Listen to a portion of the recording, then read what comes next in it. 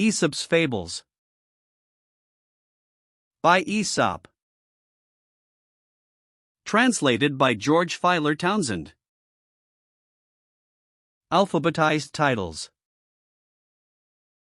Contents: Aesop's Fables. The Wolf and the Lamb.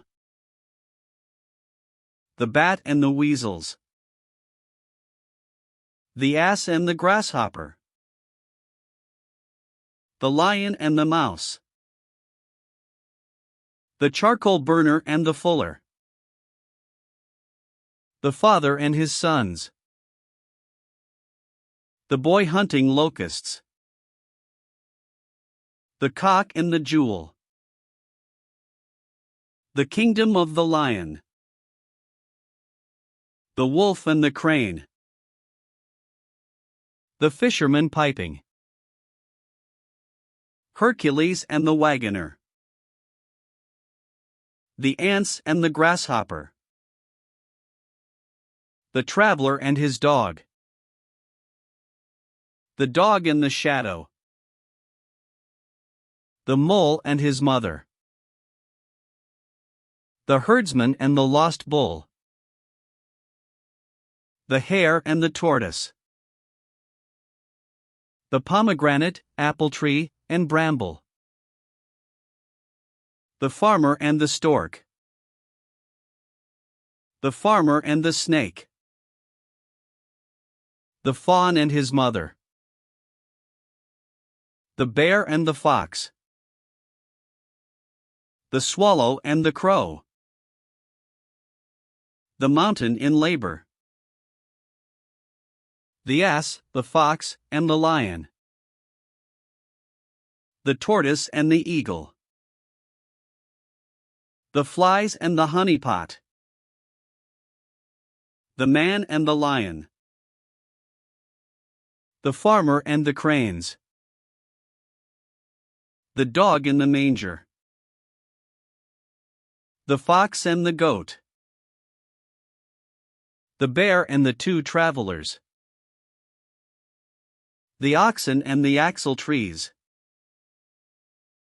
The Thirsty Pigeon. The Raven and the Swan. The Goat and the Goatherd. The Miser. The Sick Lion. The Horse and Groom. The Ass and the Lapdog. The Lioness. The Boasting Traveler. The Cat and the Cock. The Piglet, the Sheep, and the Goat. The Boy and the Filberts. The Lion in Love. The Laborer and the Snake. The Wolf in Sheep's Clothing. The Ass and the Mule. The Frogs Asking for a King. The Boys and the Frogs. The Sick Stag. The Salt Merchant and his Ass. The Oxen and the Butchers. The Lion, the Mouse, and the Fox. The Vain Jackdaw. The Goatherd and the Wild Goats. The Mischievous Dog. The Fox who had lost his tail. The Boy and the Nettles. The Man and his Two Sweethearts. The Astronomer. The Wolves and the Sheep. The Old Woman and the Physician. The Fighting Cocks and the Eagle. The Charger and the Miller. The Fox and the Monkey. The Horse and his Rider. The Belly and the Members. The Vine and the Goat. Jupiter and the Monkey. The widow and her little maidens. The shepherd's boy and the wolf. The cat and the birds. The kid and the wolf. The ox and the frog. The shepherd and the wolf. The father and his 2 daughters. The farmer and his sons. The crab and its mother. The heifer and the ox. The swallow, the serpent, and the court of justice. The thief and his mother. The old man and death. The fir tree and the bramble. The mouse, the frog, and the hawk. The man bitten by a dog. The 2 pots. The wolf and the sheep. The Aesop. The fisherman and his nets. The huntsman and the fisherman. The old woman and the wine jar. The fox and the crow. The 2 dogs. The stag in the ox stall. The hawk, the kite, and the pigeons. The widow and the sheep. The wild ass and the lion. The eagle and the arrow. The sick kite. The lion and the dolphin. The lion and the boar. The one-eyed doe. The shepherd and the sea. The ass, the cock, and the lion. The mice and the weasels. The mice in council. The wolf and the house dog. The rivers and the sea. The playful ass. The 3 tradesmen. The master and his dogs. The wolf and the shepherds. The dolphins, the whales, and the sprat. The ass carrying the image. The 2 travelers and the axe. The old lion. The old hound. The bee and Jupiter. The milkwoman and her pail. The seaside travelers. The brazier and his dog. The ass and his shadow. The ass and his masters. The oak and the reeds. The fisherman and the little fish. The hunter and the woodman. The wild boar and the fox. The lion in a farmyard. Mercury and the sculptor. The swan and the goose. The swollen fox. The fox and the woodcutter. The birdcatcher, the partridge, and the cock. The monkey and the fisherman. The flea and the wrestler. The 2 frogs. The cat and the mice. The lion, the bear, and the fox. The doe and the lion. The farmer and the fox. The seagull and the kite. The philosopher, the ants, and Mercury. The mouse and the bull. The lion and the hare. The peasant and the eagle. The image of Mercury and the carpenter. The bull and the goat. The dancing monkeys. The fox and the leopard. The monkeys and their mother. The oaks and Jupiter. The hare and the hound. The traveler in fortune. The bald knight. The shepherd and the dog. The lamp. The lion, the fox, and the ass. The bull, the lioness, and the wild boar hunter. The oak and the woodcutters. The hen and the golden eggs. The ass and the frogs. Men often bear little grievances better than large. The crow and the raven. The trees and the axe. The crab and the fox.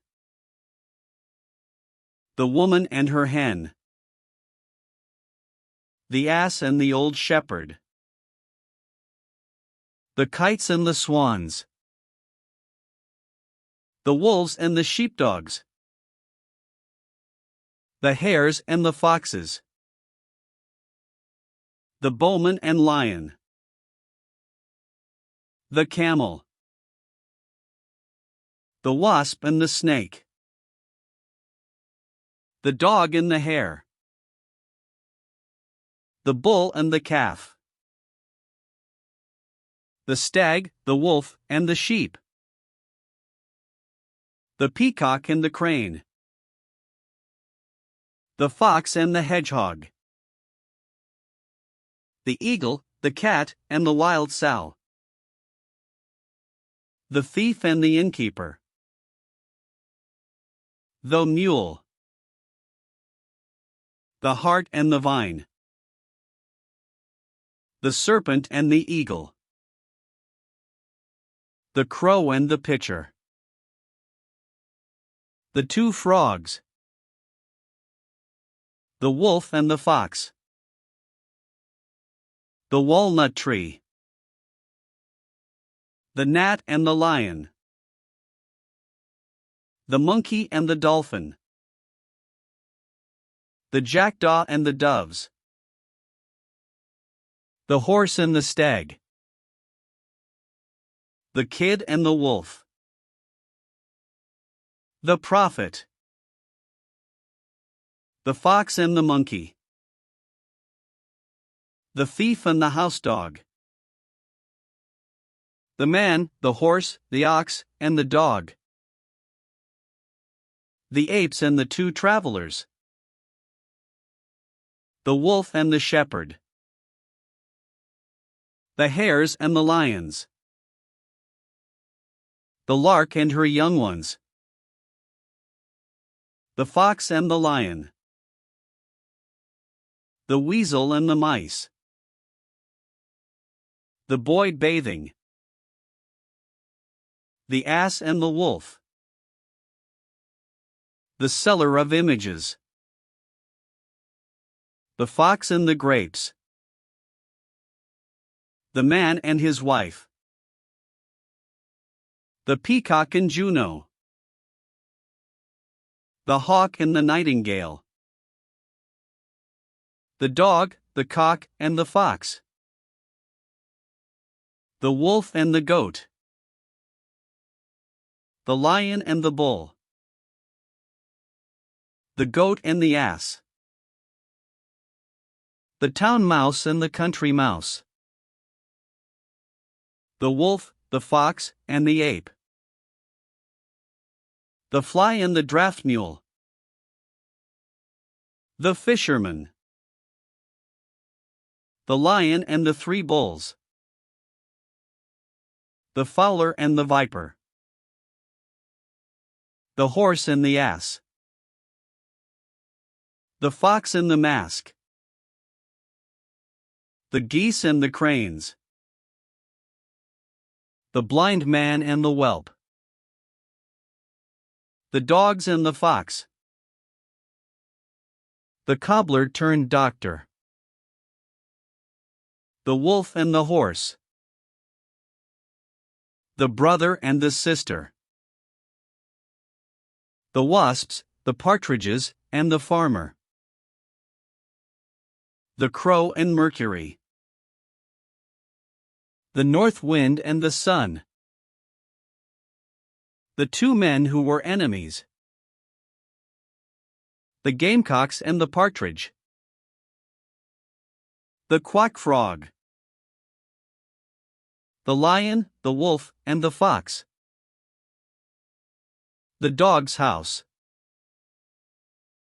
The wolf and the lion. The birds, the beasts, and the bat. The spendthrift and the swallow. The fox and the lion. The owl and the birds.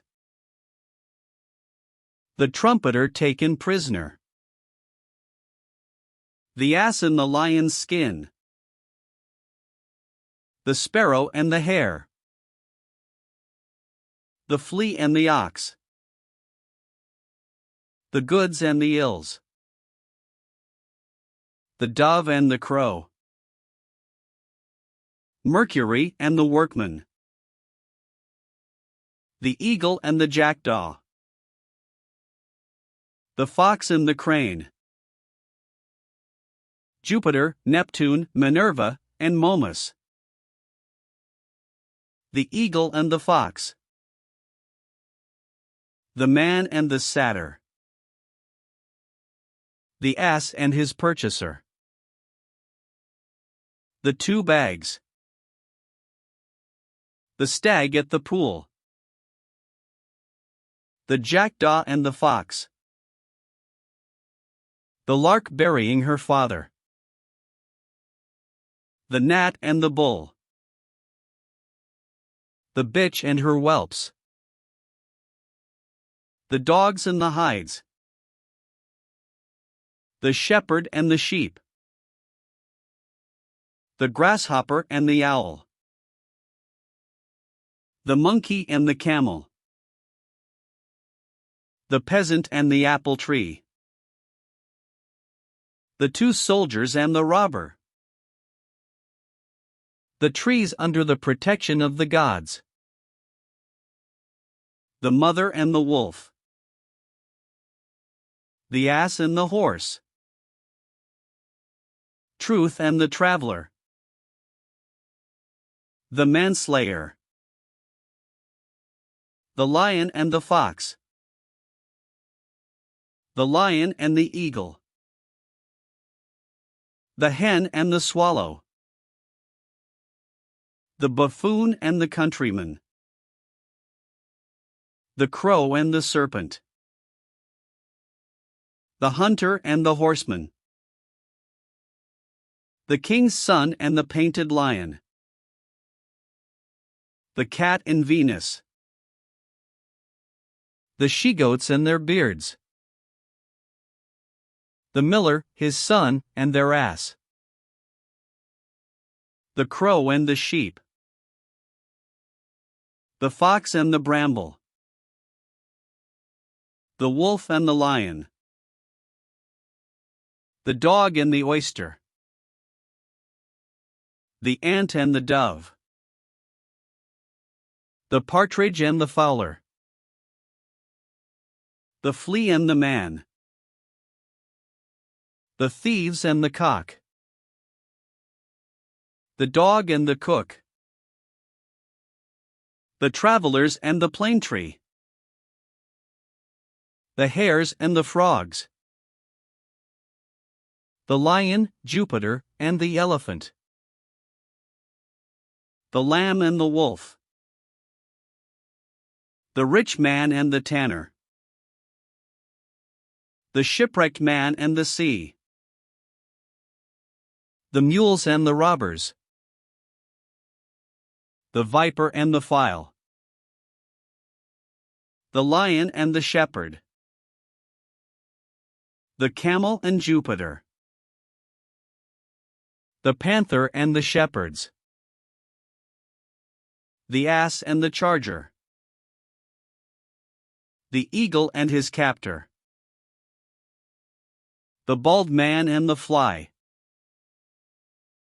The olive tree and the fig tree. The eagle and the kite. The ass and his driver. The thrush and the fowler. The rose and the amaranth. The frog's complaint against the sun. Life of Aesop. Preface. Footnotes. Aesop's Fables. The Wolf and the Lamb. Wolf, meeting with the lamb astray from the fold, resolved not to lay violent hands on him, but to find some plea to justify to the lamb the wolf's right to eat him. He thus addressed him: "Sirrah, last year you grossly insulted me."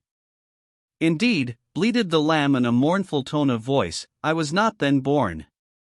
Then said the wolf, "You feed in my pasture." "No, good sir," replied the lamb, "I have not yet tasted grass." Again said the wolf, "You drink of my well." "No," exclaimed the lamb, "I never yet drank water, for as yet my mother's milk is both food and drink to me." Upon which the wolf seized him and ate him up, saying, "Well, I won't remain supperless, even though you refute every one of my imputations. The tyrant will always find a pretext for his tyranny." The bat and the weasels.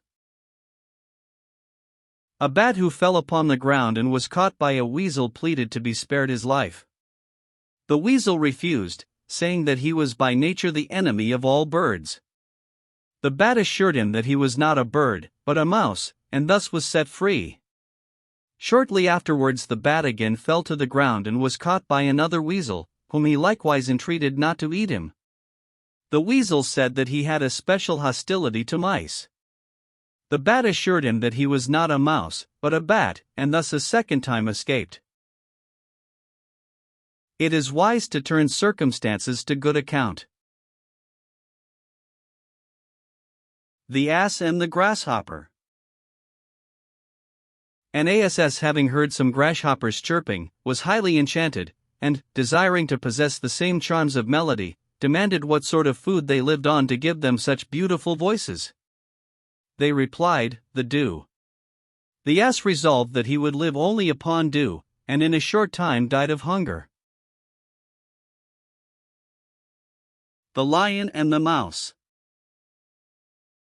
A lion was awakened from sleep by a mouse running over his face. Rising up angrily, he caught him and was about to kill him, when the mouse piteously entreated, saying, "If you would only spare my life, I would be sure to repay your kindness." The lion laughed and let him go. It happened shortly after this that the lion was caught by some hunters, who bound him by strong ropes to the ground. The mouse, recognizing his roar, came and gnawed the rope with his teeth, and set him free, exclaiming, "You ridiculed the idea of my ever being able to help you, not expecting to receive from me any repayment of your favor. Now you know that it is possible for even a mouse to confer benefits on a lion." The charcoal burner and the fuller. A charcoal burner carried on his trade in his own house. One day he met a friend, a fuller, and entreated him to come and live with him, saying that they should be far better neighbors and that their housekeeping expenses would be lessened. The fuller replied, "The arrangement is impossible as far as I am concerned, for whatever I should whiten, you would immediately blacken again with your charcoal. Like will draw like." The father and his sons. A father had a family of sons who were perpetually quarreling among themselves. When he failed to heal their disputes by his exhortations, he determined to give them a practical illustration of the evils of disunion, and for this purpose he one day told them to bring him a bundle of sticks. When they had done so, he placed the faggot into the hands of each of them in succession, and ordered them to break it in pieces. They tried with all their strength, and were not able to do it. He next opened the faggot, took the sticks separately, one by one, and again put them into his son's hands, upon which they broke them easily. He then addressed them in these words: My sons, if you are of one mind, and unite to assist each other, you will be as this faggot, uninjured by all the attempts of your enemies, but if you are divided among yourselves, you will be broken as easily as these sticks. The boy hunting locusts. A boy was hunting for locusts. He had caught a goodly number, when he saw a scorpion, and mistaking him for a locust, reached out his hand to take him. The scorpion, showing his sting, said, If you had but touched me, my friend, you would have lost me, and all your locusts too. The cock and the jewel. A cock, scratching for food for himself in his hands, found a precious stone and exclaimed, If your owner had found thee, and not I, he would have taken thee up, and have set thee in thy first estate, but I have found thee for no purpose. I would rather have one barleycorn than all the jewels in the world. The kingdom of the lion. The beasts of the field and forest had a lion as their king. He was neither wrathful, cruel, nor tyrannical, but just and gentle as a king could be. During his reign he made a royal proclamation for a general assembly of all the birds and beasts, and drew up conditions for a universal league, in which the wolf and the lamb, the panther and the kid, the tiger and the stag, the dog and the hare, should live together in perfect peace and amity. The hare said, Oh, how I have longed to see this day, in which the weak shall take their place with impunity by the side of the strong. And after the hare said this, he ran for his life. The wolf and the crane. A wolf who had a bone stuck in his throat hired a crane, for a large sum, to put her head into his mouth and draw out the bone. When the crane had extracted the bone and demanded the promised payment, the wolf, grinning and grinding his teeth, exclaimed, Why, you have surely already had a sufficient recompense, in having been permitted to draw out your head in safety from the mouth and jaws of a wolf. In serving the wicked, expect no reward, and be thankful if you escape injury for your pains. The fisherman piping. A fisherman skilled in music took his flute and his nets to the seashore. Standing on a projecting rock, he played several tunes in the hope that the fish, attracted by his melody, would of their own accord dance into his net, which he had placed below. At last, having long waited in vain, he laid aside his flute, and casting his net into the sea, made an excellent haul of fish. When he saw them leaping about in the net upon the rock, he said, O you most perverse creatures, when I piped you would not dance, but now that I have ceased you do so merrily. Hercules and the Wagoner. A carter was driving a wagon along a country lane, when the wheels sank down deep into a rut. The rustic driver, stupefied and aghast, stood looking at the wagon, and did nothing but utter loud cries to Hercules to come and help him. Hercules, it is said, appeared and thus addressed him, Put your shoulders to the wheels, my man. Goad on your bullocks, and never more pray to me for help, until you have done your best to help yourself, or depend upon it you will henceforth pray in vain. Self-help is the best help. The ants and the grasshopper. The ants were spending a fine winter's day drying grain collected in the summertime. A grasshopper, perishing with famine, passed by and earnestly begged for a little food. The ants inquired of him, Why did you not treasure up food during the summer? He replied, I had not leisure enough. I passed the days in singing. They then said in derision, If you were foolish enough to sing all the summer, you must dance supperless to bed in the winter. The traveler and his dog. A traveler about to set out on a journey saw his dog stand at the door stretching himself. He asked him sharply, Why do you stand there gaping? Everything is ready but you, so come with me instantly. The dog, wagging his tail, replied, Oh, master, I am quite ready, it is you for whom I am waiting. The loiterer often blames delay on his more active friend. The dog in the shadow. A dog, crossing a bridge over a stream with a piece of flesh in his mouth, saw his own shadow in the water and took it for that of another dog, with a piece of meat double his own in size. He immediately let go of his own, and fiercely attacked the other dog to get his larger piece from him.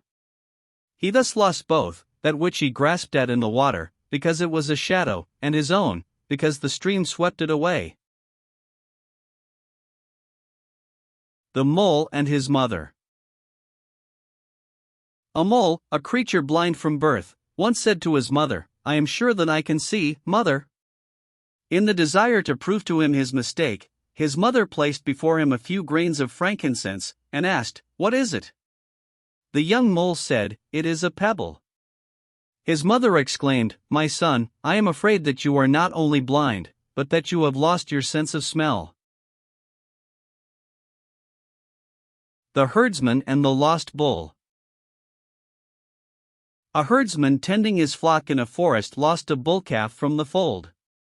After a long and fruitless search, he made a vow that, if he could only discover the thief who had stolen the calf, he would offer a lamb in sacrifice to Hermes, Pan, and the guardian deities of the forest. Not long afterwards, as he ascended a small hillock, he saw at its foot a lion feeding on the calf. Terrified at the sight, he lifted his eyes and his hands to heaven, and said, "Just now I vowed to offer a lamb to the guardian deities of the forest if I could only find out who had robbed me, but now that I have discovered the thief, I would willingly add a full-grown bull to the calf I have lost, if I may only secure my own escape from him in safety." The Hare and the Tortoise. A hare one day ridiculed the short feet and slow pace of the tortoise, who replied, laughing, "Though you be swift as the wind, I will beat you in a race." The hare, believing her assertion to be simply impossible, assented to the proposal, and they agreed that the fox should choose the course and fix the goal. On the day appointed for the race, the two started together. The tortoise never for a moment stopped, but went on with a slow but steady pace straight to the end of the course. The hare, lying down by the wayside, fell fast asleep. At last waking up, and moving as fast as he could, he saw the tortoise had reached the goal, and was comfortably dozing after her fatigue. Slow but steady wins the race. The Pomegranate, Apple Tree, and Bramble. The pomegranate and apple tree disputed as to which was the most beautiful. When their strife was at its height, a bramble from the neighboring hedge lifted up its voice, and said in a boastful tone, "Pray, my dear friends, in my presence at least cease from such vain disputings." The Farmer and the Stork. A farmer placed nets on his newly sown plowlands and caught a number of cranes, which came to pick up his seed. With them he trapped a stork that had fractured his leg in the net and was earnestly beseeching the farmer to spare his life. "Pray save me, master," he said, "and let me go free this once. My broken limb should excite your pity.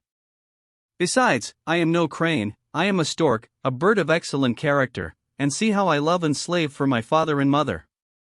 Look too, at my feathers, they are not the least like those of a crane." The farmer laughed aloud and said, "It may be all as you say, I only know this, I have taken you with these robbers, the cranes, and you must die in their company." Birds of a feather flock together. The Farmer and the Snake. One winter a farmer found a snake stiff and frozen with cold. He had compassion on it, and taking it up, placed it in his bosom. The snake was quickly revived by the warmth, and resuming its natural instincts, bit its benefactor, inflicting on him a mortal wound.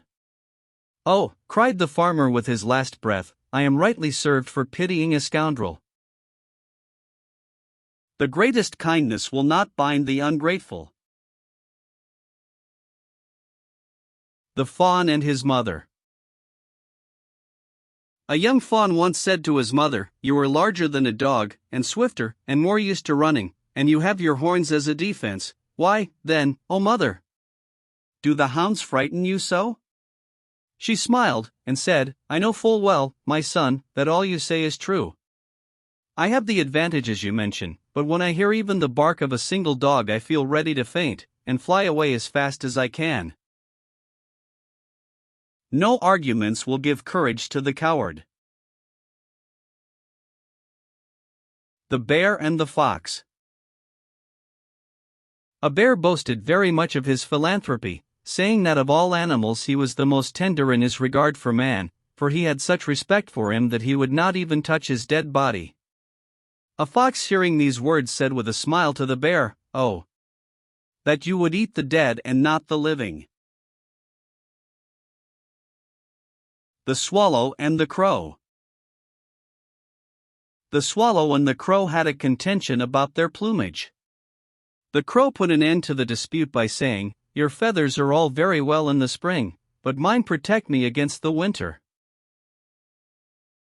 Fair weather friends are not worth much. The Mountain in Labor. A mountain was once greatly agitated. Loud groans and noises were heard, and crowds of people came from all parts to see what was the matter. While they were assembled in anxious expectation of some terrible calamity, out came a mouse. Don't make much ado about nothing.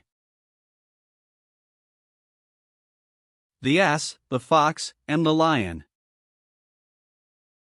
The Ass and the Fox, having entered into partnership together for their mutual protection, went out into the forest to hunt.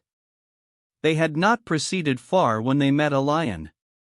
The fox, seeing imminent danger, approached the lion and promised to contrive for him the capture of the ass if the lion would pledge his word not to harm the fox. Then, upon assuring the ass that he would not be injured, the fox led him to a deep pit and arranged that he should fall into it.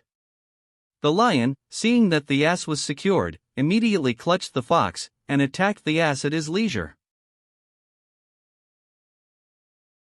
The Tortoise and the Eagle. A tortoise, lazily basking in the sun, complained to the seabirds of her hard fate, that no one would teach her to fly. An eagle, hovering near, heard her lamentation and demanded what reward she would give him if he would take her aloft and float her in the air. I will give you, she said, all the riches of the Red Sea. I will teach you to fly then, said the eagle, and taking her up in his talons he carried her almost to the clouds. Suddenly he let her go, and she fell on a lofty mountain, dashing her shell to pieces. The tortoise exclaimed in the moment of death, I have deserved my present fate, for what had I to do with wings and clouds, who can with difficulty move about on the earth? If men had all they wished, they would be often ruined. The Flies and the Honey Pot. A number of flies were attracted to a jar of honey which had been overturned in a housekeeper's room, and placing their feet in it, ate greedily. Their feet, however, became so smeared with the honey that they could not use their wings, nor release themselves, and were suffocated. Just as they were expiring, they exclaimed, O foolish creatures that we are, for the sake of a little pleasure we have destroyed ourselves. Pleasure bought with pains, hurts.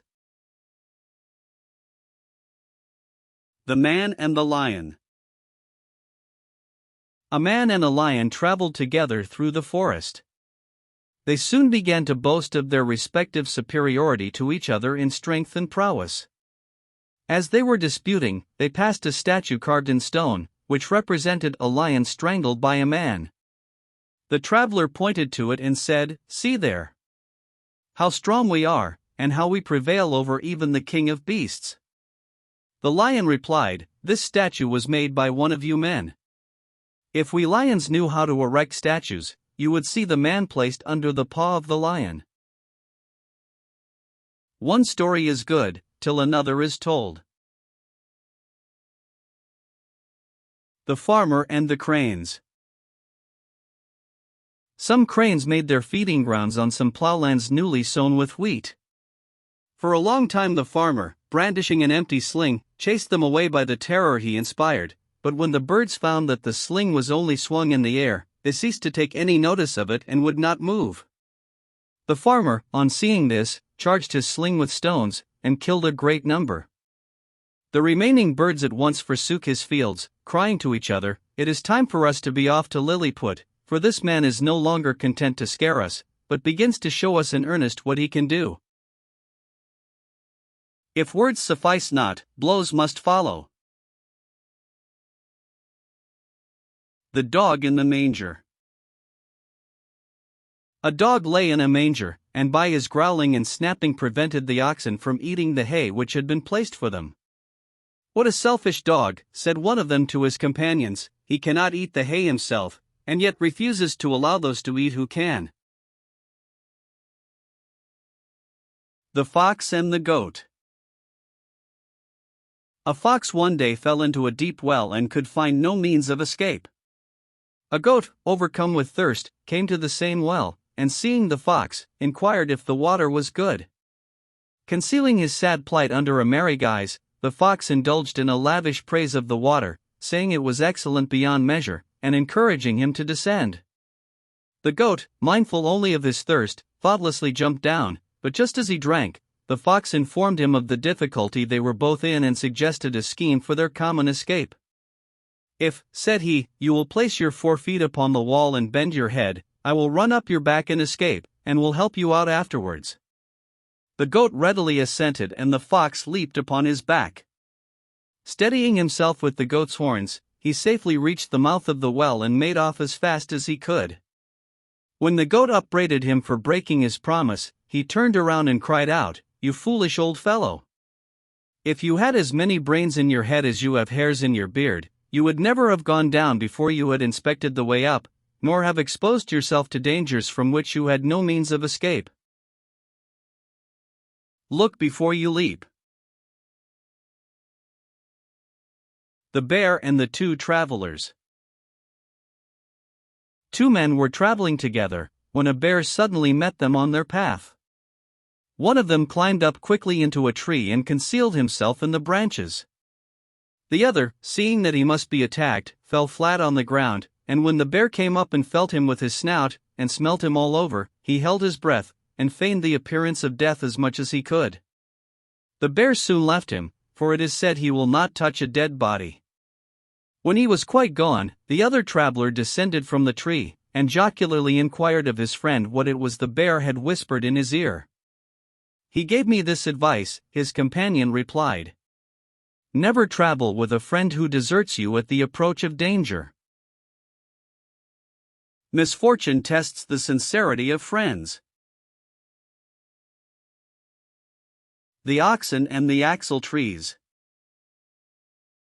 A heavy wagon was being dragged along a country lane by a team of oxen. The axle trees groaned and creaked terribly, whereupon the oxen, turning round, thus addressed the wheels, "Hello there! Why do you make so much noise? We bear all the labor, and we, not you, ought to cry out. Those who suffer most cry out the least." The Thirsty Pigeon. A pigeon, oppressed by excessive thirst, saw a goblet of water painted on a signboard. Not supposing it to be only a picture, she flew towards it with a loud whir and unwittingly dashed against the signboard, jarring herself terribly. Having broken her wings by the blow, she fell to the ground, and was caught by one of the bystanders. Zeal should not outrun discretion. The Raven and the Swan. A raven saw a swan and desired to secure for himself the same beautiful plumage. Supposing that the swan's splendid white color arose from his washing in the water in which he swam, the raven left the altars in the neighborhood where he picked up his living, and took up residence in the lakes and pools. But cleansing his feathers as often as he would, he could not change their color, while through want of food he perished. Change of habit cannot alter nature. The Goat and the Goatherd. A goatherd had sought to bring back a stray goat to his flock. He whistled and sounded his horn in vain, the straggler paid no attention to the summons. At last the goatherd threw a stone, and breaking its horn, begged the goat not to tell his master. The goat replied, "Why, you silly fellow, the horn will speak though I be silent. Do not attempt to hide things which cannot be hid. The miser. A miser sold all that he had and bought a lump of gold, which he buried in a hole in the ground by the side of an old wall and went to look at daily. One of his workmen observed his frequent visits to the spot and decided to watch his movements. He soon discovered the secret of the hidden treasure, and digging down, came to the lump of gold, and stole it. The miser, on his next visit, found the hole empty and began to tear his hair and to make loud lamentations. A neighbor, seeing him overcome with grief and learning the cause, said, "Pray do not grieve so, but go and take a stone, and place it in the hole, and fancy that the gold is still lying there. It will do you quite the same service, for when the gold was there, you had it not, as you did not make the slightest use of it." The sick lion. A lion, unable from old age and infirmities to provide himself with food by force, resolved to do so by artifice. He returned to his den, and lying down there, pretended to be sick, taking care that his sickness should be publicly known. The beasts expressed their sorrow, and came one by one to his den, where the lion devoured them. After many of the beasts had thus disappeared, the fox discovered the trick and presenting himself to the lion, stood on the outside of the cave, at a respectful distance, and asked him how he was. "I am very middling," replied the lion, "but why do you stand without? Pray enter within to talk with me." "No, thank you," said the fox. "I notice that there are many prints of feet entering your cave, but I see no trace of any returning." He is wise who is warned by the misfortunes of others. The horse and groom. A groom used to spend whole days in currycombing and rubbing down his horse, but at the same time stole his oats and sold them for his own profit. "Alas," said the horse, "if you really wish me to be in good condition, you should groom me less, and feed me more." The ass and the lapdog. A man had an ass, and a Maltese lapdog, of very great beauty.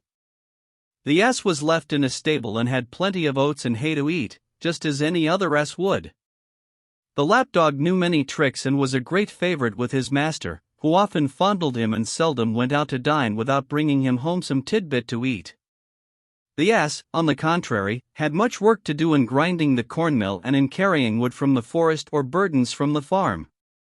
He often lamented his own hard fate and contrasted it with the luxury and idleness of the lapdog, till at last one day he broke his cords and halter, and galloped into his master's house, kicking up his heels without measure, and frisking and fawning as well as he could.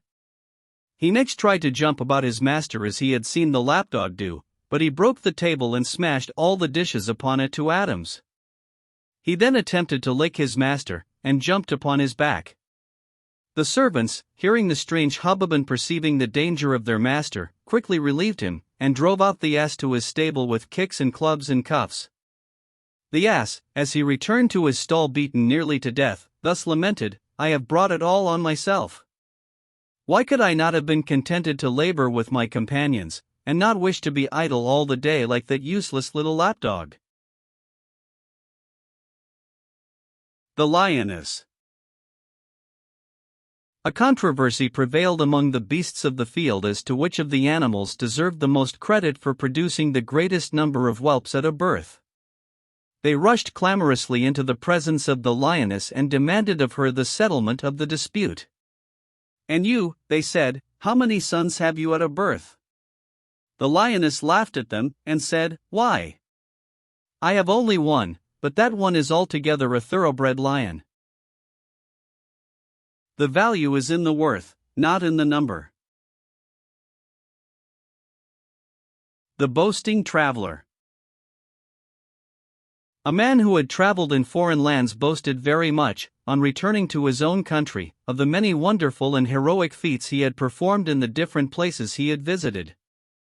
Among other things, he said that when he was at Rhodes he had leaped to such a distance that no man of his day could leap anywhere near him. As to that, there were in Rhodes many persons who saw him do it and whom he could call as witnesses. One of the bystanders interrupted him, saying, "Now, my good man, if this be all true, there is no need of witnesses. Suppose this to be roads, and leap for us." The Cat and the Cock. A cat caught a cock, and pondered how he might find a reasonable excuse for eating him. He accused him of being a nuisance to men by crowing in the nighttime and not permitting them to sleep. The cock defended himself by saying that he did this for the benefit of men, that they might rise in time for their labors. The cat replied, "Although you abound in specious apologies, I shall not remain supperless," and he made a meal of him. The Piglet, the Sheep, and the Goat. A young pig was shut up in a fold yard with a goat and a sheep. On one occasion, when the shepherd laid hold of him, he grunted and squeaked and resisted violently. The sheep and the goat complained of his distressing cries, saying, "He often handles us, and we do not cry out." To this the pig replied, "Your handling and mine are very different things. He catches you only for your wool, or your milk, but he lays hold on me for my very life." The Boy and the Filberts. A boy put his hand into a pitcher full of filberts. He grasped as many as he could possibly hold, but when he tried to pull out his hand, he was prevented from doing so by the neck of the pitcher. Unwilling to lose his filberts, and yet unable to withdraw his hand, he burst into tears and bitterly lamented his disappointment. A bystander said to him, "Be satisfied with half the quantity, and you will readily draw out your hand. Do not attempt too much at once."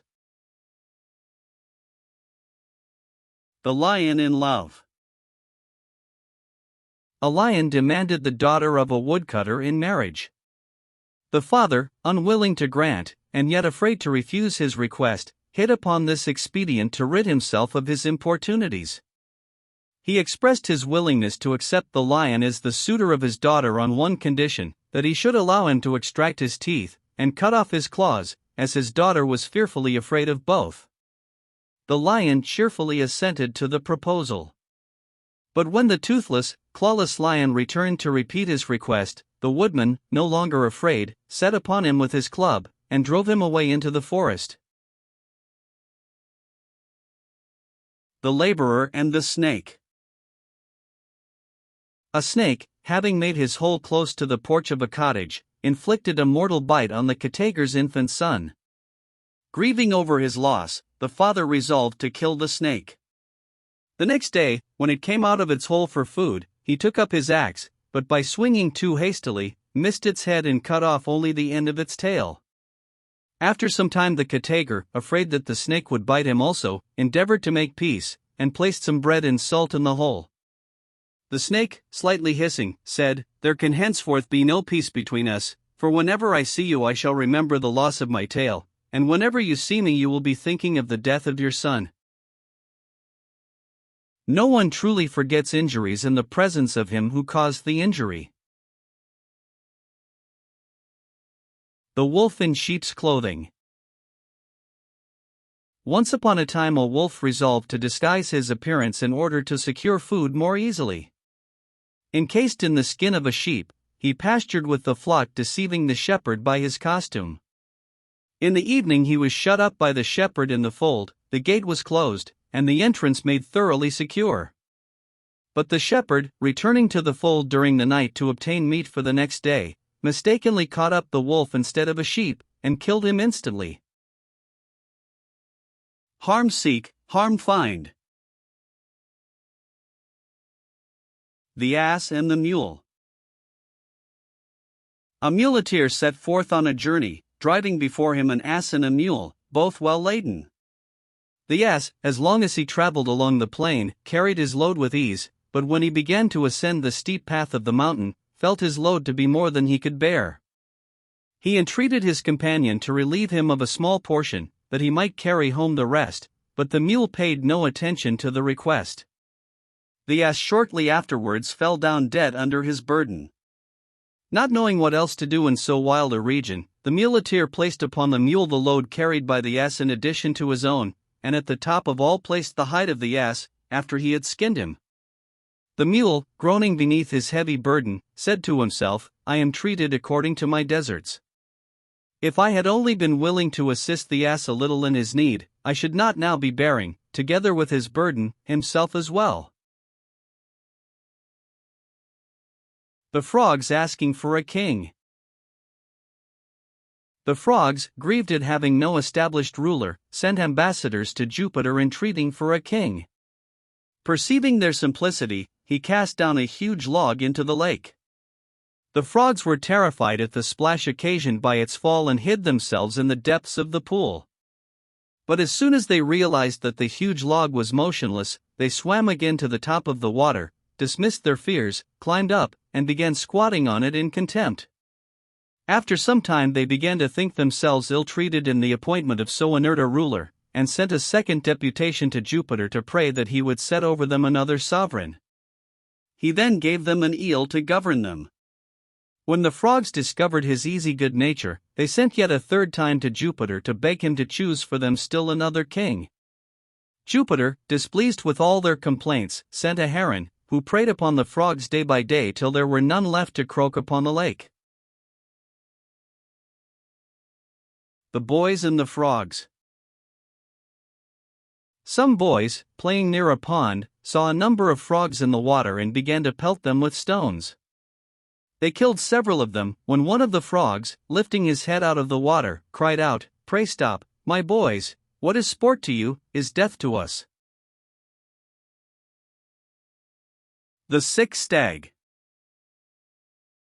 A sick stag lay down in a quiet corner of its pasture ground.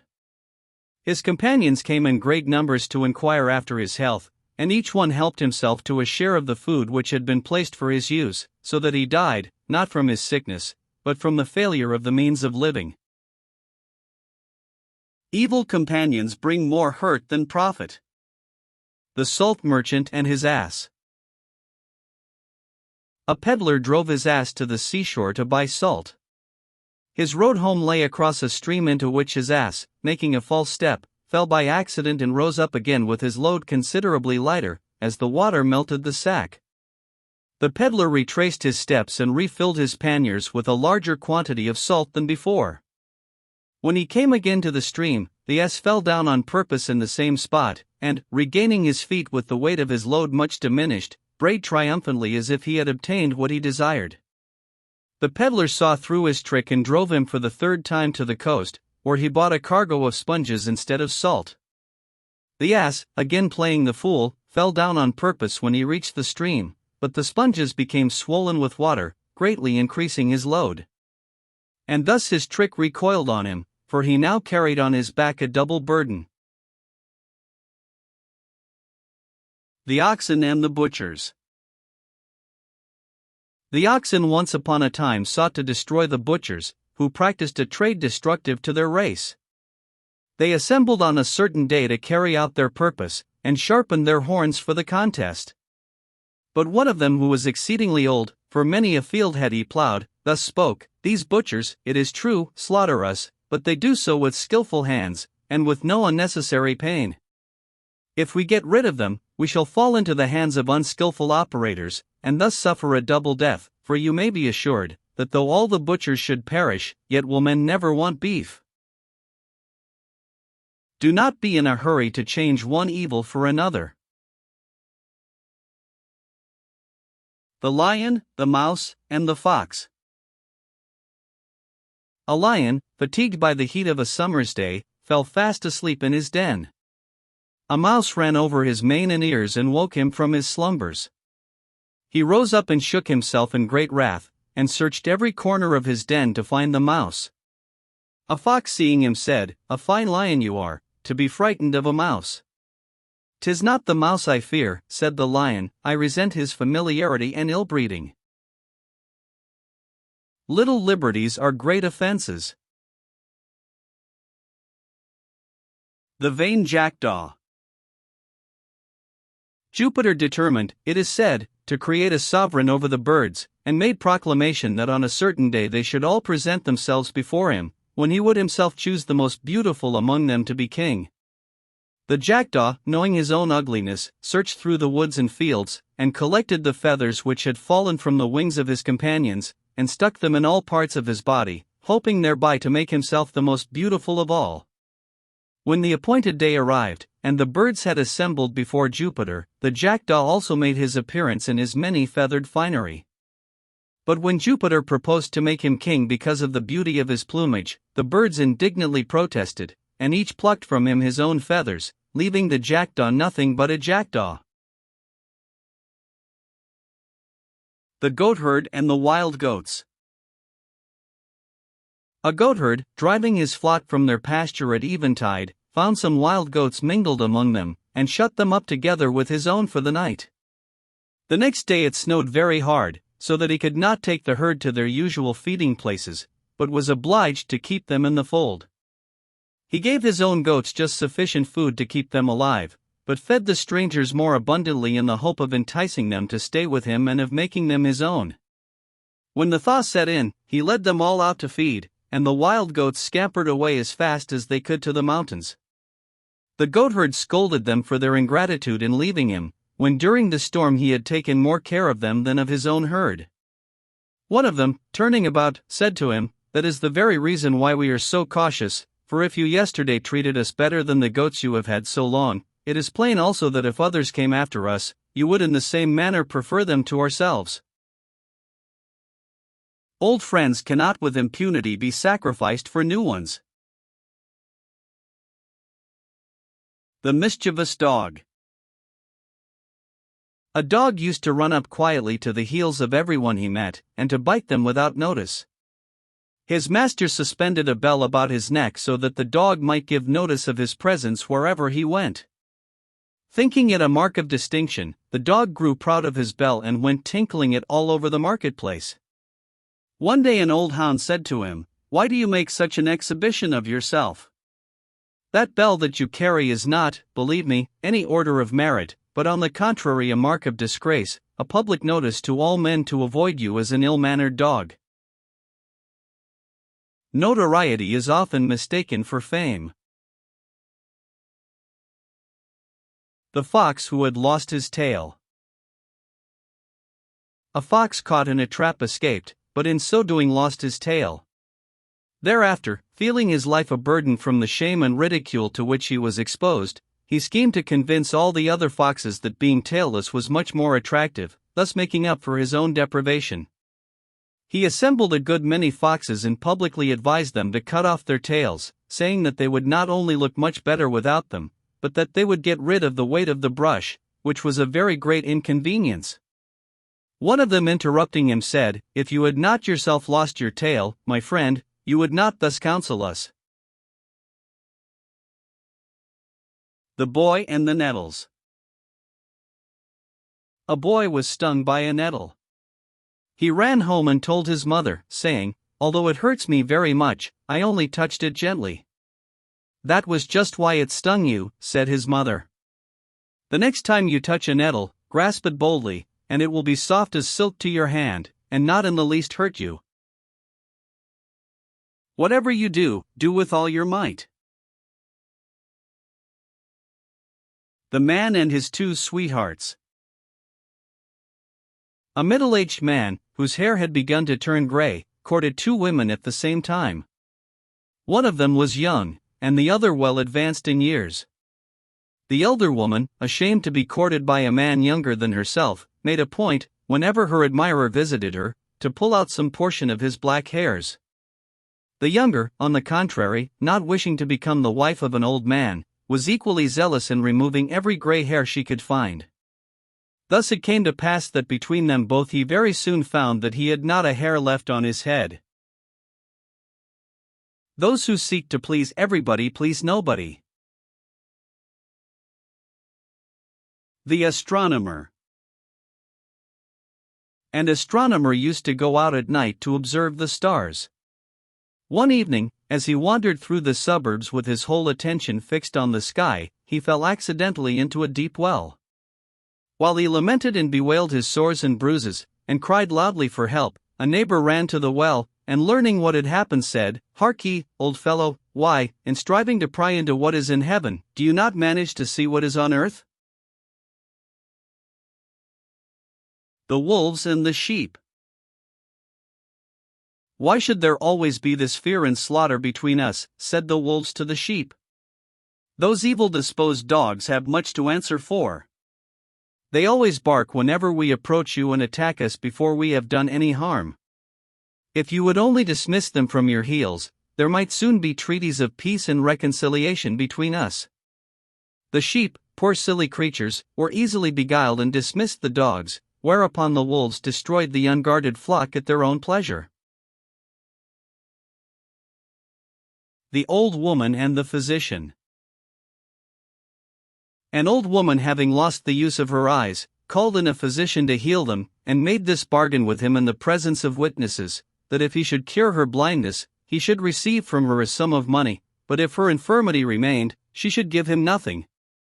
This agreement being made, the physician, time after time, applied his salve to her eyes, and on every visit took something away, stealing all her property little by little. And when he had got all she had, he healed her and demanded the promised payment. The old woman, when she recovered her sight and saw none of her goods in her house, would give him nothing. The physician insisted on his claim, and, as she still refused, summoned her before the judge. The old woman, standing up in the court, argued, "This man here speaks the truth in what he says, for I did promise to give him a sum of money if I should recover my sight, but if I continued blind, I was to give him nothing. Now he declares that I am healed. I on the contrary affirm that I am still blind, for when I lost the use of my eyes, I saw in my house various chattels and valuable goods, but now, though he swears I am cured of my blindness, I am not able to see a single thing in it." The fighting cocks and the eagle. Two gamecocks were fiercely fighting for the mastery of the farmyard. One at last put the other to flight. The vanquished cock skulked away and hid himself in a quiet corner, while the conqueror, flying up to a high wall, flapped his wings and crowed exultingly with all his might. An eagle sailing through the air pounced upon him and carried him off in his talons. The vanquished cock immediately came out of his corner, and ruled henceforth with undisputed mastery. Pride goes before destruction. The charger and the miller. A charger, feeling the infirmities of age, was sent to work in a mill instead of going out to battle.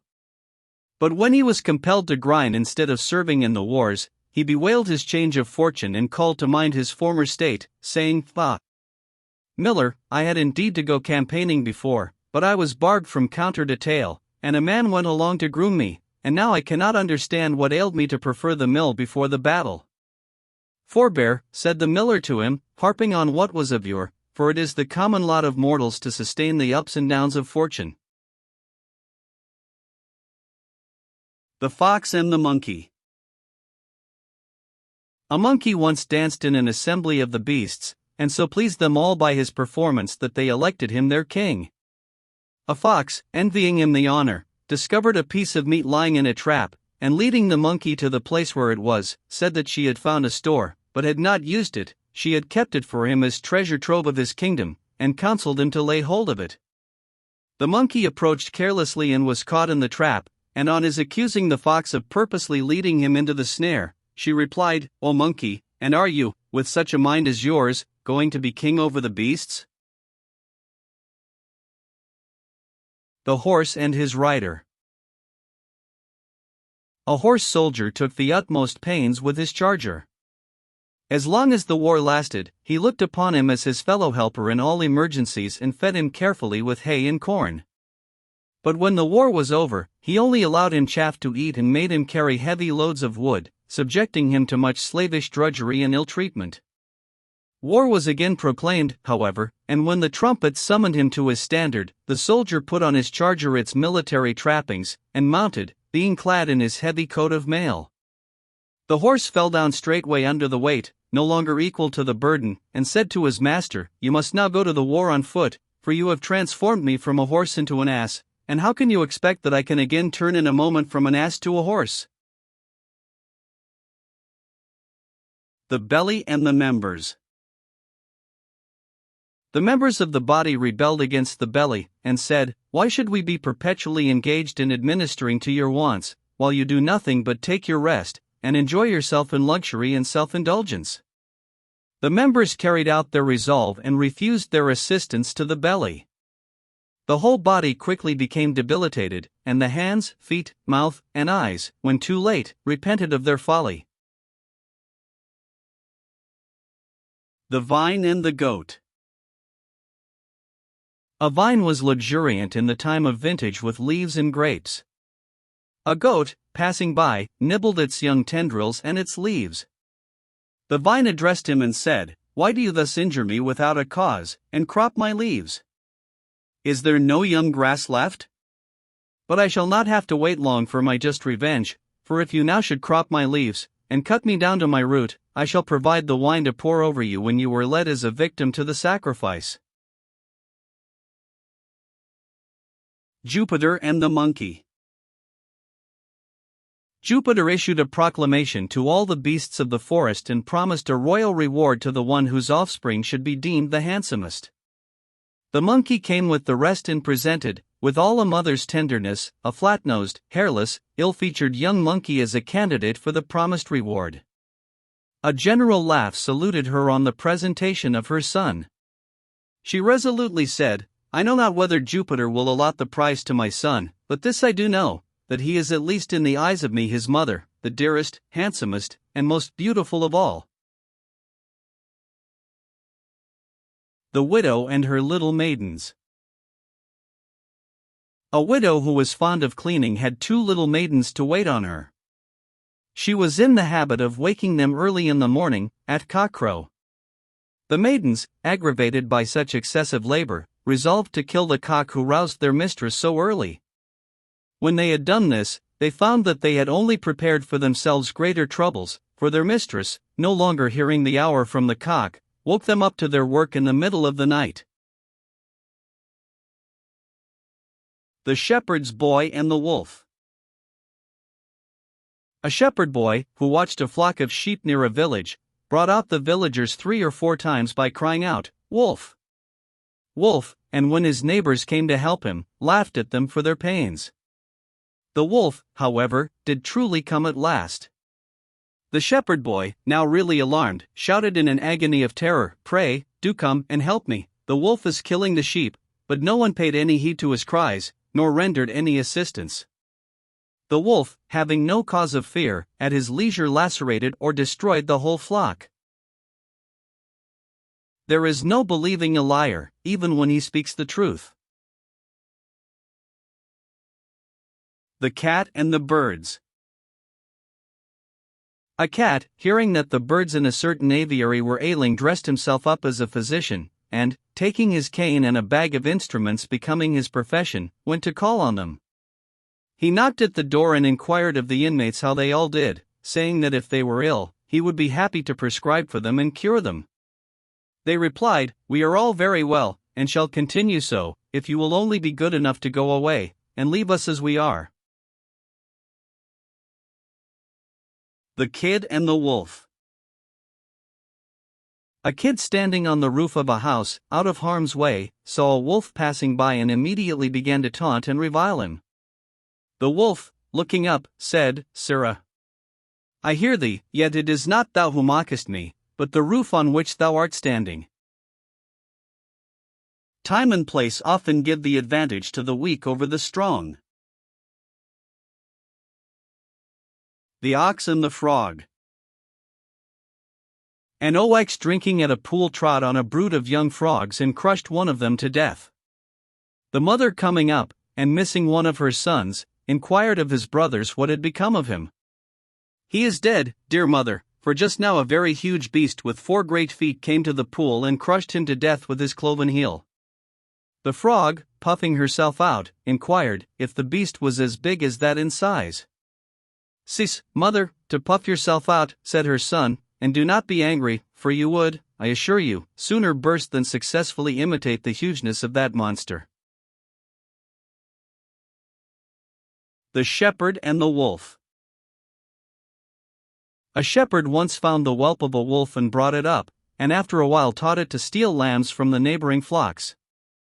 The wolf, having shown himself an apt pupil, said to the shepherd, "Since you have taught me to steal, you must keep a sharp lookout, or you will lose some of your own flock."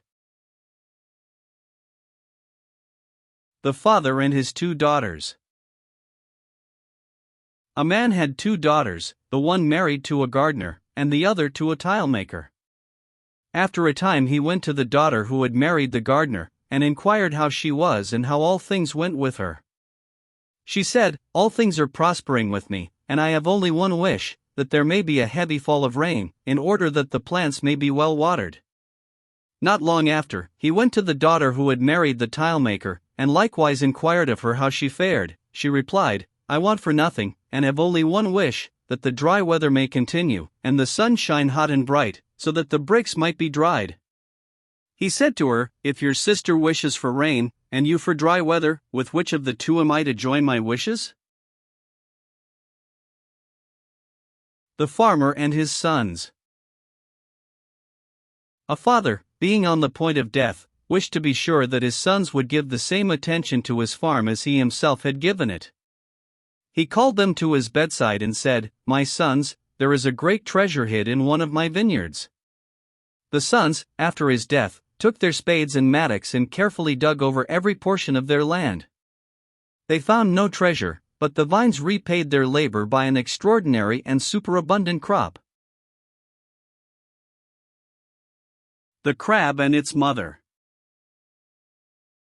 A crab said to her son, "Why do you walk so one-sided, my child? It is far more becoming to go straight forward." The young crab replied, "Quite true, dear mother, and if you will show me the straight way, I will promise to walk in it." The mother tried in vain, and submitted without remonstrance to the reproof of her child.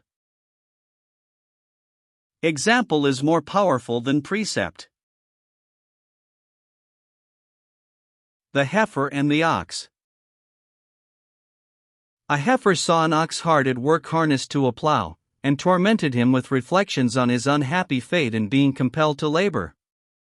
Shortly afterwards, at the harvest festival, the owner released the ox from his yoke, but bound the heifer with cords and led him away to the altar to be slain in honor of the occasion. The ox saw what was being done, and said with a smile to the heifer, "For this you were allowed to live in idleness, because you were presently to be sacrificed." The swallow, the serpent, and the court of justice. A swallow, returning from abroad and especially fond of dwelling with men, built herself a nest in the wall of a court of justice, and there hatched 7 young birds. A serpent gliding past the nest from its hole in the wall ate up the young unfledged nestlings. The swallow, finding her nest empty, lamented greatly and exclaimed, "Woe to me, a stranger! That in this place where all others' rights are protected, I alone should suffer wrong." The thief and his mother. A boy stole a lesson book from one of his schoolfellows and took it home to his mother. She not only abstained from beating him, but encouraged him. He next time stole a cloak and brought it to her, and she again commended him. The youth, advanced to adulthood, proceeded to steal things of still greater value. At last he was caught in the very act, and having his hands bound behind him, was led away to the place of public execution. His mother followed in the crowd and violently beat her breast in sorrow, whereupon the young man said, "I wish to say something to my mother in her ear." She came close to him, and he quickly seized her ear with his teeth and bit it off. The mother upbraided him as an unnatural child, whereon he replied, "Ah! If you had beaten me when I first stole and brought to you that lesson book, I should not have come to this, nor have been thus led to a disgraceful death." The Old Man and Death. An old man was employed in cutting wood in the forest, and, in carrying the faggots to the city for sale one day, became very wearied with his long journey. He sat down by the wayside, and throwing down his load, besought Death to come. Death immediately appeared in answer to his summons and asked for what reason he had called him. The old man hurriedly replied, that, lifting up the load, you may place it again upon my shoulders. The Fir Tree and the Bramble. A fir tree said boastingly to the bramble, "You are useful for nothing at all, while I am everywhere used for roofs and houses." The bramble answered, "You poor creature, if you would only call to mind the axes and saws which are about to hew you down, you would have reason to wish that you had grown up a bramble, not a fir tree." Better poverty without care than riches with. The Mouse, the Frog, and the Hawk. A mouse who always lived on the land, by an unlucky chance formed an intimate acquaintance with a frog, who lived for the most part in the water. The frog, one day intent on mischief, bound the foot of the mouse tightly to his own. Thus joined together, the frog first of all led his friend the mouse to the meadow where they were accustomed to find their food. After this, he gradually led him towards the pool in which he lived, until reaching the very brink, he suddenly jumped in, dragging the mouse with him. The frog enjoyed the water amazingly, and swam croaking about, as if he had done a good deed. The unhappy mouse was soon suffocated by the water, and his dead body floated about on the surface, tied to the foot of the frog. A hawk observed it, and, pouncing upon it with his talons, carried it aloft. The frog, being still fastened to the leg of the mouse, was also carried off a prisoner, and was eaten by the hawk. Harm hatch, harm catch. The man bitten by a dog. A man who had been bitten by a dog went about in quest of someone who might heal him. A friend, meeting him and learning what he wanted, said, "If you would be cured, take a piece of bread, and dip it in the blood from your wound, and go and give it to the dog that bit you." The man who had been bitten laughed at this advice and said, "Why? If I should do so, it would be as if I should beg every dog in the town to bite me." Benefits bestowed upon the evil-disposed increase their means of injuring you. The Two Pots. A river carried down in its stream two pots, one made of earthenware and the other of brass. The earthen pot said to the brass pot, "Pray keep at a distance and do not come near me, for if you touch me ever so slightly, I shall be broken in pieces, and besides, I by no means wish to come near you." Equals make the best friends. The Wolf and the Sheep. A wolf, sorely wounded and bitten by dogs, lay sick and maimed in his lair. Being in want of food, he called to a sheep who was passing, and asked him to fetch some water from a stream flowing close beside him. "For," he said, "if you will bring me drink, I will find means to provide myself with meat." "Yes," said the sheep, "if I should bring you the draught, you would doubtless make me provide the meat also." Hypocritical speeches are easily seen through. The Aesop. The purchaser of a black servant was persuaded that the color of his skin arose from dirt contracted through the neglect of his former masters. On bringing him home, he resorted to every means of cleaning, and subjected the man to incessant scrubbings. The servant caught a severe cold, but he never changed his color or complexion. What's bred in the bone will stick to the flesh. The Fisherman and his Nets. A fisherman, engaged in his calling, made a very successful cast and captured a great haul of fish. He managed by a skillful handling of his net to retain all the large fish and to draw them to the shore, but he could not prevent the smaller fish from falling back through the meshes of the net into the sea. The Huntsman and the Fisherman. A huntsman, returning with his dogs from the field, fell in by chance with a fisherman who was bringing home a basket well laden with fish. The huntsman wished to have the fish, and their owner experienced an equal longing for the contents of the game bag. They quickly agreed to exchange the produce of their day's sport. Each was so well pleased with his bargain that they made for some time the same exchange day after day. Finally a neighbor said to them, "If you go on in this way, you will soon destroy by frequent use the pleasure of your exchange, and each will again wish to retain the fruits of his own sport." Abstain and enjoy. The Old Woman and the Wine Jar. An old woman found an empty jar which had lately been full of prime old wine and which still retained the fragrant smell of its former contents. She greedily placed it several times to her nose, and drawing it backwards and forwards said, "Oh, most delicious! How nice must the wine itself have been, when it leaves behind in the very vessel which contained it so sweet a perfume." The memory of a good deed lives. The Fox and the Crow. A crow, having stolen a bit of meat, perched in a tree and held it in her beak. A fox, seeing this, longed to possess the meat himself, and by a wily stratagem succeeded. "How handsome is the crow," he exclaimed, "in the beauty of her shape and in the fairness of her complexion! Oh, if her voice were only equal to her beauty, she would deservedly be considered the queen of birds." This he said deceitfully, but the crow, anxious to refute the reflection cast upon her voice, set up a loud caw and dropped the flesh. The fox quickly picked it up, and thus addressed the crow, "My good crow, your voice is right enough, but your wit is wanting." The Two Dogs. A man had 2 dogs, a hound, trained to assist him in his sports, and a house dog, taught to watch the house. When he returned home after a good day's sport, he always gave the house dog a large share of his spoil.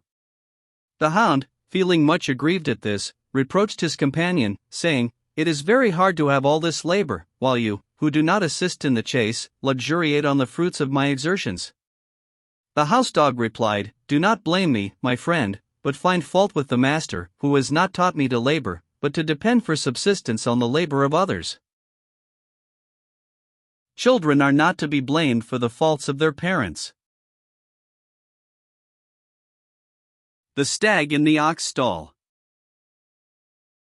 A stag, roundly chased by the hounds and blinded by fear to the danger he was running into, took shelter in a farmyard and hid himself in a shed among the oxen. An ox gave him this kindly warning, "O unhappy creature! Why should you thus, of your own accord, incur destruction and trust yourself in the house of your enemy?" The stag replied, "Only allow me, friend, to stay where I am, and I will undertake to find some favorable opportunity of effecting my escape." At the approach of the evening the herdsman came to feed his cattle, but did not see the stag, and even the farm bailiff with several laborers passed through the shed and failed to notice him. The stag, congratulating himself on his safety, began to express his sincere thanks to the oxen who had kindly helped him in the hour of need. One of them again answered him, "We indeed wish you well, but the danger is not over. There is one other yet to pass through the shed, who has as it were 100 eyes, and until he is come and gone, your life is still in peril." At that moment the master himself entered, and having had to complain that his oxen had not been properly fed, he went up to their racks and cried out, "Why is there such a scarcity of fodder? There is not half enough straw for them to lie on. Those lazy fellows have not even swept the cobwebs away." While he thus examined everything in turn, he spied the tips of the antlers of the stag peeping out of the straw. Then summoning his laborers, he ordered that the stag should be seized and killed. The Hawk, the Kite, and the Pigeons. The pigeons, terrified by the appearance of a kite, called upon the hawk to defend them. He at once consented. When they had admitted him into the cote, they found that he made more havoc and slew a larger number of them in one day than the kite could pounce upon in a whole year. Avoid a remedy that is worse than the disease. The Widow and the Sheep. A certain poor widow had one solitary sheep.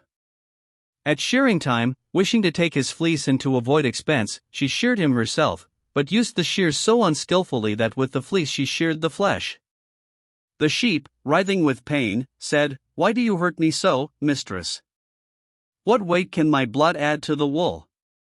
If you want my flesh, there is the butcher, who will kill me in an instant, but if you want my fleece and wool, there is the shearer, who will shear and not hurt me." The least outlay is not always the greatest gain. The Wild Ass and the Lion. A wild ass and a lion entered into an alliance so that they might capture the beasts of the forest with greater ease. The lion agreed to assist the wild ass with his strength, while the wild ass gave the lion the benefit of his greater speed. When they had taken as many beasts as their necessities required, the lion undertook to distribute the prey, and for this purpose divided it into 3 shares. "I will take the first share," he said, "because I am king, and the second share, as a partner with you in the chase, and the third share, believe me, will be a source of great evil to you, unless you willingly resign it to me, and set off as fast as you can." Might makes right. The Eagle and the Arrow. An eagle sat on a lofty rock, watching the movements of a hare whom he sought to make his prey. An archer, who saw the eagle from a place of concealment, took an accurate aim and wounded him mortally. The eagle gave one look at the arrow that had entered his heart and saw in that single glance that its feathers had been furnished by himself. "It is a double grief to me," he exclaimed, "that I should perish by an arrow feathered from my own wings." The Sick Kite. A kite, sick unto death, said to his mother, "O mother, do not mourn, but at once invoke the gods that my life may be prolonged." She replied, "Alas! My son, which of the gods do you think will pity you? Is there one whom you have not outraged by filching from their very altars a part of the sacrifice offered up to them? We must make friends in prosperity if we would have their help in adversity." The Lion and the Dolphin. A lion roaming by the seashore saw a dolphin lift up its head out of the waves, and suggested that they contract an alliance, saying that of all the animals they ought to be the best friends, since the one was the king of beasts on the earth, and the other was the sovereign ruler of all the inhabitants of the ocean. The dolphin gladly consented to this request. Not long afterwards the lion had a combat with a wild bull, and called on the dolphin to help him. The dolphin, though quite willing to give him assistance, was unable to do so, as he could not by any means reach the land. The lion abused him as a traitor. The dolphin replied, "Nay, my friend, blame not me, but nature, which, while giving me the sovereignty of the sea, has quite denied me the power of living upon the land." The Lion and the Boar. On a summer day, when the great heat induced a general thirst among the beasts, a lion and a boar came at the same moment to a small well to drink. They fiercely disputed which of them should drink first, and were soon engaged in the agonies of a mortal combat.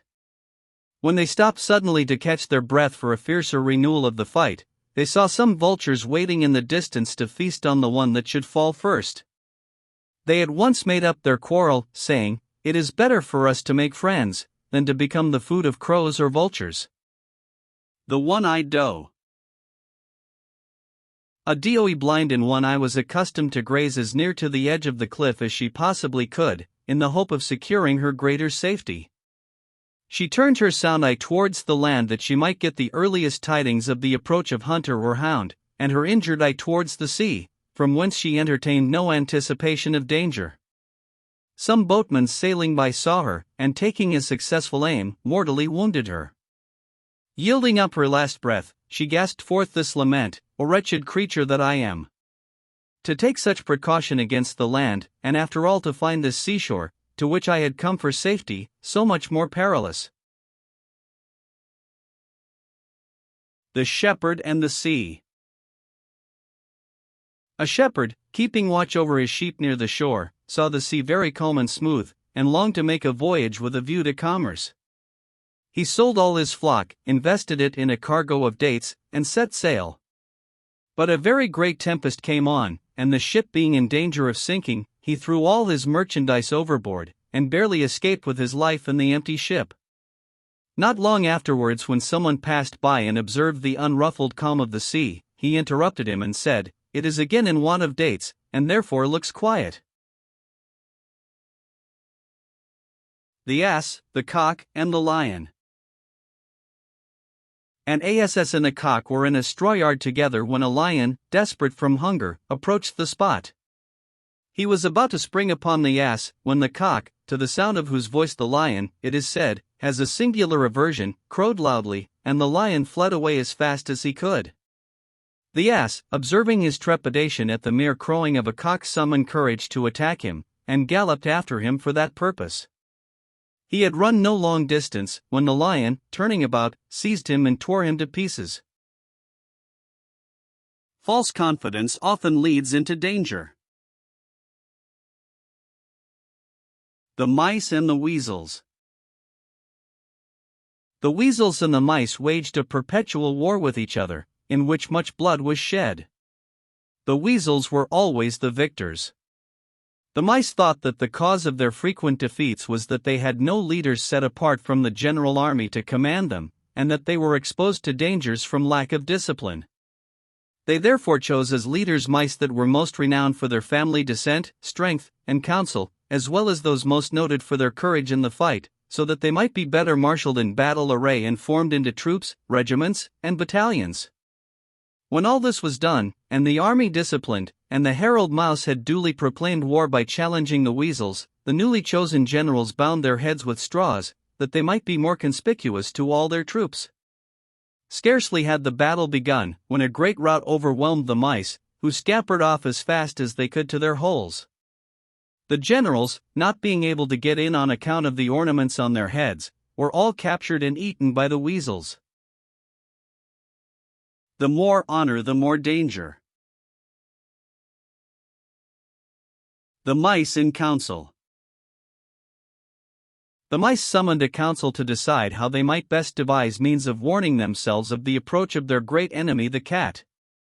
Among the many plans suggested, the one that found most favor was the proposal to tie a bell to the neck of the cat, so that the mice, being warned by the sound of the tinkling, might run away and hide themselves in their holes at his approach.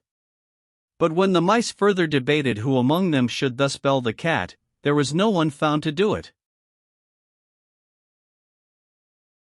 The wolf and the house dog. A wolf, meeting a big well-fed mastiff with a wooden collar about his neck, asked him who it was that fed him so well and yet compelled him to drag that heavy log about wherever he went. The master, he replied.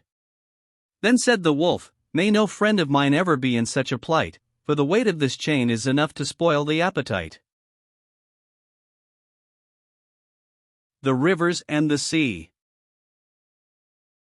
The rivers joined together to complain to the sea, saying, why is it that when we flow into your tide so potable and sweet, you work in us such a change, and make us salty and unfit to drink?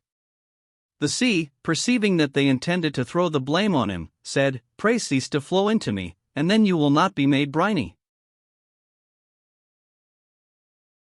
The playful ass.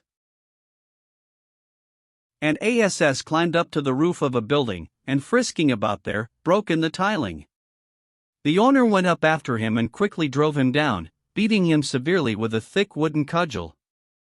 The ass said, why, I saw the monkey do this very thing yesterday, and you all laughed heartily, as if it afforded you very great amusement. The three tradesmen.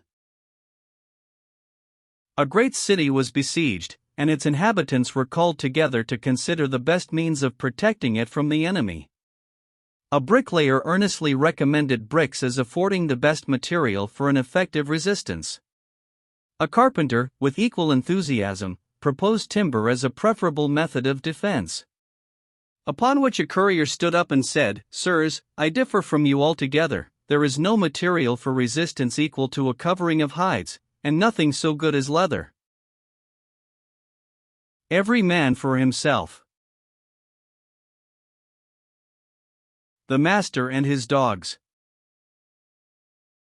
A certain man, detained by a storm in his country house, first of all killed his sheep, and then his goats, for the maintenance of his household.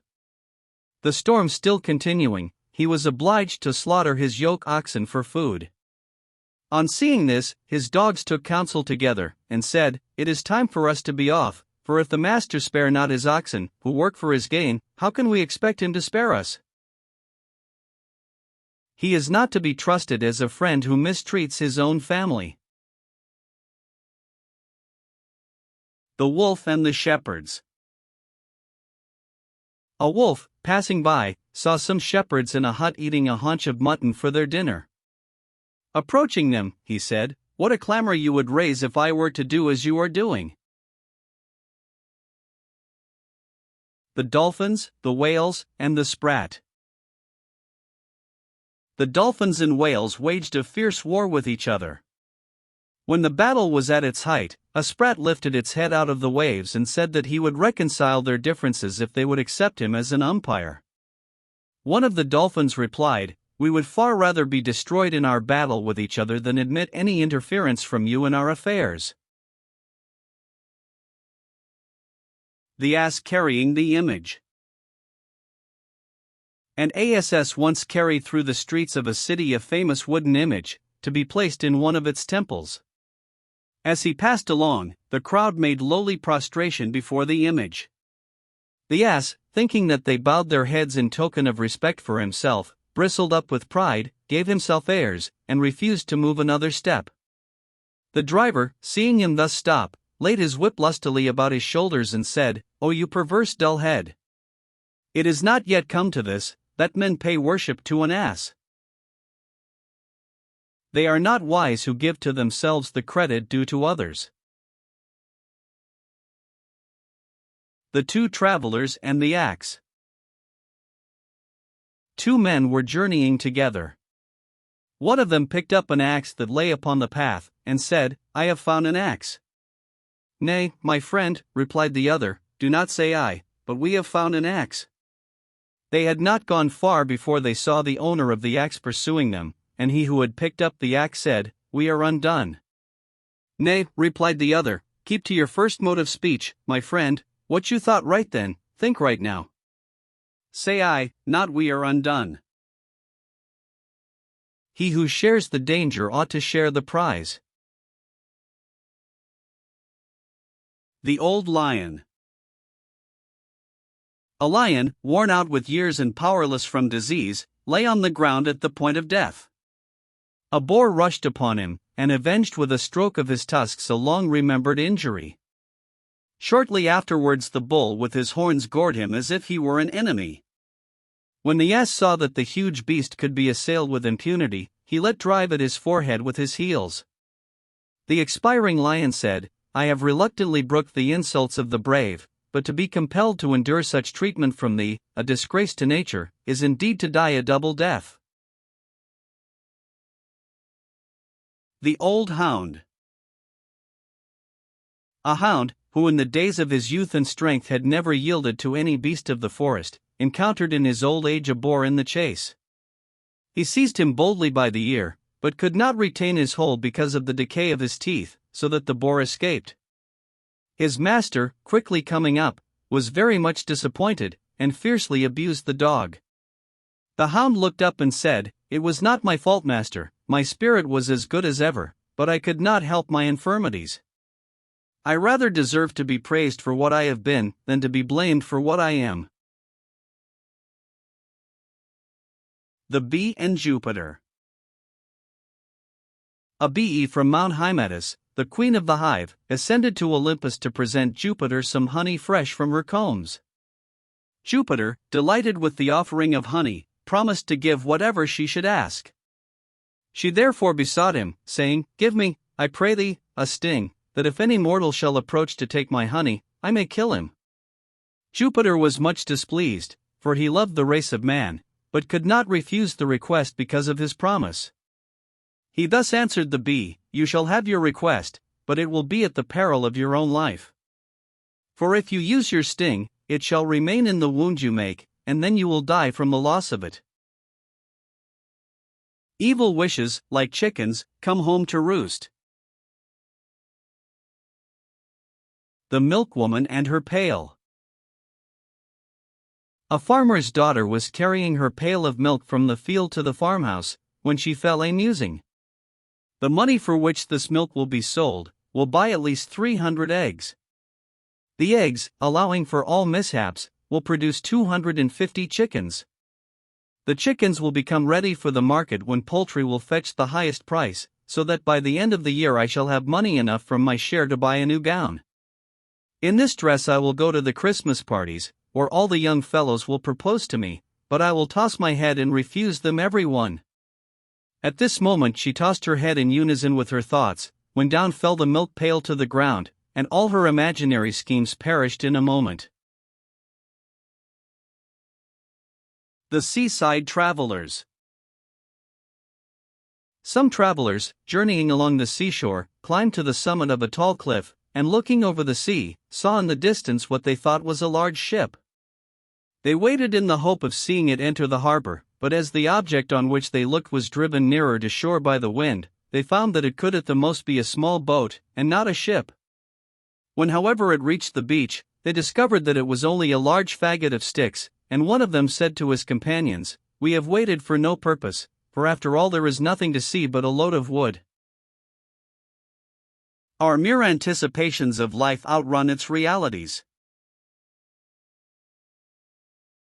The Brazier and his Dog. A brazier had a little dog, which was a great favorite with his master, and his constant companion. While he hammered away at his metals the dog slept, but when, on the other hand, he went to dinner and began to eat, the dog woke up and wagged his tail, as if he would ask for a share of his meal. His master one day, pretending to be angry and shaking his stick at him, said, "You wretched little sluggard! What shall I do to you?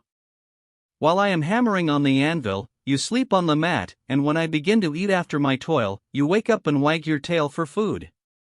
Do you not know that labor is the source of every blessing, and that none but those who work are entitled to eat?"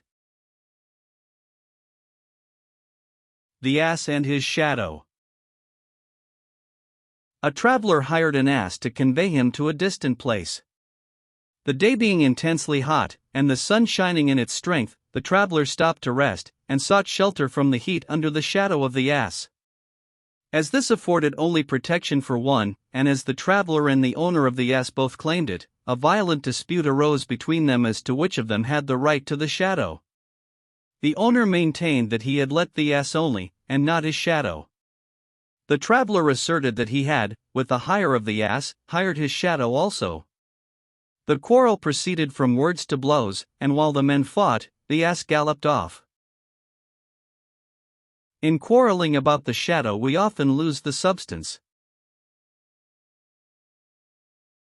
The Ass and his Masters. An ass, belonging to an herb seller who gave him too little food and too much work, made a petition to Jupiter to be released from his present service and provided with another master. Jupiter, after warning him that he would repent his request, caused him to be sold to a tilemaker. Shortly afterwards, finding that he had heavier loads to carry and harder work in the brickfield, he petitioned for another change of master. Jupiter, telling him that it would be the last time that he could grant his request, ordained that he be sold to a tanner. The ass found that he had fallen into worse hands, and noting his master's occupation, said, groaning, "It would have been better for me to have been either starved by the one, or to have been overworked by the other of my former masters, than to have been bought by my present owner, who will even after I am dead tan my hide, and make me useful to him." The Oak and the Reeds. A very large oak was uprooted by the wind and thrown across a stream. It fell among some reeds, which it thus addressed, "I wonder how you, who are so light and weak, are not entirely crushed by these strong winds." They replied, "You fight and contend with the wind, and consequently you are destroyed, while we on the contrary bend before the least breath of air, and therefore remain unbroken, and escape." Stoop to conquer. The Fisherman and the Little Fish. A fisherman who lived on the produce of his nets, one day caught a single small fish as the result of his day's labor. The fish, panting convulsively, thus entreated for his life, "O sir, what good can I be to you, and how little am I worth? I am not yet come to my full size. Pray spare my life, and put me back into the sea. I shall soon become a large fish fit for the tables of the rich, and then you can catch me again, and make a handsome profit of me." The fisherman replied, I should indeed be a very simple fellow if, for the chance of a greater uncertain profit, I were to forego my present certain gain. The Hunter and the Woodman. A hunter, not very bold, was searching for the tracks of a lion. He asked a man felling oaks in the forest if he had seen any marks of his footsteps or knew where his lair was. "I will," said the man, "at once show you the lion himself." The hunter, turning very pale and chattering with his teeth from fear, replied, "No, thank you. I did not ask that, it is his track only I am in search of, not the lion himself." The hero is brave in deeds as well as words. The Wild Boar and the Fox. A wild boar stood under a tree and rubbed his tusks against the trunk. A fox passing by asked him why he thus sharpened his teeth when there was no danger threatening from either huntsman or hound. He replied, "I do it advisedly, for it would never do to have to sharpen my weapons just at the time I ought to be using them." The Lion in a Farmyard. A lion entered a farmyard. The farmer, wishing to catch him, shut the gate. When the lion found that he could not escape, he flew upon the sheep and killed them, and then attacked the oxen. The farmer, beginning to be alarmed for his own safety, opened the gate and released the lion. On his departure, the farmer grievously lamented the destruction of his sheep and oxen, but his wife, who had been a spectator to all that took place, said, "On my word, you are rightly served. For how could you for a moment think of shutting up a lion along with you in your farmyard when you know that you shake in your shoes if you only hear his roar at a distance?" Mercury and the Sculptor. Mercury once determined to learn in what esteem he was held among mortals. For this purpose he assumed the character of a man and visited in this disguise a sculptor's studio. Having looked at various statues, he demanded the price of 2 figures of Jupiter and Juno. When the sum at which they were valued was named, he pointed to a figure of himself, saying to the sculptor, "You will certainly want much more for this, as it is the statue of the messenger of the gods, and author of all your gain." The sculptor replied, "Well, if you will buy these, I'll fling you that into the bargain." The Swan and the Goose. A certain rich man bought in the market a goose and a swan. He fed the one for his table and kept the other for the sake of its song. When the time came for killing the goose, the cook went to get him at night, when it was dark, and he was not able to distinguish one bird from the other. By mistake he caught the swan instead of the goose. The swan, threatened with death, burst forth into song and thus made himself known by his voice, and preserved his life by his melody. The Swollen Fox. A very hungry fox, seeing some bread and meat left by shepherds in the hollow of an oak, crept into the hole and made a hearty meal. When he finished, he was so full that he was not able to get out, and began to groan and lament his fate. Another fox passing by heard his cries, and coming up, inquired the cause of his complaining. On learning what had happened, he said to him, "You will have to remain there, my friend, until you become such as you were when you crept in, and then you will easily get out." The Fox and the Woodcutter. A fox, running before the hounds, came across a woodcutter felling an oak and begged him to show him a safe hiding place. The woodcutter advised him to take shelter in his own hut, so the fox crept in and hid himself in a corner. The huntsman soon came up with his hounds and inquired of the woodcutter if he had seen the fox. He declared that he had not seen him, and yet pointed, all the time he was speaking, to the hut where the fox lay hidden. The huntsman took no notice of the signs, but believing his word, hastened forward in the chase. As soon as they were well away, the fox departed without taking any notice of the woodcutter, whereon he called to him and reproached him, saying, "You ungrateful fellow, you owe your life to me, and yet you leave me without a word of thanks." The fox replied, "Indeed, I should have thanked you fervently if your deeds had been as good as your words, and if your hands had not been traitors to your speech." The Birdcatcher, the Partridge, and the Cock. A birdcatcher was about to sit down to a dinner of herbs when a friend unexpectedly came in. The bird trap was quite empty, as he had caught nothing, and he had to kill a pied partridge, which he had tamed for a decoy. The bird entreated earnestly for his life. "What would you do without me when next you spread your nets? Who would chirp you to sleep, or call for you the covey of answering birds?" The birdcatcher spared his life, and determined to pick out a fine young cock just attaining to his comb. But the cock expostulated in piteous tones from his perch, "If you kill me, who will announce to you the appearance of the dawn? Who will wake you to your daily tasks or tell you when it is time to visit the bird trap in the morning?" He replied, "What you say is true. You are a capital bird at telling the time of day. But my friend and I must have our dinners. Necessity knows no law."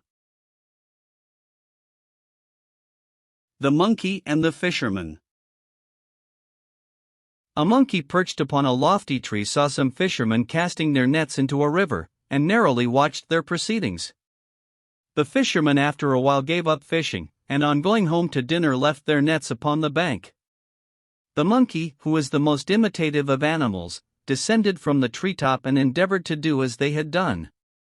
Having handled the net, he threw it into the river, but became tangled in the meshes and drowned. With his last breath he said to himself, "I am rightly served, for what business had I who had never handled a net to try and catch fish?" The Flea and the Wrestler. Aethaliah settled upon the bare foot of a wrestler and bit him, causing the man to call loudly upon Hercules for help. When the flea a second time hopped upon his foot, he groaned and said, "O Hercules! If you will not help me against a flea, how can I hope for your assistance against greater antagonists?" The Two Frogs. Two frogs dwelt in the same pool. When the pool dried up under the summer's heat, they left it and set out together for another home. As they went along they chanced to pass a deep well, amply supplied with water, and when they saw it, one of the frogs said to the other, "Let us descend and make our abode in this well, it will furnish us with shelter and food." The other replied with greater caution, "But suppose the water should fail us? How can we get out again from so great a depth?" Do nothing without a regard to the consequences. The Cat and the Mice. A certain house was overrun with mice. A cat, discovering this, made her way into it and began to catch and eat them one by one. Fearing for their lives, the mice kept themselves close in their holes. The cat was no longer able to get at them and perceived that she must tempt them forth by some device.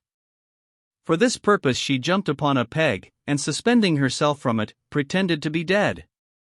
One of the mice, peeping stealthily out, saw her and said, "Ah, my good madam, even though you should turn into a meal bag, we will not come near you." The Lion, the Bear, and the Fox. A lion and a bear seized a kid at the same moment, and fought fiercely for its possession. When they had fearfully lacerated each other and were faint from the long combat, they lay down exhausted with fatigue. A fox, who had gone round them at a distance several times, saw them both stretched on the ground with the kid lying untouched in the middle. He ran in between them, and seizing the kid scampered off as fast as he could. The lion and the bear saw him, but not being able to get up, said, "Woe be to us, that we should have fought and belabored ourselves only to serve the turn of a fox." It sometimes happens that one man has all the toil, and another all the profit.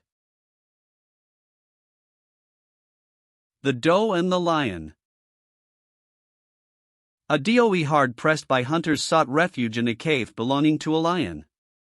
The lion concealed himself on seeing her approach, but when she was safe within the cave, sprang upon her and tore her to pieces.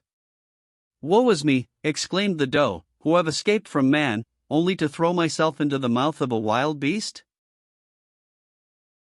In avoiding one evil, care must be taken not to fall into another. The Farmer and the Fox. A farmer, who bore a grudge against a fox for robbing his poultry yard, caught him at last, and being determined to take an ample revenge, tied some rope well soaked in oil to his tail, and set it on fire. The fox, by a strange fatality, rushed to the fields of the farmer who had captured him. It was the time of the wheat harvest, but the farmer reaped nothing that year and returned home grieving sorely. The Seagull and the Kite. A seagull, having bolted down too large a fish, burst its deep gullet bag and lay down on the shore to die. A kite saw him and exclaimed, "You richly deserve your fate, for a bird of the air has no business to seek its food from the sea." Every man should be content to mind his own business. The Philosopher, the Ants, and Mercury.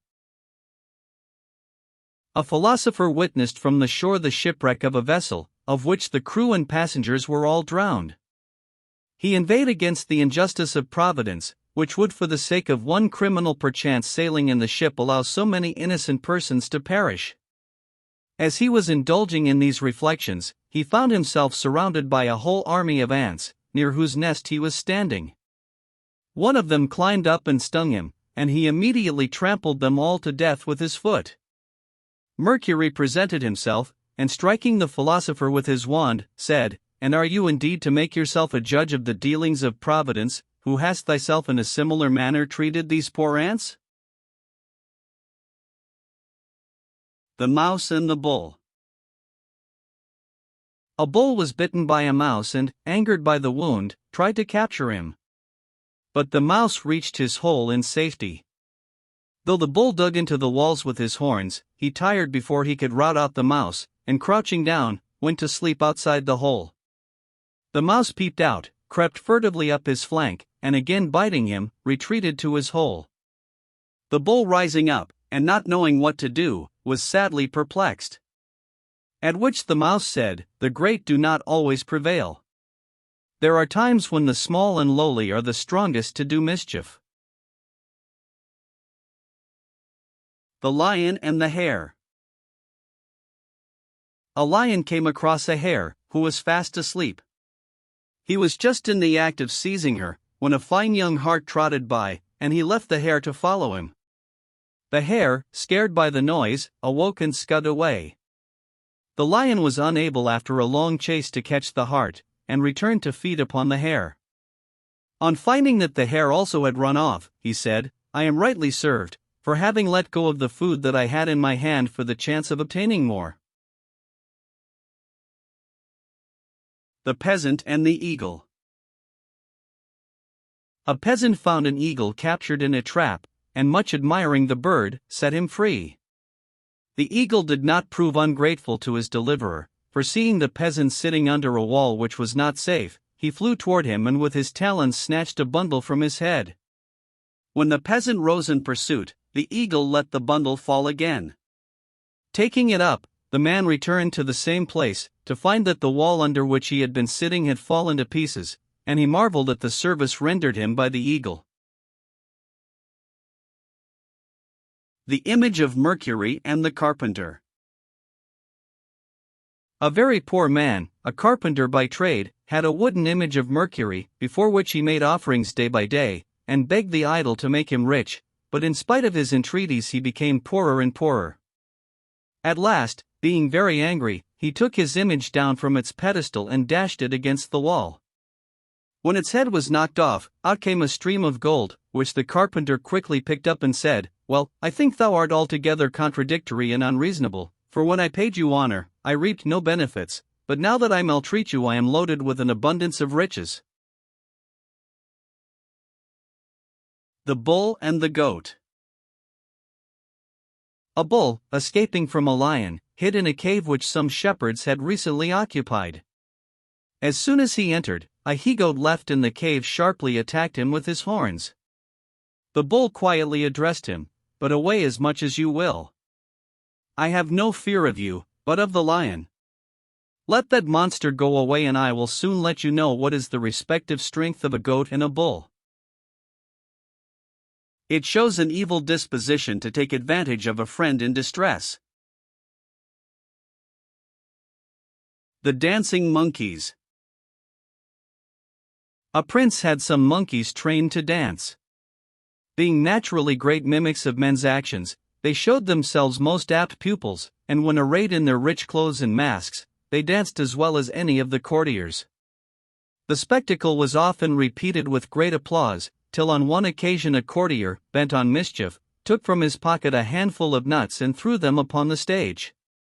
The monkeys at the sight of the nuts forgot their dancing and became, as indeed they were, monkeys instead of actors. Pulling off their masks and tearing their robes, they fought with one another for the nuts. The dancing spectacle thus came to an end amidst the laughter and ridicule of the audience. The Fox and the Leopard. The fox and the leopard disputed which was the more beautiful of the two. The leopard exhibited one by one the various spots which decorated his skin. But the fox, interrupting him, said, "And how much more beautiful than you am I, who am decorated, not in body, but in mind." The monkeys and their mother. The monkey, it is said, has 2 young ones at each birth. The mother fondles one and nurtures it with the greatest affection and care, but hates and neglects the other. It happened once that the young one which was caressed and loved was smothered by the too great affection of the mother, while the despised one was nurtured and reared in spite of the neglect to which it was exposed. The best intentions will not always ensure success. The Oaks and Jupiter. The oaks presented a complaint to Jupiter, saying, "We bear for no purpose the burden of life, as of all the trees that grow we are the most continually in peril of the axe." Jupiter made answer, "You have only to thank yourselves for the misfortunes to which you are exposed, for if you did not make such excellent pillars and posts, and prove yourselves so serviceable to the carpenters and the farmers, the axe would not so frequently be laid to your roots." The Hare and the Hound. A hound started a hare from his lair, but after a long run, gave up the chase. A goatherd, seeing him stop, mocked him, saying, "The little one is the best runner of the 2. The hound replied, "You do not see the difference between us. I was only running for a dinner, but he for his life." The Traveler in Fortune. A traveler wearied from a long journey lay down, overcome with fatigue, on the very brink of a deep well. Just as he was about to fall into the water, Dame Fortune, it is said, appeared to him and waking him from his slumber thus addressed him, "Good sir, pray wake up, for if you fall into the well, the blame will be thrown on me, and I shall get an ill name among mortals, for I find that men are sure to impute their calamities to me, however much by their own folly they have really brought them on themselves." Everyone is more or less master of his own fate. The Bald Knight. A bald knight, who wore a wig, went out to hunt. A sudden puff of wind blew off his hat and wig, at which a loud laugh rang forth from his companions. He pulled up his horse, and with great glee joined in the joke by saying, "What a marvel it is that hairs which are not mine should fly from me, when they have forsaken even the man on whose head they grew." The Shepherd and the Dog. A shepherd penning his sheep in the fold for the night was about to shut up a wolf with them, when his dog, perceiving the wolf, said, "Master, how can you expect the sheep to be safe if you admit a wolf into the fold?" The Lamp. A lamp, soaked with too much oil and flaring brightly, boasted that it gave more light than the sun. Then a sudden puff of wind arose, and the lamp was immediately extinguished. Its owner lit it again, and said, "Boast no more, but henceforth be content to give thy light in silence. Know that not even the stars need to be relit." The Lion, the Fox, and the Ass. The lion, the fox, and the ass entered into an agreement to assist each other in the chase. Having secured a large booty, the lion on their return from the forest asked the ass to allot his due portion to each of the 3 partners in the treaty.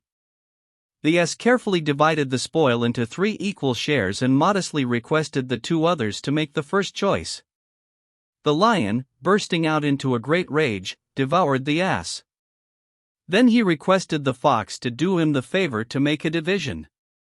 The fox accumulated all that they had killed into one large heap and left to himself the smallest possible morsel. The lion said, "Who has taught you, my very excellent fellow, the art of division? You are perfect to a fraction." He replied, "I learned it from the ass, by witnessing his fate." Happy is the man who learns from the misfortunes of others. The bull, the lioness, and the wild boar hunter. A bull, finding a lion's cub asleep, gored him to death with his horns. The lioness came up, and bitterly lamented the death of her whelp. A wild boar hunter, seeing her distress, stood at a distance and said to her, "Think how many men there are who have reason to lament the loss of their children, whose deaths have been caused by you." The oak and the woodcutters. The woodcutter cut down a mountain oak and split it in pieces, making wedges of its own branches for dividing the trunk. The oak said with a sigh, "I do not care about the blows of the axe aimed at my roots, but I do grieve at being torn in pieces by these wedges made from my own branches." Misfortunes springing from ourselves are the hardest to bear. The hen and the golden eggs. A caretaker and his wife had a hen that laid a golden egg every day. They supposed that the hen must contain a great lump of gold in its inside, and in order to get the gold they killed it. Having done so, they found to their surprise that the hen differed in no respect from their other hens. The foolish pair, thus hoping to become rich all at once, deprived themselves of the gain of which they were assured day by day. The ass and the frogs. An ass, carrying a load of wood, passed through a pond. As he was crossing through the water, he lost his footing, stumbled and fell, and not being able to rise on account of his load, groaned heavily. Some frogs frequenting the pool heard his lamentation, and said, "What would you do if you had to live here always as we do, when you make such a fuss about a mere fall into the water?" Men often bear little grievances with less courage than they do large. Misfortunes. The crow and the raven. A crow was jealous of the raven, because he was considered a bird of good omen and always attracted the attention of men, who noted by his flight the good or evil course of future events. Seeing some travelers approaching, the crow flew up into a tree, and perching herself on one of the branches, cawed as loudly as she could. The travelers turned towards the sound and wondered what it foreboded, when one of them said to his companion, "Let us proceed on our journey, my friend, for it is only the caw of a crow, and her cry, you know, is no omen." Those who assume a character which does not belong to them, only make themselves ridiculous. The trees and the axe. A man came into a forest and asked the trees to provide him a handle for his axe. The trees consented to his request and gave him a young ash tree. No sooner had the man fitted a new handle to his axe from it, than he began to use it and quickly felled with his strokes the noblest giants of the forest. An old oak, lamenting when too late the destruction of his companions, said to a neighboring cedar, "The first step has lost us all. If we had not given up the rights of the ash, we might yet have retained our own privileges and have stood for ages." The crab and the fox. A crab, forsaking the seashore, chose a neighboring green meadow as its feeding ground. A fox came across him, and being very hungry ate him up. Just as he was on the point of being eaten, the crab said, "I well deserve my fate, for what business had I on the land, when by my nature and habits I am only adapted for the sea?" Contentment with our lot is an element of happiness. The woman and her hen. A woman possessed a hen that gave her an egg every day. She often pondered how she might obtain 2 eggs daily instead of 1, and at last, to gain her purpose, determined to give the hen a double allowance of barley. From that day the hen became fat and sleek, and never once laid another egg. The Ass and the Old Shepherd. A shepherd, watching his ass feeding in a meadow, was alarmed all of a sudden by the cries of the enemy. He appealed to the ass to fly with him, lest they should both be captured, but the animal lazily replied, "Why should I, pray? Do you think it likely the conqueror will place on me 2 sets of panniers?" "No," rejoined the shepherd. "Then," said the ass, "as long as I carry the panniers, what matters it to me whom I serve?" In a change of government, the poor changed nothing beyond the name of their master. The Kites and the Swans. Tea-kites of olden times, as well as the swans, had the privilege of song. But having heard the neigh of the horse, they were so enchanted with the sound, that they tried to imitate it, and, in trying to neigh, they forgot how to sing. The desire for imaginary benefits often involves the loss of present blessings. The Wolves and the Sheepdogs. The wolves thus addressed the sheepdogs: "Why should you, who are like us in so many things, not be entirely of one mind with us, and live with us as brothers should? We differ from you in one point only. We live in freedom, but you bow down to enslaved for men, who in return for your services flog you with whips and put collars on your necks. They make you also guard their sheep, and while they eat the mutton throw only the bones to you. If you will be persuaded by us, you will give us the sheep, and we will enjoy them in common, till we all are surfeited."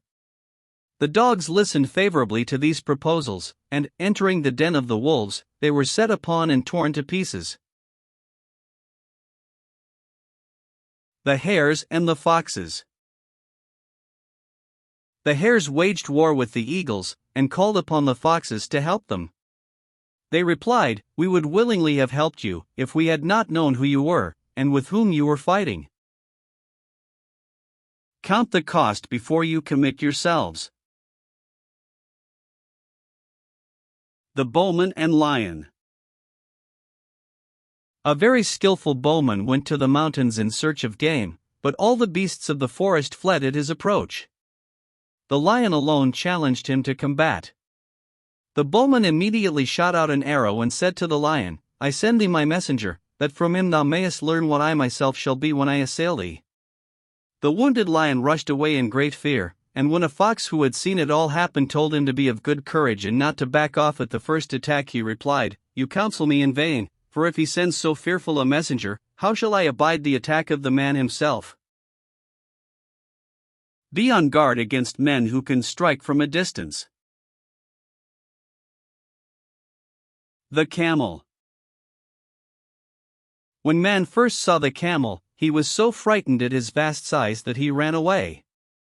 After a time, perceiving the meekness and gentleness of the beast's temper, he summoned courage enough to approach him. Soon afterwards, observing that he was an animal altogether deficient in spirit, he assumed such boldness as to put a bridle in his mouth, and to let a child drive him. Use serves to overcome dread. The Wasp and the Snake. A wasp seated himself upon the head of a snake and, striking him unceasingly with his stings, wounded him to death. The snake, being in great torment and not knowing how to rid himself of his enemy, saw a wagon heavily laden with wood, and went and purposely placed his head under the wheels, saying, "At least my enemy and I shall perish together." The Dog and the Hare. A hound having started a hare on the hillside pursued her for some distance, at one time biting her with his teeth as if he would take her life, and at another fawning upon her, as if in play with another dog. The hare said to him, "I wish you would act sincerely by me, and show yourself in your true colors. If you are a friend, why do you bite me so hard?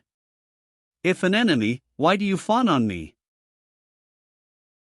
No one can be a friend if you know not whether to trust or distrust him." The Bull and the Calf. A bull was striving with all his might to squeeze himself through a narrow passage which led to his stall. A young calf came up, and offered to go before and show him the way by which he could manage to pass. "Save yourself the trouble," said the bull, "I knew that way long before you were born." The Stag, the Wolf, and the Sheep. A stag asked a sheep to lend him a measure of wheat, and said that the wolf would be his surety. The sheep, fearing some fraud was intended, excused herself, saying, "The wolf is accustomed to seize what he wants and to run off, and you, too, can quickly outstrip me in your rapid flight. How then shall I be able to find you when the day of payment comes? Two blacks do not make one white." The Peacock and the Crane. A peacock spreading its gorgeous tail mocked a crane that passed by, ridiculing the ashen hue of its plumage and saying, "I am robed, like a king, in gold and purple and all the colors of the rainbow, while you have not a bit of color on your wings." "True," replied the crane, "but I soar to the heights of heaven and lift up my voice to the stars, while you walk below, like a cock, among the birds of the dunghill." Fine feathers don't make fine birds. The Fox and the Hedgehog. A fox swimming across a rapid river was carried by the force of the current into a very deep ravine, where he lay for a long time very much bruised, sick, and unable to move. A swarm of hungry blood-sucking flies settled upon him. A hedgehog, passing by, saw his anguish and inquired if he should drive away the flies that were tormenting him. "By no means," replied the fox, "pray do not molest them." "How is this?" said the hedgehog, "do you not want to be rid of them?" "No," returned the fox, "for these flies which you see are full of blood, and sting me but little, and if you rid me of these which are already satiated, others more hungry will come in their place, and will drink up all the blood I have left." The Eagle, the Cat, and the Wild Sow. An eagle made her nest at the top of a lofty oak. A cat, having found a convenient hole, moved into the middle of the trunk, and a wild sow, with her young, took shelter in a hollow at its foot. The cat cunningly resolved to destroy this chance-made colony. To carry out her design, she climbed to the nest of the eagle, and said, "Destruction is preparing for you, and for me too, unfortunately. The wild sow, whom you see daily digging up the earth, wishes to uproot the oak, so she may on its fall seize our families as food for her young." Having thus frightened the eagle out of her senses, she crept down to the cave of the sow, and said, "Your children are in great danger, for as soon as you go out with your litter to find food, the eagle is prepared to pounce upon one of your little pigs."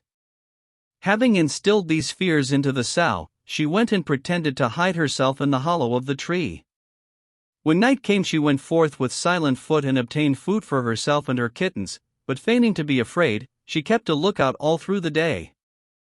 Meanwhile, the eagle, full of fear of the sow, sat still on the branches, and the sow, terrified by the eagle, did not dare to go out from her cave. And thus they both, along with their families, perished from hunger, and afforded ample provision for the cat and her kittens. The Thief and the Innkeeper. A thief hired a room in a tavern and stayed a while in the hope of stealing something which should enable him to pay his reckoning. When he had waited some days in vain, he saw the innkeeper dressed in a new and handsome coat and sitting before his door. The thief sat down beside him and talked with him. As the conversation began to flag, the thief yawned terribly and at the same time howled like a wolf. The innkeeper said, "Why do you howl so fearfully?" "I will tell you," said the thief, "but first let me ask you to hold my clothes, or I shall tear them to pieces." "I know not, sir, when I got this habit of yawning, nor whether these attacks of howling were inflicted on me as a judgment for my crimes, or for any other cause, but this I do know, that when I yawn for the third time, I actually turn into a wolf and attack men." With this speech he commenced a second fit of yawning and again howled like a wolf, as he had at first. The innkeeper, hearing his tale and believing what he said, became greatly alarmed and, rising from his seat, attempted to run away. The thief laid hold of his coat and entreated him to stop, saying, "Pray wait, sir, and hold my clothes, or I shall tear them to pieces in my fury, when I turn into a wolf."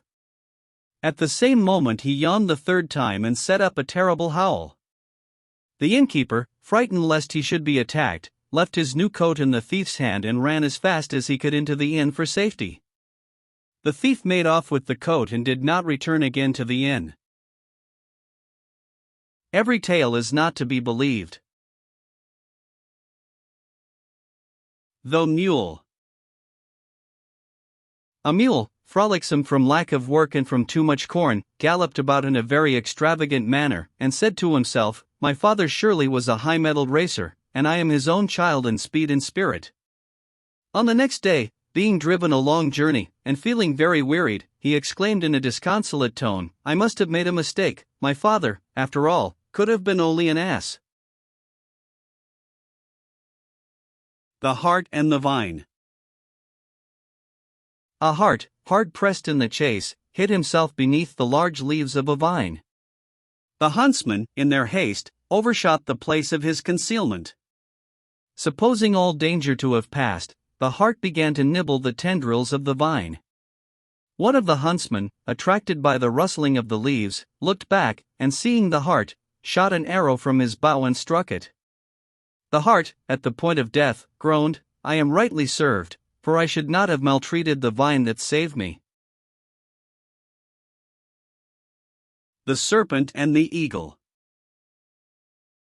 A serpent and an eagle were struggling with each other in deadly conflict. The serpent had the advantage, and was about to strangle the bird.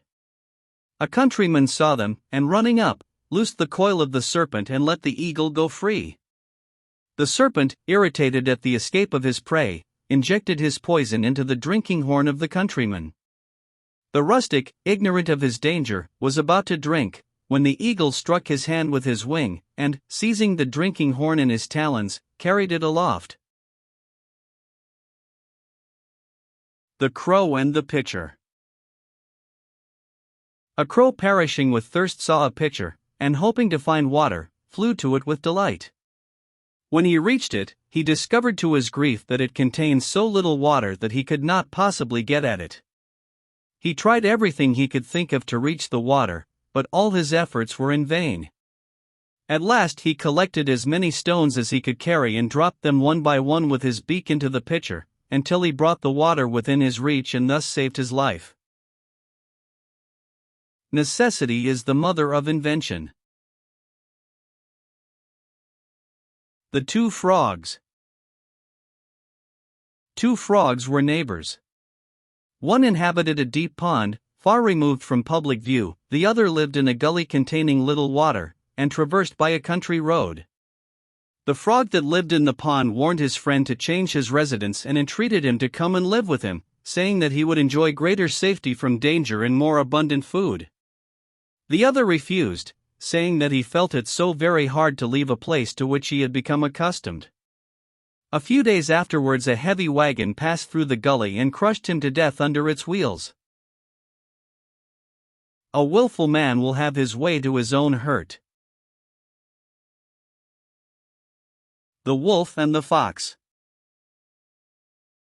At one time a very large and strong wolf was born among the wolves, who exceeded all his fellow wolves in strength, size, and swiftness, so that they unanimously decided to call him Lion. The wolf, with a lack of sense proportioned to his enormous size, thought that they gave him this name in earnest, and, leaving his own race, consorted exclusively with the lions. An old sly fox, seeing this, said, "May I never make myself so ridiculous as you do in your pride and self-conceit, for even though you have the size of a lion among wolves, in a herd of lions you are definitely a wolf." The Walnut Tree. A walnut tree standing by the roadside bore an abundant crop of fruit. For the sake of the nuts, the passers-by broke its branches with stones and sticks. The walnut tree piteously exclaimed, "O wretched me! That those whom I cheer with my fruit should repay me with these painful requitals." The Gnat and the Lion. A gnat came and said to a lion, "I do not in the least fear you, nor are you stronger than I am. For in what does your strength consist? You can scratch with your claws and bite with your teeth in a woman in her quarrels. I repeat that I am altogether more powerful than you, and if you doubt it, let us fight and see who will conquer. The gnat, having sounded his horn, fastened himself upon the lion and stung him on the nostrils and the parts of the face devoid of hair. While trying to crush him, the lion tore himself with his claws, until he punished himself severely. The gnat thus prevailed over the lion, and, buzzing about in a song of triumph, flew away. But shortly afterwards he became entangled in the meshes of a cobweb and was eaten by a spider. He greatly lamented his fate, saying, "Woe is me! That I, who can wage war successfully with the hugest beasts, should perish myself from this spider, the most inconsiderable of insects." The Monkey and the Dolphin. A sailor, bound on a long voyage, took with him a monkey to amuse him while on shipboard. As he sailed off the coast of Greece, a violent tempest arose in which the ship was wrecked and he, his monkey, and all the crew were obliged to swim for their lives. A dolphin saw the monkey contending with the waves, and supposing him to be a man, whom he is always said to befriend, came and placed himself under him, to convey him on his back in safety to the shore. When the dolphin arrived with his burden in sight of land not far from Athens, he asked the monkey if he were an Athenian. The latter replied that he was, and that he was descended from one of the most noble families in that city. The dolphin then inquired if he knew the Piraeus, the famous harbor of Athens. Supposing that a man was meant, the monkey answered that he knew him very well and that he was an intimate friend. The dolphin, indignant at these falsehoods, dipped the monkey under the water and drowned him. The Jackdaw and the Doves. A jackdaw, seeing some doves in a cote abundantly provided with food, painted himself white and joined them in order to share their plentiful maintenance. The doves, as long as he was silent, supposed him to be one of themselves and admitted him to their cote. But when one day he forgot himself and began to chatter, they discovered his true character and drove him forth, pecking him with their beaks. Failing to obtain food among the doves, he returned to the jackdaws. They too, not recognizing him on account of his color, expelled him from living with them. So desiring two ends, he obtained neither. The Horse and the Stag. At one time the horse had the plain entirely to himself. Then a stag intruded into his domain and shared his pasture. The horse, desiring to revenge himself on the stranger, asked a man if he were willing to help him in punishing the stag. The man replied that if the horse would receive a bit in his mouth and agree to carry him, he would contrive effective weapons against the stag. The horse consented and allowed the man to mount him. From that hour he found that instead of obtaining revenge on the stag, he had enslaved himself to the service of man. The Kid and the Wolf. A kid, returning without protection from the pasture, was pursued by a wolf. Seeing he could not escape, he turned round and said, "I know, friend wolf, that I must be your prey, but before I die I would ask of you one favor: you will play me a tune to which I may dance." The wolf complied, and while he was piping and the kid was dancing, some hounds hearing the sound ran up and began chasing the wolf. Turning to the kid, he said, "It is just what I deserve, for I, who am only a butcher, should not have turned piper to please you." The Prophet. A wizard, sitting in the marketplace, was telling the fortunes of the passers-by when a person ran up in great haste, and announced to him that the doors of his house had been broken open and that all his goods were being stolen. He sighed heavily and hastened away as fast as he could run. A neighbor saw him running and said, "Oh, you fellow there!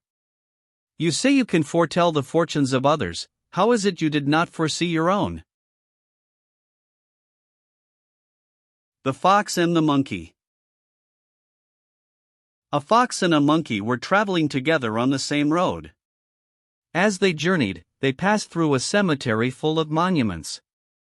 "All these monuments which you see," said the monkey, are erected in honor of my ancestors, who were in their day freedmen and citizens of great renown." The fox replied, "You have chosen a most appropriate subject for your falsehoods, as I am sure none of your ancestors will be able to contradict you." A false tale often betrays itself.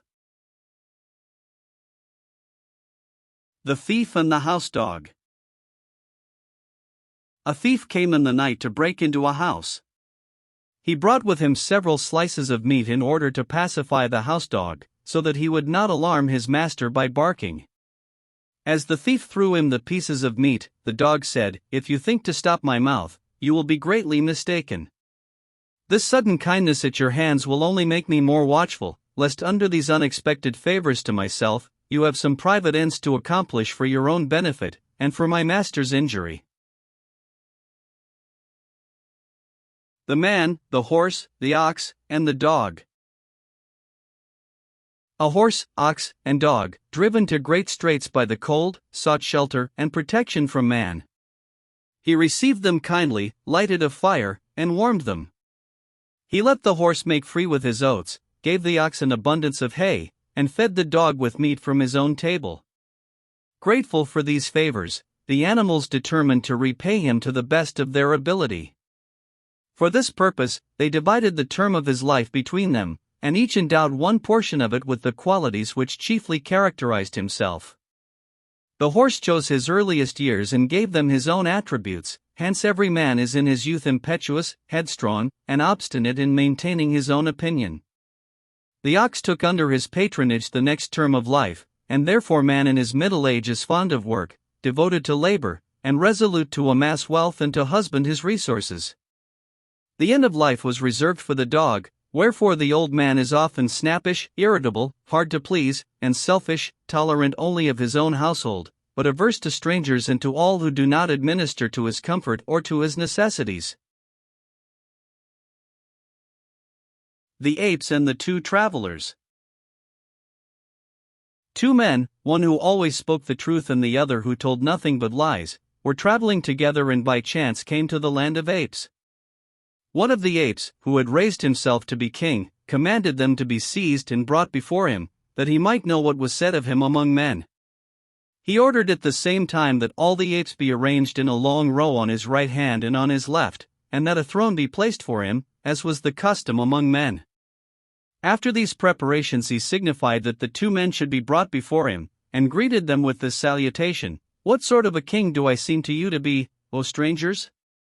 The lying traveler replied, "You seem to me a most mighty king." "And what is your estimate of those you see around me?"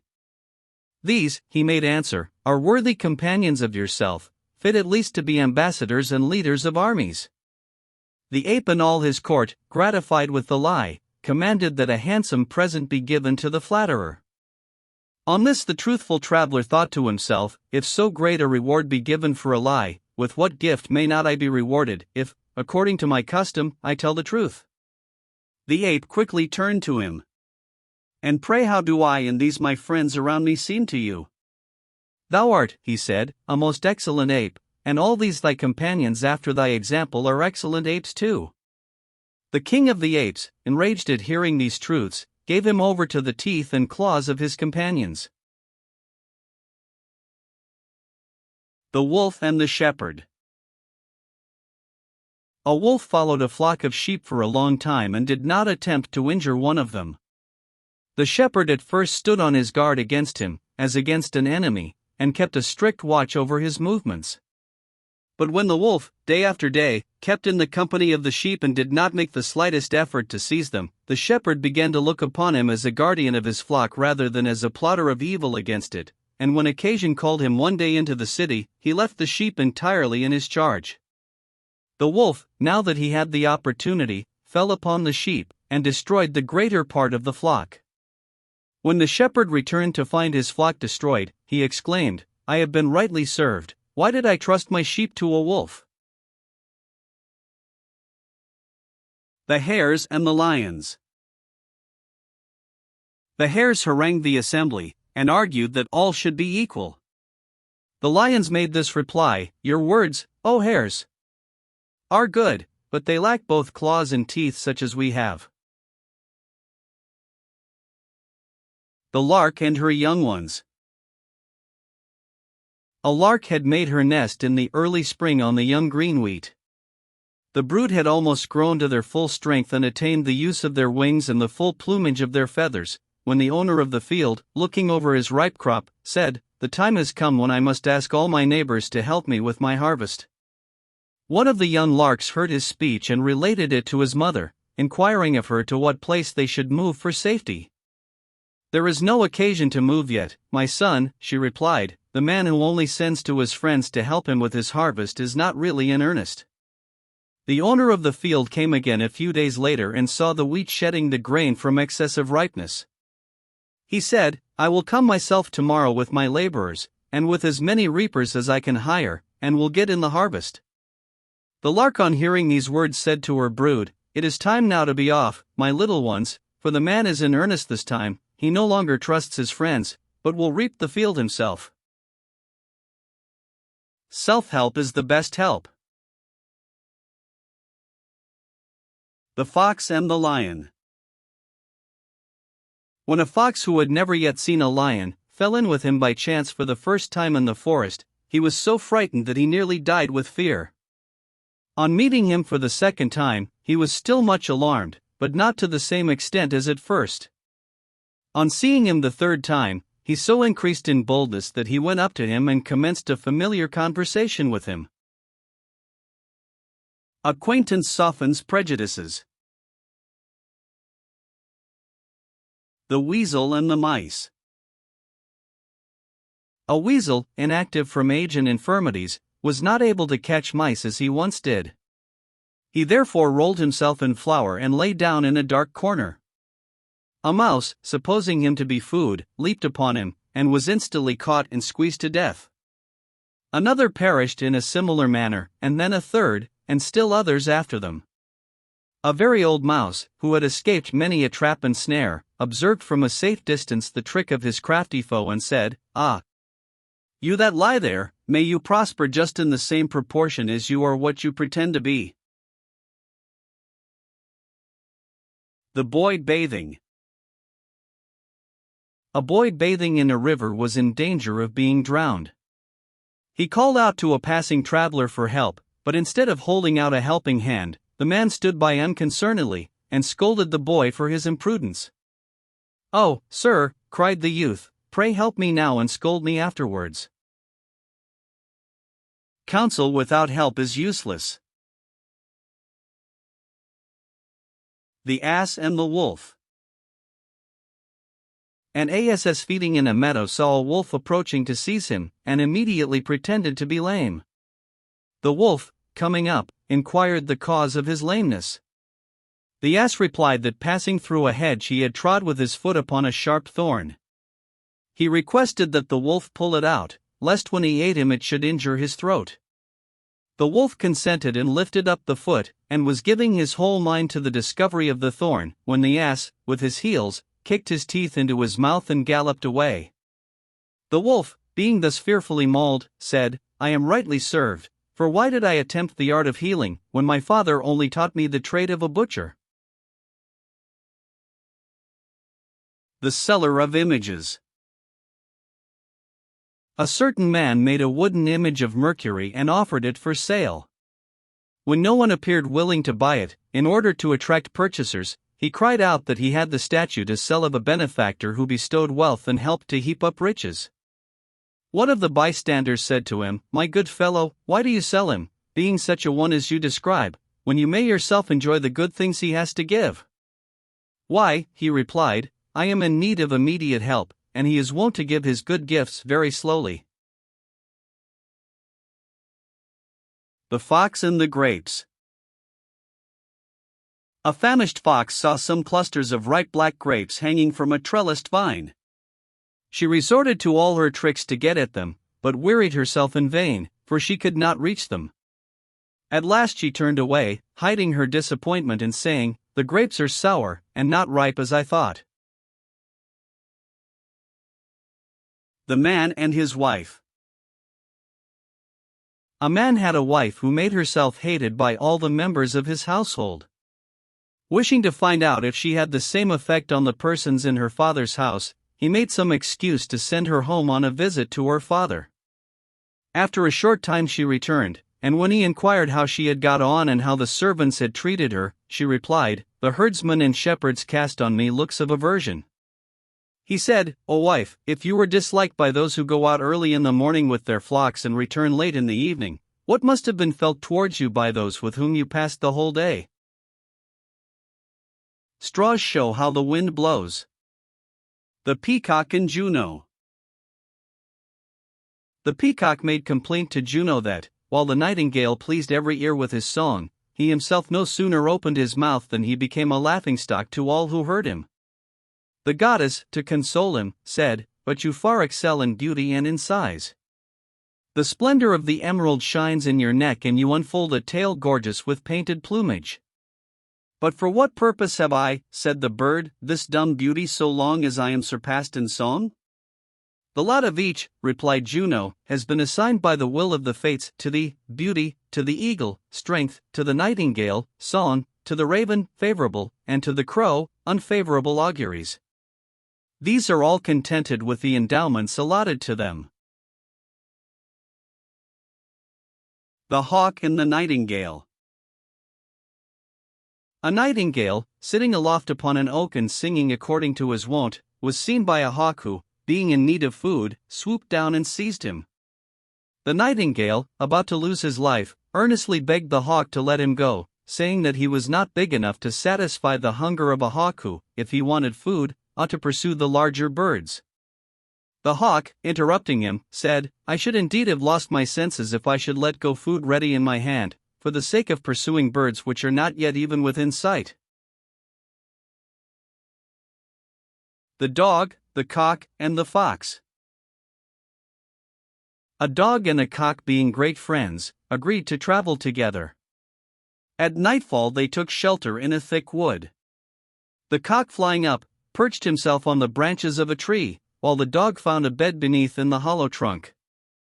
When the morning dawned, the cock, as usual, crowed very loudly several times. A fox heard the sound, and wishing to make a breakfast on him, came and stood under the branches, saying how earnestly he desired to make the acquaintance of the owner of so magnificent a voice. The cock, suspecting his civilities, said, "Sir, I wish you would do me the favor of going around to the hollow trunk below me, and waking my porter, so that he may open the door and let you in." When the fox approached the tree, the dog sprang out and caught him, and tore him to pieces. The Wolf and the Goat. A wolf saw a goat feeding at the summit of a steep precipice, where he had no chance of reaching her. He called to her and earnestly begged her to come lower down, lest she fall by some mishap, and he added that the meadows lay where he was standing, and that the herbage was most tender. She replied, "No, my friend, it is not for the pasture that you invite me, but for yourself, who are in want of food." The Lion and the Bull. A lion, greatly desiring to capture a bull, and yet afraid to attack him on account of his great size, resorted to a trick to ensure his destruction. He approached the bull and said, "I have slain a fine sheep, my friend, and if you will come home and partake of him with me, I shall be delighted to have your company." The lion said this in the hope that, as the bull was in the act of reclining to eat, he might attack him to advantage, and make his meal on him. The bull, on approaching the lion's den, saw the huge spits and giant cauldrons, and no sign whatever of the sheep, and, without saying a word, quietly took his departure. The lion inquired why he went off so abruptly without a word of salutation to his host, who had not given him any cause for offense. "I have reasons enough," said the bull. "I see no indication whatever of your having slaughtered a sheep, while I do see very plainly every preparation for your dining on a bull." The Goat and the Ass. A man once kept a goat and an ass. The goat, envying the ass on account of his greater abundance of food, said, "How shamefully you are treated, at one time grinding in the mill, and at another carrying heavy burdens," and he further advised him to pretend to be epileptic and fall into a ditch and so obtain rest. The ass listened to his words, and falling into a ditch, was very much bruised. His master, sending for a leech, asked his advice. He bade him pour upon the wounds the lungs of a goat. They at once killed the goat, and so healed the ass. The Town Mouse and the Country Mouse. A country mouse invited a town mouse, an intimate friend, to pay him a visit and partake of his country fare. As they were on the bare plowlands, eating their wheat stalks and roots pulled up from the hedgerow, the town mouse said to his friend, "You live here the life of the ants, while in my house is the horn of plenty. I am surrounded by every luxury, and if you will come with me, as I wish you would, you shall have an ample share of my dainties." The country mouse was easily persuaded, and returned to town with his friend. On his arrival, the town mouse placed before him bread, barley, beans, dried figs, honey, raisins, and, last of all, brought a dainty piece of cheese from a basket. The country mouse, being much delighted at the sight of such good cheer, expressed his satisfaction in warm terms and lamented his own hard fate. Just as they were beginning to eat, someone opened the door, and they both ran off squeaking, as fast as they could, to a hole so narrow that two could only find room in it by squeezing. They had scarcely begun their repast again when someone else entered to take something out of a cupboard, whereupon the two mice, more frightened than before, ran away and hid themselves. At last the country mouse, almost famished, said to his friend, "Although you have prepared for me so dainty a feast, I must leave you to enjoy it by yourself. It is surrounded by too many dangers to please me. I prefer my bare plowlands and roots from the hedgerow, where I can live in safety, and without fear." The Wolf, the Fox, and the Ape. A wolf accused a fox of theft, but the fox entirely denied the charge. An ape undertook to adjudge the matter between them.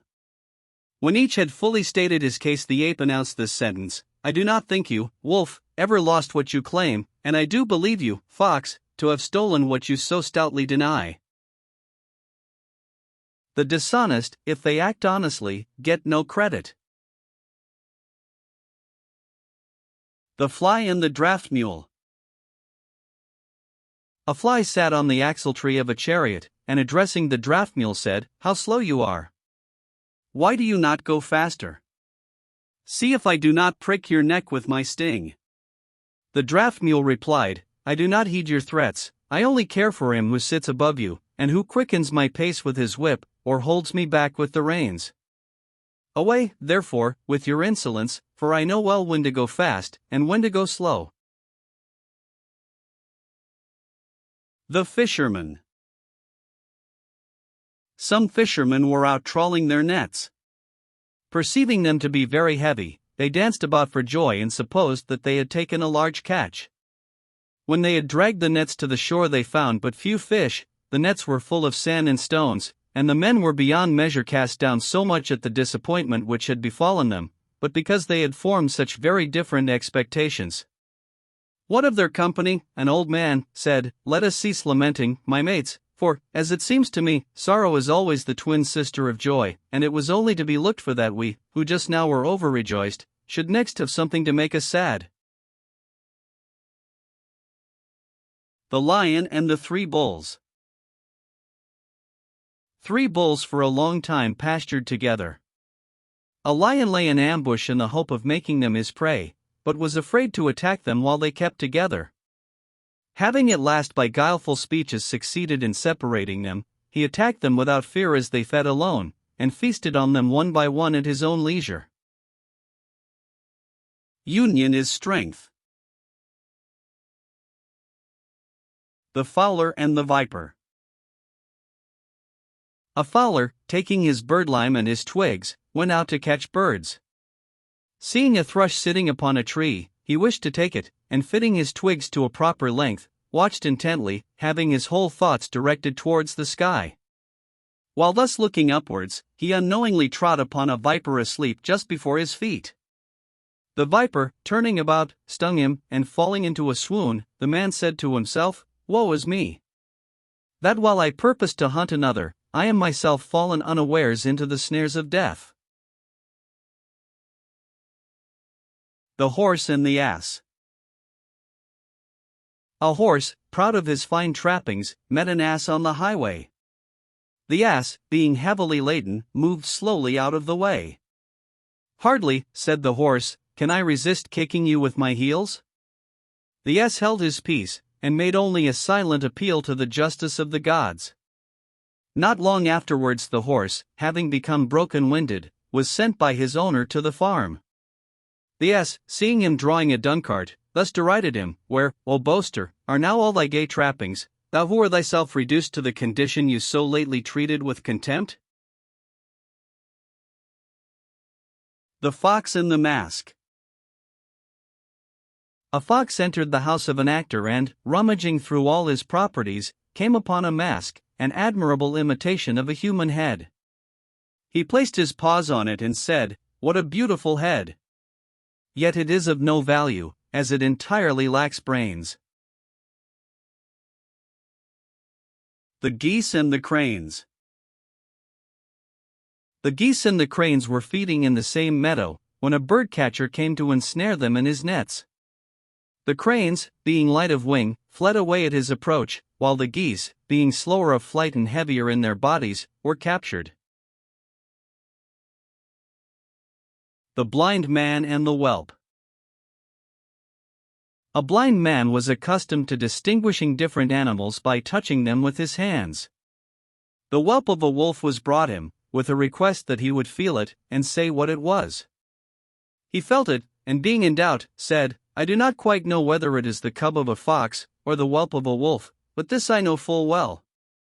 It would not be safe to admit him to the sheepfold."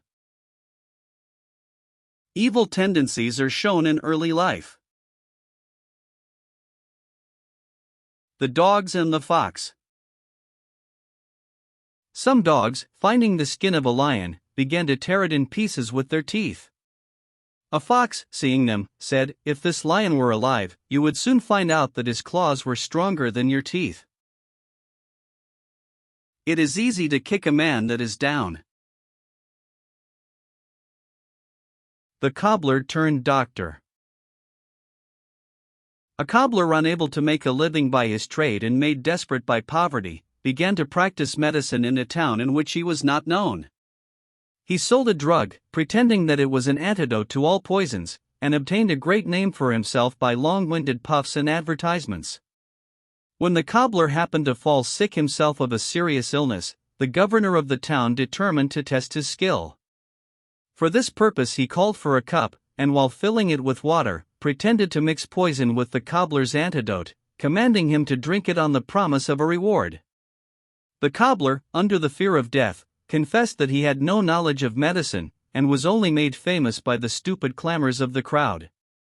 The governor then called a public assembly and addressed the citizens, "Of what folly have you been guilty? You have not hesitated to entrust your heads to a man, whom no one could employ to make even the shoes for their feet." The Wolf and the Horse. A wolf coming out of a field of oats met a horse and thus addressed him, "I would advise you to go into that field.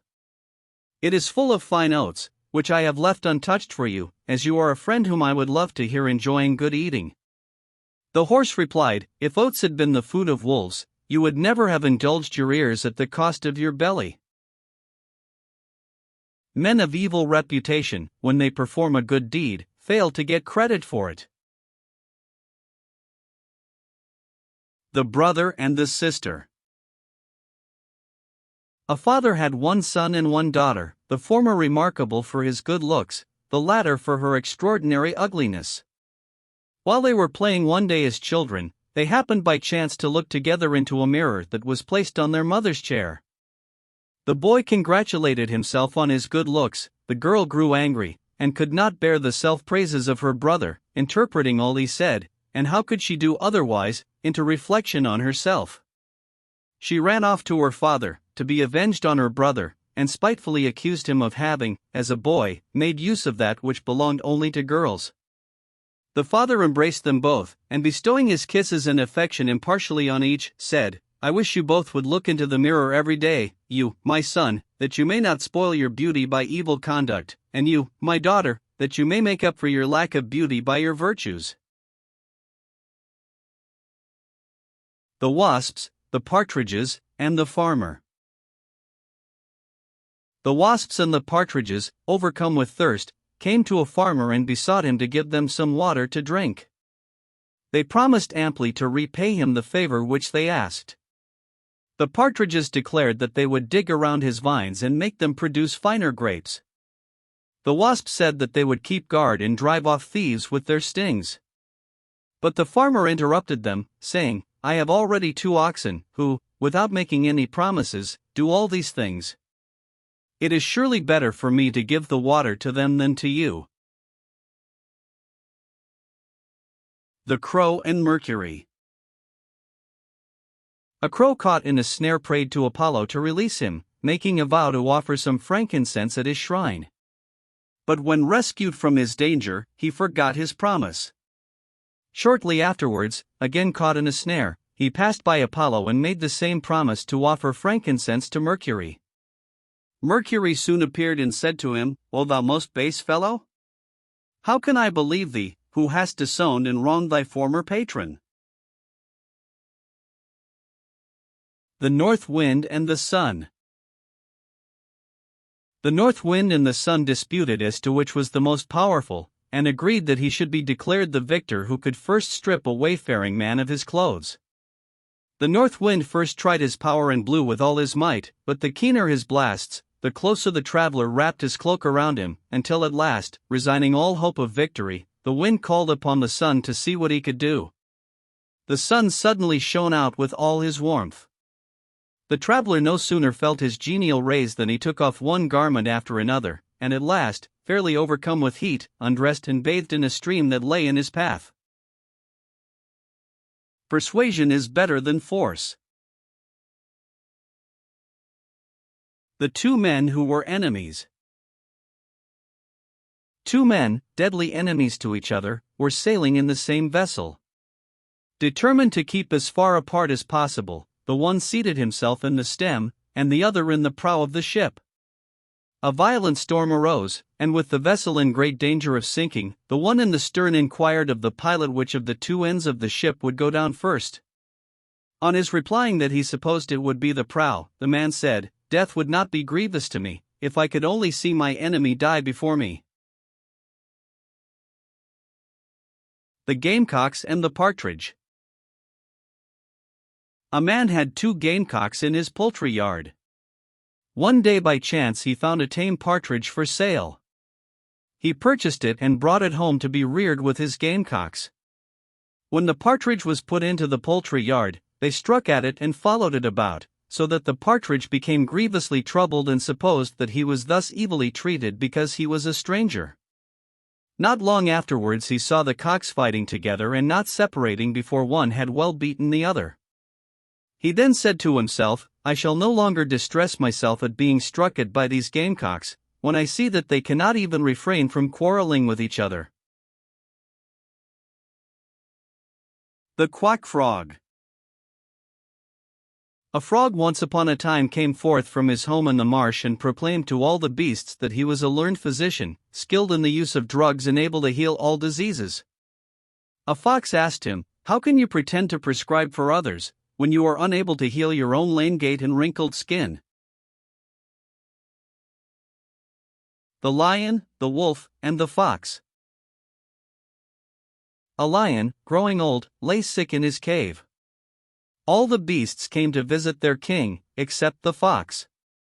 The wolf therefore, thinking that he had a capital opportunity, accused the fox to the lion of not paying any respect to him who had the rule over them all and of not coming to visit him. At that very moment the fox came in and heard these last words of the wolf. The lion roaring out in a rage against him, the fox sought an opportunity to defend himself and said, "And who of all those who have come to you have benefited you so much as I, who have traveled from place to place in every direction, and have sought and learnt from the physicians the means of healing you?" The lion commanded him immediately to tell him the cure, when he replied, "You must flay a wolf alive and wrap his skin yet warm around you." The wolf was at once taken and flayed, whereon the fox, turning to him, said with a smile, "You should have moved your master not to ill, but to good will." The Dog's House. In the wintertime, a dog curled up in as small a space as possible on account of the cold, determined to make himself a house. However, when the summer returned again, he lay asleep stretched at his full length and appeared to himself to be of a great size. Now he considered that it would be neither an easy nor a necessary work to make himself such a house as would accommodate him. The Wolf and the Lion. Roaming by the mountainside at sundown, a wolf saw his own shadow become greatly extended and magnified, and he said to himself, "Why should I, being of such an immense size and extending nearly an acre in length, be afraid of the lion? Ought I not to be acknowledged as king of all the collected beasts?" While he was indulging in these proud thoughts, a lion fell upon him and killed him. He exclaimed with a too late repentance, "Wretched me! This overestimation of myself is the cause of my destruction." The Birds, the Beasts, and the Bat. The birds waged war with the beasts, and each were by turns the conquerors. A bat, fearing the uncertain issues of the fight, always fought on the side which he felt was the strongest. When peace was proclaimed, his deceitful conduct was apparent to both combatants. Therefore, being condemned by each for his treachery, he was driven forth from the light of day, and henceforth concealed himself in dark hiding places, flying always alone and at night. The Spendthrift and the Swallow.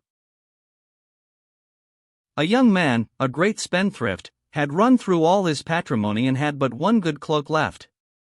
One day he happened to see a swallow, which had appeared before its season, skimming along a pool and twittering gaily. He supposed that summer had come, and went and sold his cloak. Not many days later, winter set in again with renewed frost and cold. When he found the unfortunate swallow lifeless on the ground, he said, "Unhappy bird! What have you done? By thus appearing before the springtime you have not only killed yourself, but you have wrought my destruction also." The Fox and the Lion. A fox saw a lion confined in a cage, and standing near him, bitterly reviled him. The lion said to the fox, "It is not thou who revilest me, but this mischance which has befallen me." The Owl and the Birds. And OWL, in her wisdom, counseled the birds that when the acorn first began to sprout, to pull it all up out of the ground and not allow it to grow. She said acorns would produce mistletoe, from which an irremediable poison, the birdlime, would be extracted and by which they would be captured. The owl next advised them to pluck up the seed of the flax, which men had sown, as it was a plant which boded no good to them. And, lastly, the owl, seeing an archer approach, predicted that this man, being on foot, would contrive darts armed with feathers which would fly faster than the wings of the birds themselves. The birds gave no credence to these warning words, but considered the owl to be beside herself and said that she was mad. But afterwards, finding her words were true, they wondered at her knowledge and deemed her to be the wisest of birds.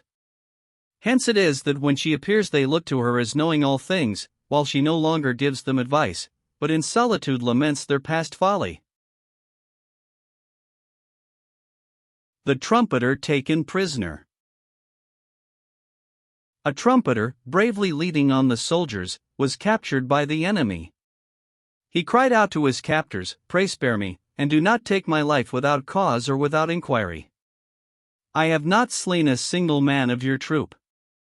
I have no arms, and carry nothing but this one brass trumpet. That is the very reason for which you should be put to death," they said, "for, while you do not fight yourself, your trumpet stirs all the others to battle." The Ass in the Lion's Skin. And Ass, having put on the lion's skin, roamed about in the forest and amused himself by frightening all the foolish animals he met in his wanderings.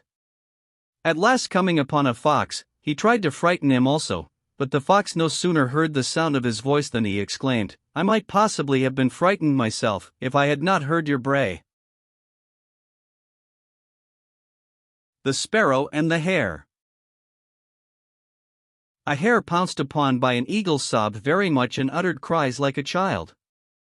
A sparrow upbraided her and said, "Where now is thy remarkable swiftness of foot? Why were your feet so slow?" While the sparrow was thus speaking, a hawk suddenly seized him and killed him. The hare was comforted in her death, and expiring said, "Ah!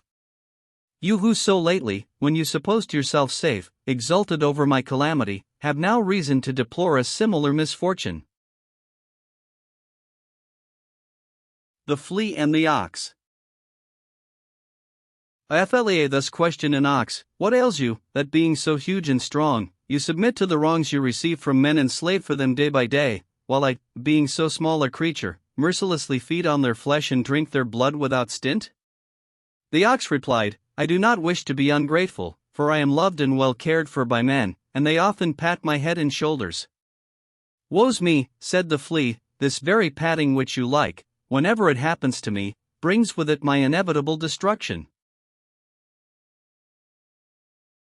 The goods and the ills.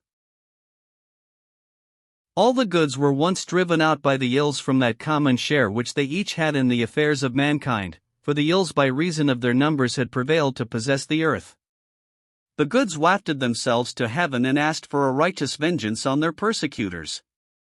They entreated Jupiter that they might no longer be associated with the ills, as they had nothing in common and could not live together, but were engaged in unceasing warfare, and that an indissoluble law might be laid down for their future protection.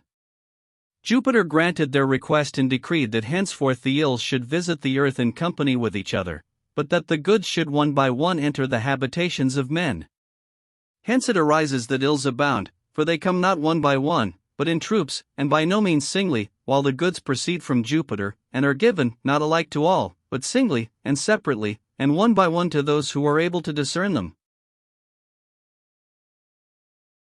The dove and the crow.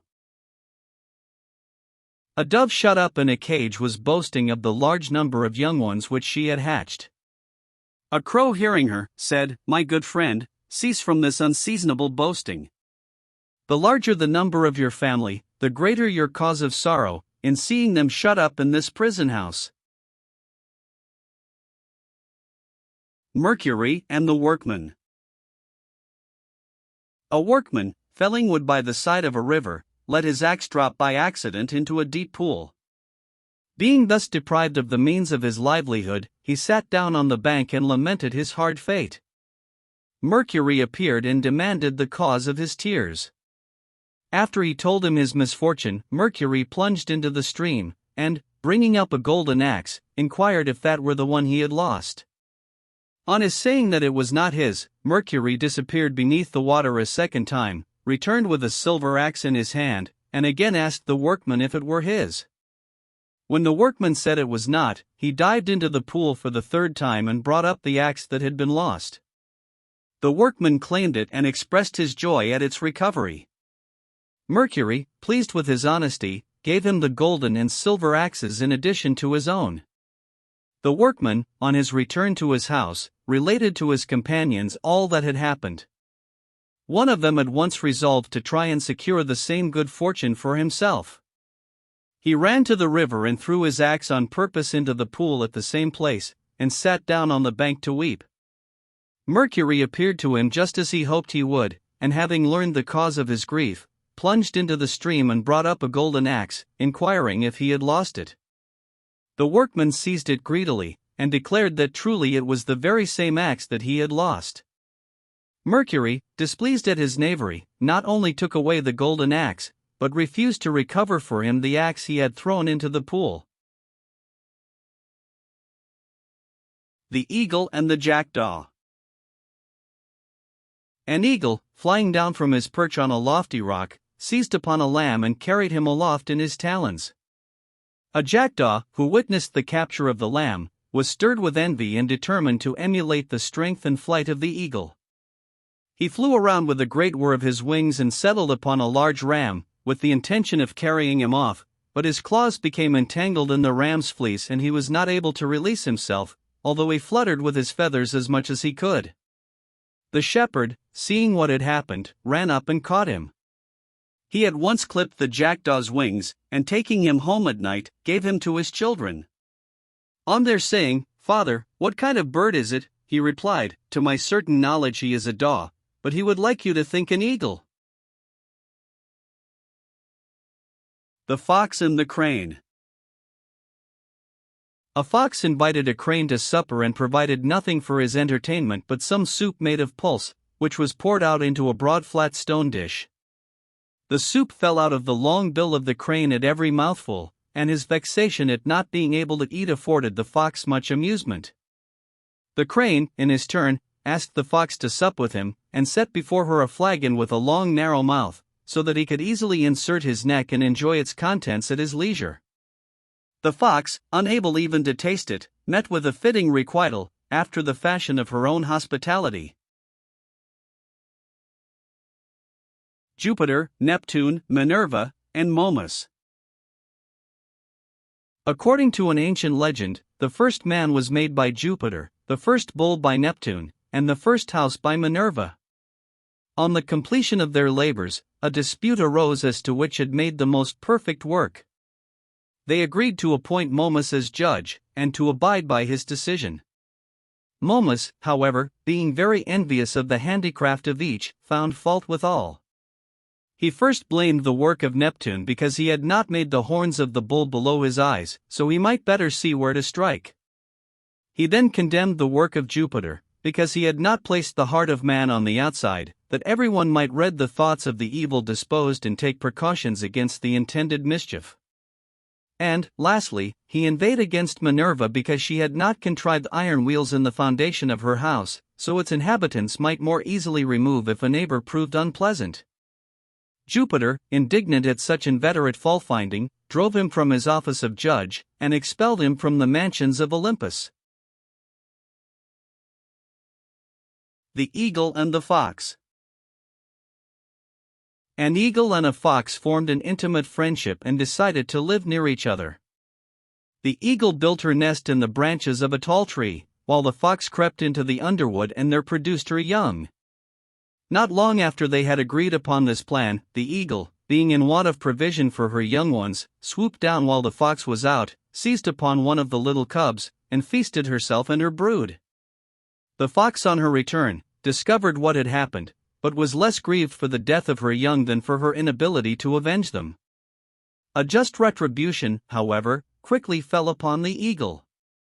While hovering near an altar, on which some villagers were sacrificing a goat, she suddenly seized a piece of the flesh, and carried it, along with a burning cinder, to her nest. A strong breeze soon fanned the spark into a flame, and the eaglets, as yet unfledged and helpless, were roasted in their nest and dropped down dead at the bottom of the tree. There, in the sight of the eagle, the fox gobbled them up. The Man and the Satyr. A man and a satyr once drank together in token of a bond of alliance being formed between them. One very cold wintry day, as they talked, the man put his fingers to his mouth and blew on them. When the satyr asked the reason for this, he told him that he did it to warm his hands because they were so cold. Later on in the day they sat down to eat, and the food prepared was quite scalding. The man raised one of the dishes a little towards his mouth and blew in it. When the satyr again inquired the reason, he said that he did it to cool the meat, which was too hot. "I can no longer consider you as a friend," said the satyr, "a fellow who with the same breath blows hot and cold." The Ass and his Purchaser. A man wished to purchase an ass, and agreed with its owner that he should try out the animal before he bought him. He took the ass home and put him in the straw yard with his other asses, upon which the new animal left all the others and at once joined the one that was most idle and the greatest eater of them all. Seeing this, the man put a halter on him and led him back to his owner. On being asked how, in so short a time, he could have made a trial of him, he answered, "I do not need a trial. I know that he will be just the same as the one he chose for his companion." A man is known by the company he keeps. The Two Bags. Every man, according to an ancient legend, is born into the world with two bags suspended from his neck, all bag in front full of his neighbor's faults, and a large bag behind filled with his own faults. Hence it is that men are quick to see the faults of others, and yet are often blind to their own failings. The Stag at the Pool. A stag overpowered by heat came to a spring to drink. Seeing his own shadow reflected in the water, he greatly admired the size and variety of his horns, but felt angry with himself for having such slender and weak feet. While he was thus contemplating himself, a lion appeared at the pool and crouched to spring upon him. The stag immediately took to flight, and exerting his utmost speed, as long as the plain was smooth and open, kept himself easily at a safe distance from the lion. But entering a wood, he became entangled by his horns, and the lion quickly came up to him and caught him. When too late, he thus reproached himself, "Woe is me! How I have deceived myself! These feet which would have saved me I despised, and I gloried in these antlers which have proved my destruction." What is most truly valuable is often underrated. The Jackdaw and the Fox. A half-famished jackdaw seated himself on a fig tree, which had produced some fruit entirely out of season, and waited in the hope that the figs would ripen. A fox, seeing him sitting so long and learning the reason of his doing so, said to him, "You are indeed, sir, sadly deceiving yourself. You are indulging a hope strong enough to cheat you, but which will never reward you with enjoyment." The lark burying her father. The lark, according to an ancient legend, was created before the earth itself, and when her father died, as there was no earth, she could find no place of burial for him. She let him lie uninterred for 5 days, and on the 6th day, not knowing what else to do, she buried him in her own head. Hence she obtained her crest, which is popularly said to be her father's grave hillock. Youth's first duty is reverence to parents. The Gnat and the Bull. A gnat settled on the horn of a bull, and sat there a long time. Just as he was about to fly off, he made a buzzing noise, and inquired of the bull if he would like him to go. The bull replied, "I did not know you had come, and I shall not miss you when you go away." Some men are of more consequence in their own eyes than in the eyes of their neighbors. The bitch and her whelps. A bitch, ready to whelp, earnestly begged a shepherd for a place where she might litter. When her request was granted, she besought permission to rear her puppies in the same spot. The shepherd again consented. But at last the bitch, protected by the bodyguard of her whelps, who had now grown up and were able to defend themselves, asserted her exclusive right to the place and would not permit the shepherd to approach. The Dogs and the Hides. Some dogs famished with hunger saw a number of cowhides steeping in a river. Not being able to reach them, they agreed to drink up the river, but it happened that they burst themselves with drinking long before they reached the hides. Attempt not impossibilities. The Shepherd and the Sheep. A shepherd, driving his sheep to a wood, saw an oak of unusual size full of acorns, and spreading his cloak under the branches, he climbed up into the tree and shook them down. The sheep, eating the acorns, inadvertently frayed and tore the cloak. When the shepherd came down and saw what was done, he said, "O you most ungrateful creatures! You provide wool to make garments for all other men, but you destroy the clothes of him who feeds you." The Grasshopper and the Owl. An owl, accustomed to feed at night and to sleep during the day, was greatly disturbed by the noise of a grasshopper and earnestly besought her to stop chirping. The grasshopper refused to desist, and chirped louder and louder the more the owl entreated. When she saw that she could get no redress and that her words were despised, the owl attacked the chatterer by a stratagem. "Since I cannot sleep," she said, "on account of your song which, believe me, is sweet as the lyre of Apollo, I shall indulge myself in drinking some nectar which Pallas lately gave me. If you do not dislike it, come to me and we will drink it together." The grasshopper, who was thirsty, and pleased with the praise of her voice, eagerly flew up. The owl came forth from her hollow, seized her, and put her to death. The Monkey and the Camel. The beasts of the forest gave a splendid entertainment at which the monkey stood up and danced. Having vastly delighted the assembly, he sat down amidst universal applause. The camel, envious of the praises bestowed on the monkey and desiring to divert to himself the favor of the guests, proposed to stand up in his turn and dance for their amusement. He moved about in so utterly ridiculous a manner that the beasts, in a fit of indignation, set upon him with clubs and drove him out of the assembly. It is absurd to ape our betters. The peasant and the apple tree. A peasant had in his garden an apple tree which bore no fruit but only served as a harbor for the sparrows and grasshoppers. He resolved to cut it down, and taking his axe in his hand, made a bold stroke at its roots. The grasshoppers and sparrows entreated him not to cut down the tree that sheltered them, but to spare it, and they would sing to him and lighten his labors. He paid no attention to their request, but gave the tree a second and a third blow with his axe. When he reached the hollow of the tree, he found a hive full of honey. Having tasted the honeycomb, he threw down his axe, and looking on the tree as sacred, took great care of it. Self-interest alone moves some men. The two soldiers and the robber. Two soldiers traveling together were set upon by a robber. The one fled away, the other stood his ground and defended himself with his stout right hand. The robber being slain, the timid companion ran up and drew his sword, and then, throwing back his traveling cloak, said, "I'll at him, and I'll take care he shall learn whom he has attacked."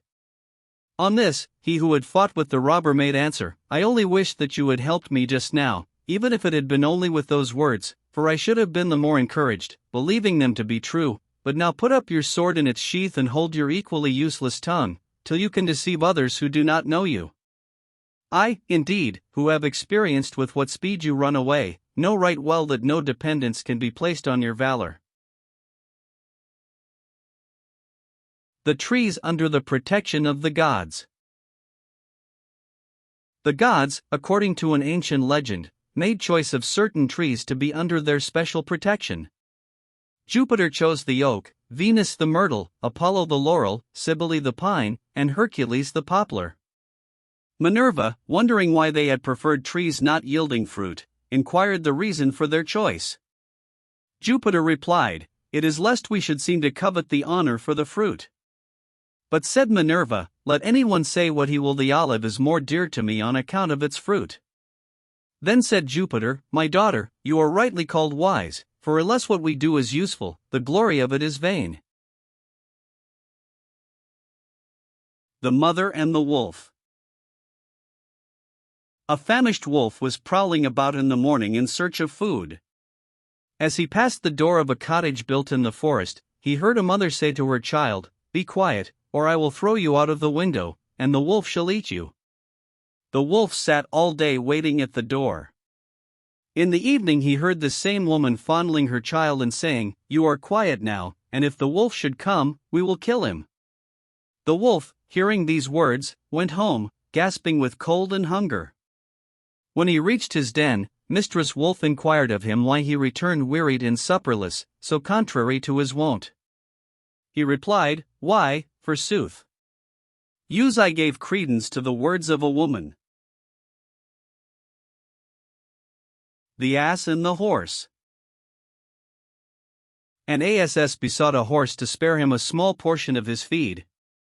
"Yes," said the horse, "if any remains out of what I am now eating I will give it you for the sake of my own superior dignity, and if you will come when I reach my own stall in the evening, I will give you a little sack full of barley." The ass replied, "Thank you. But I can't think that you, who refuse me a little matter now, will by and by confer on me a greater benefit."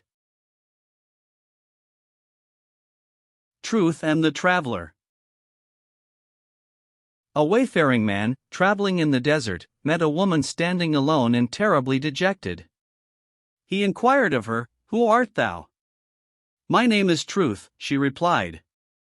"And for what cause," he asked, "have you left the city to dwell alone here in the wilderness?" She made answer, "Because in former times, falsehood was with few, but is now with all men." The manslayer. A man committed a murder, and was pursued by the relations of the man whom he murdered. On his reaching the river Nile, he saw a lion on its bank, and being fearfully afraid, climbed up a tree. He found a serpent in the upper branches of the tree, and again being greatly alarmed, he threw himself into the river, where a crocodile caught him and ate him. Thus the earth, the air, and the water alike refused shelter to a murderer. The lion and the fox. A fox entered into partnership with a lion on the pretense of becoming his servant.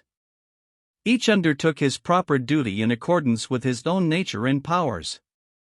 The fox discovered and pointed out the prey, the lion sprang on it and seized it. The fox soon became jealous of the lion carrying off the lion's share, and said that he would no longer find out the prey, but would capture it on his own account.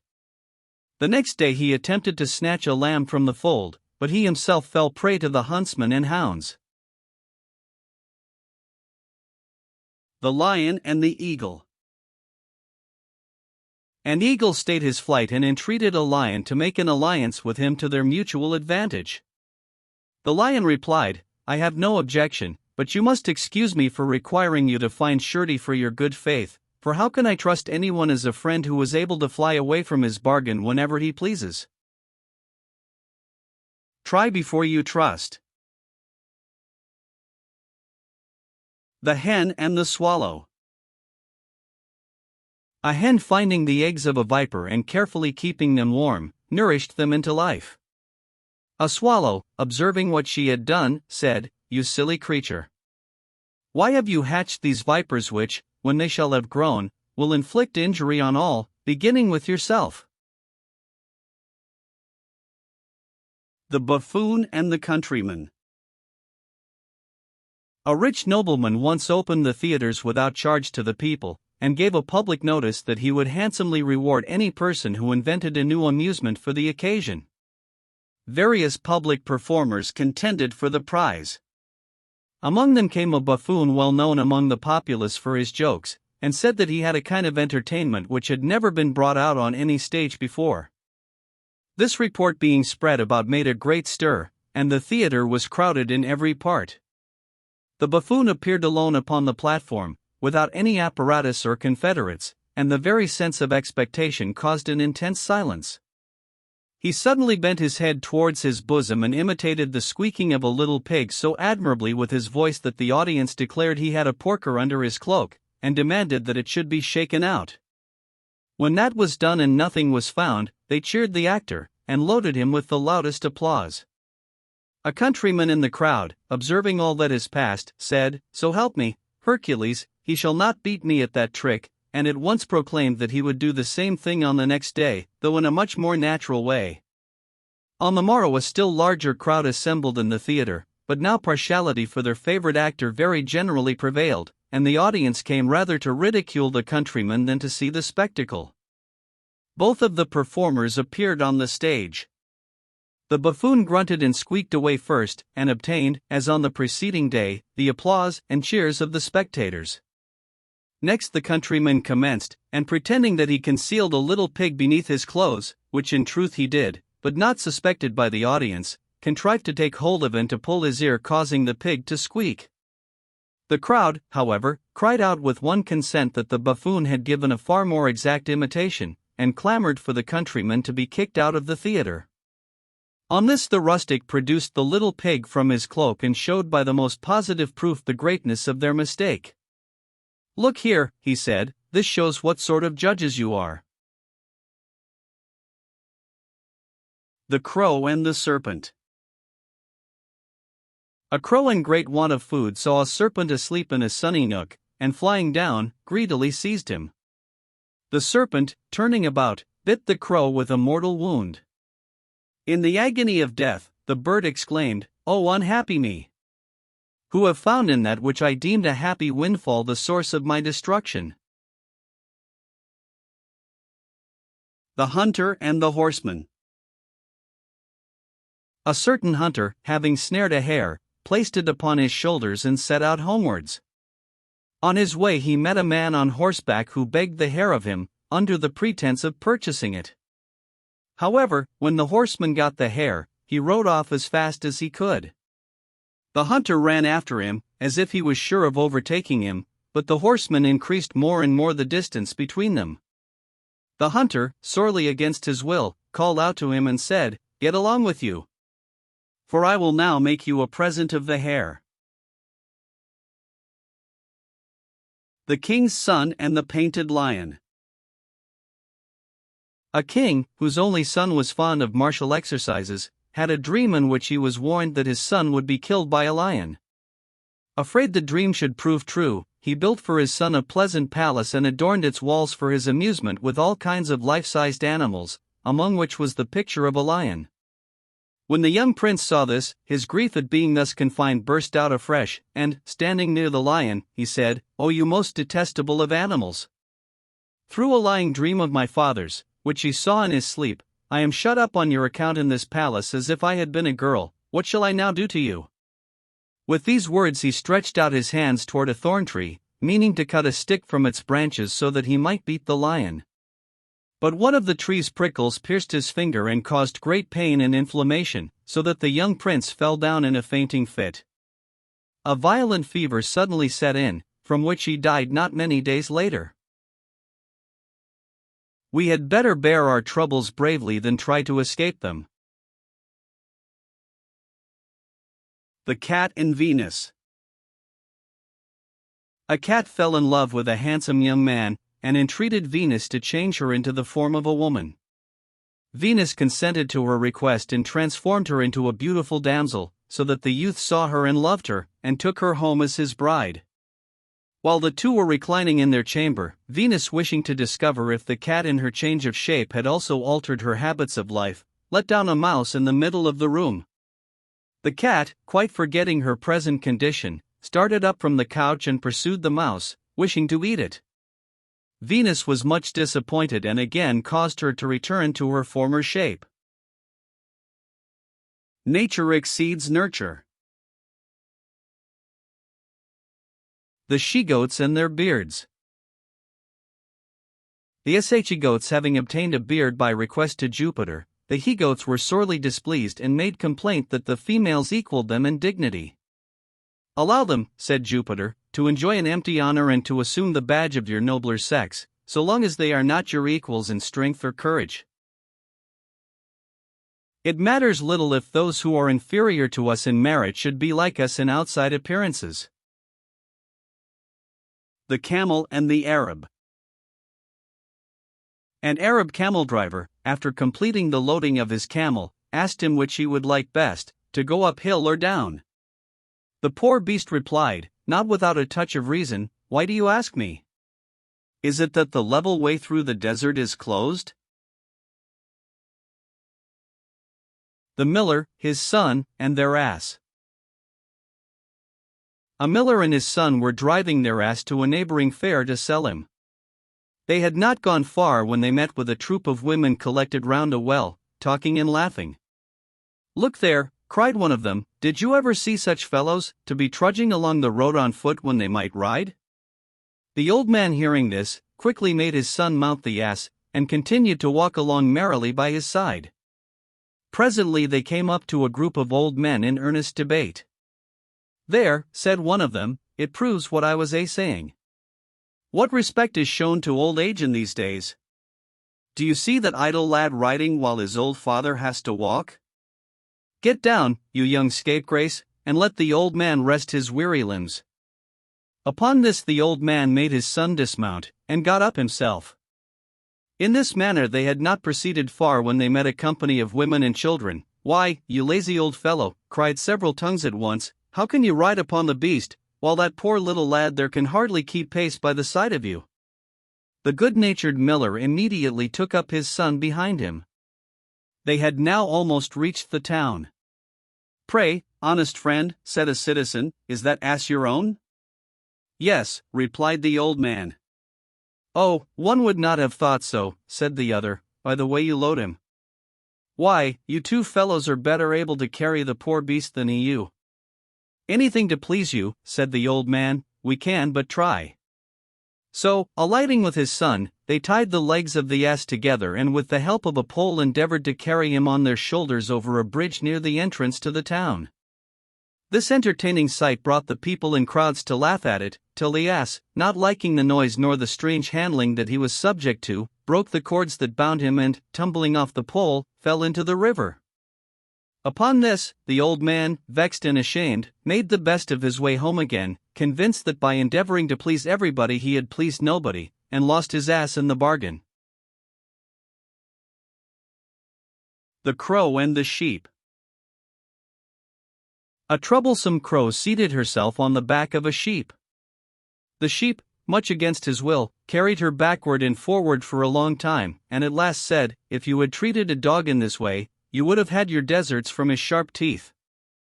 To this the crow replied, "I despise the weak and yield to the strong. I know whom I may bully and whom I must flatter, and I thus prolong my life to a good old age." The Fox and the Bramble. A fox was mounting a hedge when he lost his footing and caught hold of a bramble to save himself. Having pricked and grievously torn the soles of his feet, he accused the bramble because, when he had fled to her for assistance, she had used him worse than the hedge itself. The bramble, interrupting him, said, "But you really must have been out of your senses to fasten yourself on me, who am myself always accustomed to fasten upon others." The Wolf and the Lion. A wolf, having stolen a lamb from a fold, was carrying him off to his lair. A lion met him in the path, and seizing the lamb, took it from him. Standing at a safe distance, the wolf exclaimed, "You have unrighteously taken that which was mine from me." To which the lion jeeringly replied, "It was righteously yours, eh? The gift of a friend?" The Dog and the Oyster.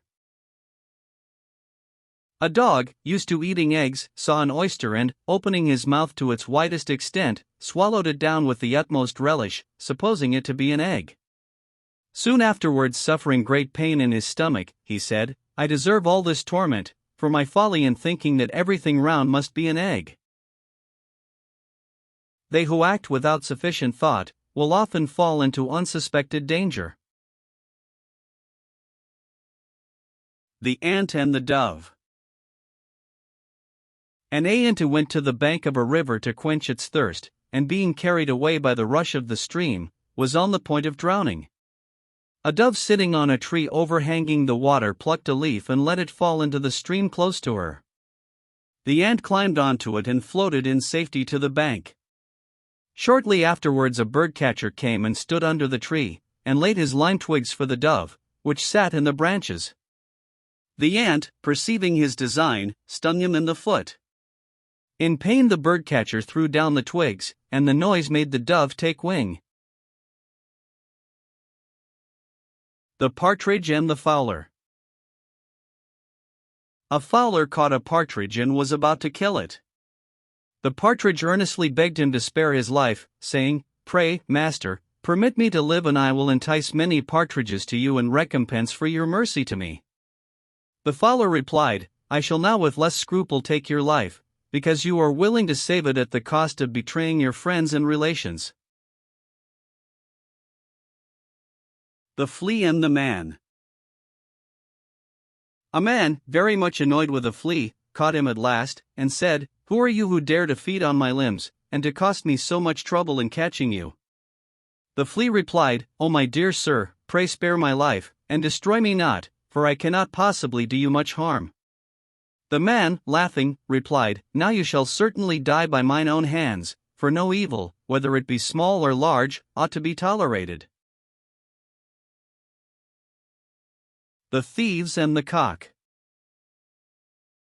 Some thieves broke into a house and found nothing but a cock, whom they stole, and got off as fast as they could. Upon arriving at home they prepared to kill the cock, who thus pleaded for his life, "Pray spare me, I am very serviceable to men. I wake them up in the night to their work."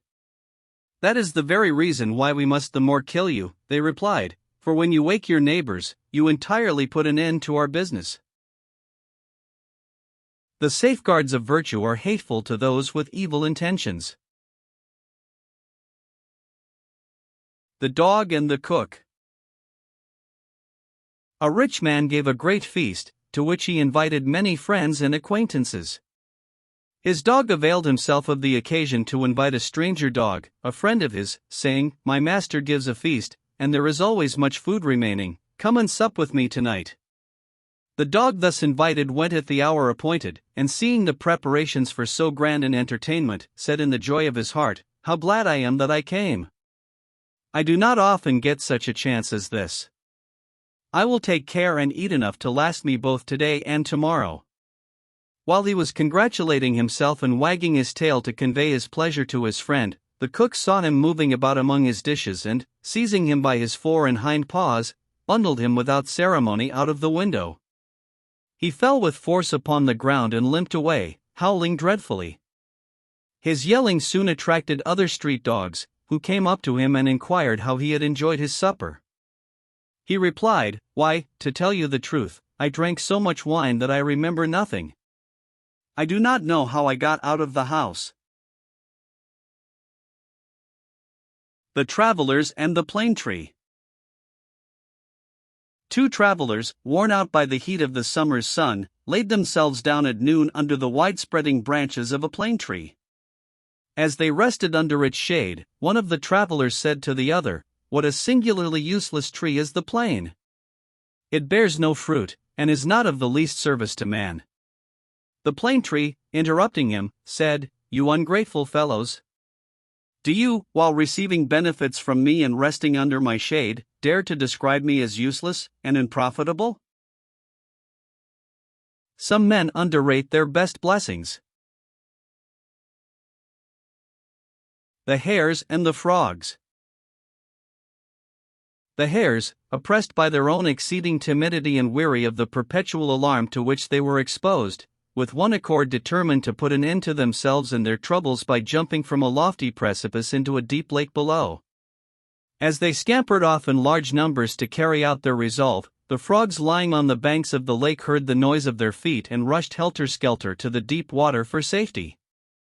On seeing the rapid disappearance of the frogs, one of the hares cried out to his companions, "Stay, my friends, do not do as you intended, for you now see that there are creatures who are still more timid than ourselves." The Lion, Jupiter, and the Elephant. The lion wearied Jupiter with his frequent complaints. "It is true, O Jupiter," he said, "that I am gigantic in strength, handsome in shape, and powerful in attack.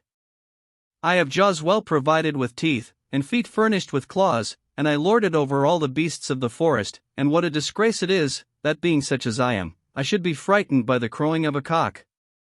Jupiter replied, "Why do you blame me without a cause? I have given you all the attributes which I possess myself, and your courage never fails you except in this one instance." On hearing this, the lion groaned and lamented very much and, reproaching himself with his cowardice, wished that he might die. As these thoughts passed through his mind, he met an elephant and came close to hold a conversation with him. After a time he observed that the elephant shook his ears very often, and he inquired what was the matter and why his ears moved with such a tremor every now and then. Just at that moment a gnat settled on the head of the elephant, and he replied, "Do you see that little buzzing insect? If it enters my ear, my fate is sealed. I should die presently." The lion said, "Well, since so huge a beast is afraid of a tiny gnat, I will no more complain, nor wish myself dead. I find myself, even as I am, better off than the elephant." The Lamb and the Wolf. A wolf pursued a lamb, which fled for refuge to a certain temple. The wolf called out to him and said, "The priest will slay you in sacrifice, if he should catch you." On which the lamb replied, "It would be better for me to be sacrificed in the temple than to be eaten by you." The Rich Man and the Tanner. A rich man lived near a tanner, and not being able to bear the unpleasant smell of the tanyard, he pressed his neighbor to go away. The tanner put off his departure from time to time, saying that he would leave soon. But as he still continued to stay, as time went on, the rich man became accustomed to the smell, and feeling no manner of inconvenience, made no further complaints. The Shipwrecked Man and the Sea. A shipwrecked man, having been cast upon a certain shore, slept after his buffetings with the deep. After a while he awoke, and looking upon the sea, loaded it with reproaches. He argued that it enticed men with the calmness of its looks, but when it had induced them to plough its waters, it grew rough and destroyed them. The sea, assuming the form of a woman, replied to him, "Blame not me, my good sir, but the winds, for I am by my own nature as calm and firm even as this earth, but the winds suddenly falling on me create these waves, and lash me into fury." The Mules and the Robbers. 2 mules well laden with packs were trudging along. One carried panniers filled with money, the other sacks weighted with grain. The mule carrying the treasure walked with head erect, as if conscious of the value of his burden, and tossed up and down the clear-toned bells fastened to his neck. His companion followed with quiet and easy step. All of a sudden robbers rushed upon them from their hiding places, and in the scuffle with their owners, wounded with a sword the mule carrying the treasure, which they greedily seized while taking no notice of the grain. The mule which had been robbed and wounded bewailed his misfortunes. The other replied, "I am indeed glad that I was thought so little of, for I have lost nothing, nor am I hurt with any wound." The Viper and the File. A lion, entering the workshop of a smith, sought from the tools the means of satisfying his hunger. He more particularly addressed himself to a file, and asked of him the favor of a meal. The file replied, "You must indeed be a simple-minded fellow if you expect to get anything from me, who am accustomed to take from everyone, and never to give anything in return." The Lion and the Shepherd. A lion, roaming through a forest, trod upon a thorn. Soon afterward he came up to a shepherd and fawned upon him, wagging his tail as if to say, "I am a suppliant, and seek your aid." The shepherd boldly examined the beast, discovered the thorn, and placing his paw upon his lap, pulled it out. Thus relieved of his pain, the lion returned into the forest. Some time after, the shepherd, being imprisoned on a false accusation, was condemned to be cast to the lions as the punishment for his imputed crime.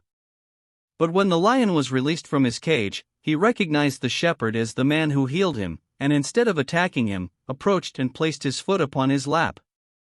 The king, as soon as he heard the tale, ordered the lion to be set free again in the forest, and the shepherd to be pardoned and restored to his friends. The Camel and Jupiter. The camel, when he saw the bull adorned with horns, envied him and wished that he himself could obtain the same honors. He went to Jupiter, and besought him to give him horns. Jupiter, vexed at his request because he was not satisfied with his size and strength of body, and desired yet more, not only refused to give him horns, but even deprived him of a portion of his ears. The Panther and the Shepherds. A panther, by some mischance, fell into a pit. The shepherds discovered him, and some threw sticks at him and pelted him with stones, while others, moved with compassion towards one about to die even though no one should hurt him, threw in some food to prolong his life. At night they returned home, not dreaming of any danger, but supposing that on the morrow they would find him dead.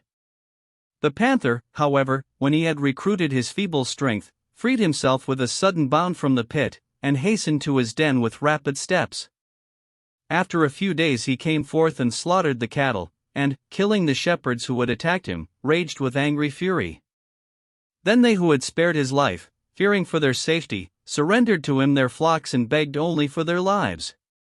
To them the panther made this reply, "I remember alike those who sought my life with stones, and those who gave me food aside, therefore, your fears. I return as an enemy only to those who injured me." The Ass and the Charger.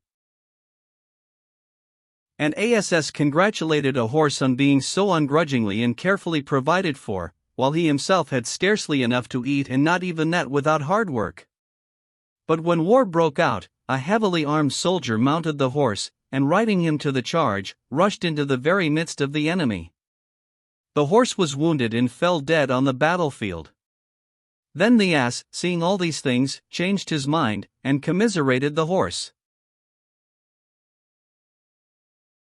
The eagle and his captor. An eagle was once captured by a man, who immediately clipped his wings and put him into his poultry yard with the other birds, at which treatment the eagle was weighed down with grief. Later, another neighbor purchased him and allowed his feathers to grow again. The eagle took flight, and pouncing upon a hare, brought it at once as an offering to his benefactor. A fox, seeing this, exclaimed, "Do not cultivate the favor of this man, but of your former owner, lest he should again hunt for you and deprive you a second time of your wings." The Bald Man and the Fly.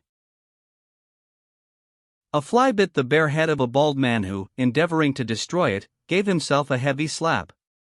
Escaping, the fly said mockingly, "You who have wished to revenge, even with death, the prick of a tiny insect, see what you have done to yourself to add insult to injury?"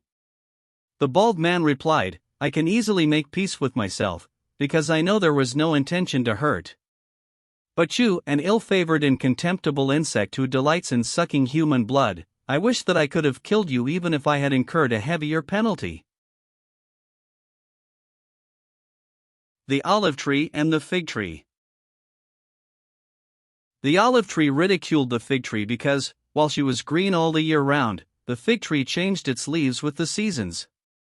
A shower of snow fell upon them, and, finding the olive full of foliage, it settled upon its branches and broke them down with its weight, at once despoiling it of its beauty and killing the tree. But finding the fig tree denuded of leaves, the snow fell through to the ground, and did not injure it at all. The Eagle and the Kite. An eagle, overwhelmed with sorrow, sat upon the branches of a tree in company with a kite. "Why," said the kite, "do I see you with such a rueful look?" "I seek," she replied, "a mate suitable for me, and am not able to find one." "Take me," returned the kite, "I am much stronger than you are."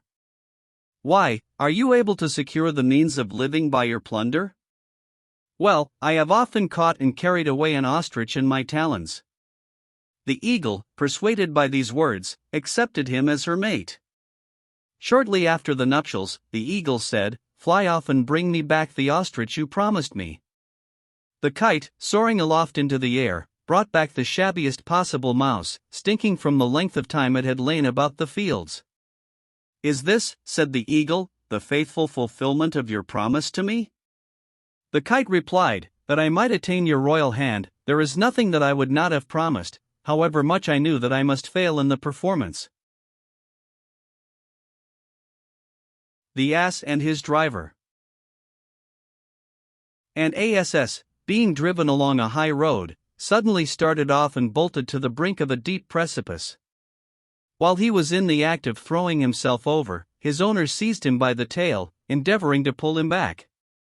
When the ass persisted in his effort, the man let him go and said, "Conquer, but conquer to your cost." The Thrush and the Fowler. A thrush was feeding on a myrtle tree and did not move from it because its berries were so delicious.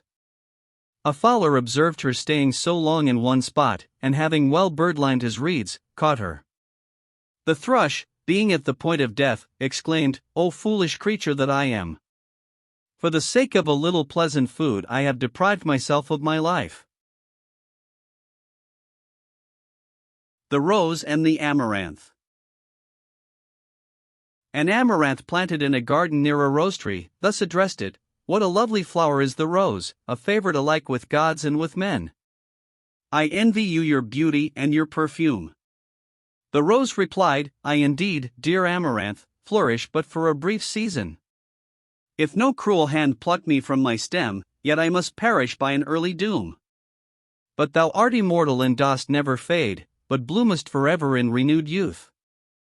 The Frog's Complaint against the Sun. Once upon a time, when the sun announced his intention to take a wife, the frogs lifted up their voices in clamor to the sky. Jupiter, disturbed by the noise of their croaking, inquired the cause of their complaint. One of them said, "The sun, now while he is single, parches up the marsh, and compels us to die miserably in our arid homes. What will be our future condition if he should beget other sons?" Life of Aesop.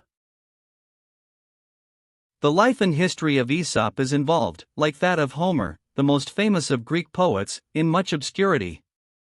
Sardis, the capital of Lydia, Samos, a Greek island, Mesembria, an ancient colony in Thrace, and Kotium, the chief city of a province of Phrygia, contend for the distinction of being the birthplace of Aesop. Although the honor thus claimed cannot be definitely assigned to any one of these places, yet there are a few incidents now generally accepted by scholars as established facts, relating to the birth, life, and death of Aesop. He is, by an almost universal consent, allowed to have been born about the year 620 BC, and to have been by birth a slave. He was owned by two masters in succession, both inhabitants of Samos, Xanthus and Jadmon, the latter of whom gave him his liberty as a reward for his learning and wit. One of the privileges of a freedman in the ancient republics of Greece was the permission to take an active interest in public affairs, and Aesop, like the philosophers Phaedo, Menippus, and Epictetus, in later times, raised himself from the indignity of a servile condition to a position of high renown. In his desire alike to instruct and to be instructed, he traveled through many countries, and among others came to Sardis, the capital of the famous king of Lydia, the great patron, in that day, of learning and of learned men. He met at the court of Croesus with Solon, Thales, and other sages, and is related so to have pleased his royal master, by the part he took in the conversations held with these philosophers, that he applied to him an expression which has since passed into a proverb, Mulam de lambda omicron nu phyrosai. The Phrygian has spoken better than all. On the invitation of Croesus he fixed his residence at Sardis, and was employed by that monarch in various difficult and delicate affairs of state. In his discharge of these commissions he visited the different petty republics of Greece. At one time he is found in Corinth, and at another in Athens, endeavoring, by the narration of some of his wise fables, to reconcile the inhabitants of those cities to the administration of their respective rulers Periander and Pisistratus. One of these ambassadorial missions, undertaken at the command of Croesus, was the occasion of his death. Having been sent to Delphi with a large sum of gold for distribution among the citizens, he was so provoked at their covetousness that he refused to divide the money, and sent it back to his master. The Delphians, enraged at this treatment, accused him of impiety, and, in spite of his sacred character as ambassador, executed him as a public criminal. This cruel death of Aesop was not unavenged. The citizens of Delphi were visited with a series of calamities, until they made a public reparation of their crime, and the blood of Aesop became a well-known adage, bearing witness to the truth that deeds of wrong would not pass unpunished. Neither did the great fabulist lack posthumous honors, for a statue was erected to his memory at Athens, the work of Lysippus, one of the most famous of Greek sculptors. Phaedrus thus immortalizes the event. Aesopo ingentem statuum possuere Attici, servump collocarent aeterna in basi, patera honoris sirent ut contivium, anisi generi tribuis et virtudi gloriam. These few facts are all that can be relied on with any degree of certainty, in reference to the birth, life, and death of Aesop. They were first brought to light, after a patient search and diligent perusal of ancient authors, by a Frenchman, M. Claude Gaspard Bachet de Maziriac, who declined the honor of being tutor to Louis XIII of France, from his desire to devote himself exclusively to literature. He published his Life of Aesop, Anno Domini 1632. The later investigations of a host of English and German scholars have added very little to the facts given by M. Maziriac. The substantial truth of his statements has been confirmed by later criticism and inquiry. It remains to state that prior to this publication of M. Maziriac, the Life of Aesop was from the pen of Maximus Planudes, a monk of Constantinople, who was sent on an embassy to Venice by the Byzantine Emperor Andronicus the Elder, and who wrote in the early part of the 14th century. His life was prefixed to all the early editions of these fables, and was republished as late as 1727 by Archdeacon Croxall as the introduction to his edition of Aesop. This Life by Planudes contains, however, so small an amount of truth, and is so full of absurd pictures of the grotesque deformity of Aesop, of wondrous apocryphal stories, of lying legends, and gross anachronisms, that it is now universally condemned as false, puerile, and unauthentic. 101 It is given up in the present day, by general consent, as unworthy of the slightest credit.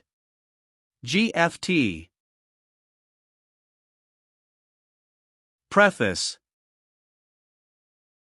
The tale, the parable, and the fable are all common and popular modes of conveying instruction. Each is distinguished by its own special characteristics. The tale consists simply in the narration of a story either founded on facts, or created solely by the imagination, and not necessarily associated with the teaching of any moral lesson. The parable is the designed use of language purposely intended to convey a hidden and secret meaning other than that contained in the words themselves, and which may or may not bear a special reference to the hearer, or reader. The fable partly agrees with, and partly differs from both of these. It will contain, like the tale, a short but real narrative. It will seek, like the parable, to convey a hidden meaning, and that not so much by the use of language, as by the skillful introduction of fictitious characters, and yet unlike to either tale or parable, it will ever keep in view, as its high prerogative and inseparable attribute, the great purpose of instruction, and will necessarily seek to inculcate some moral maxim, social duty, or political truth.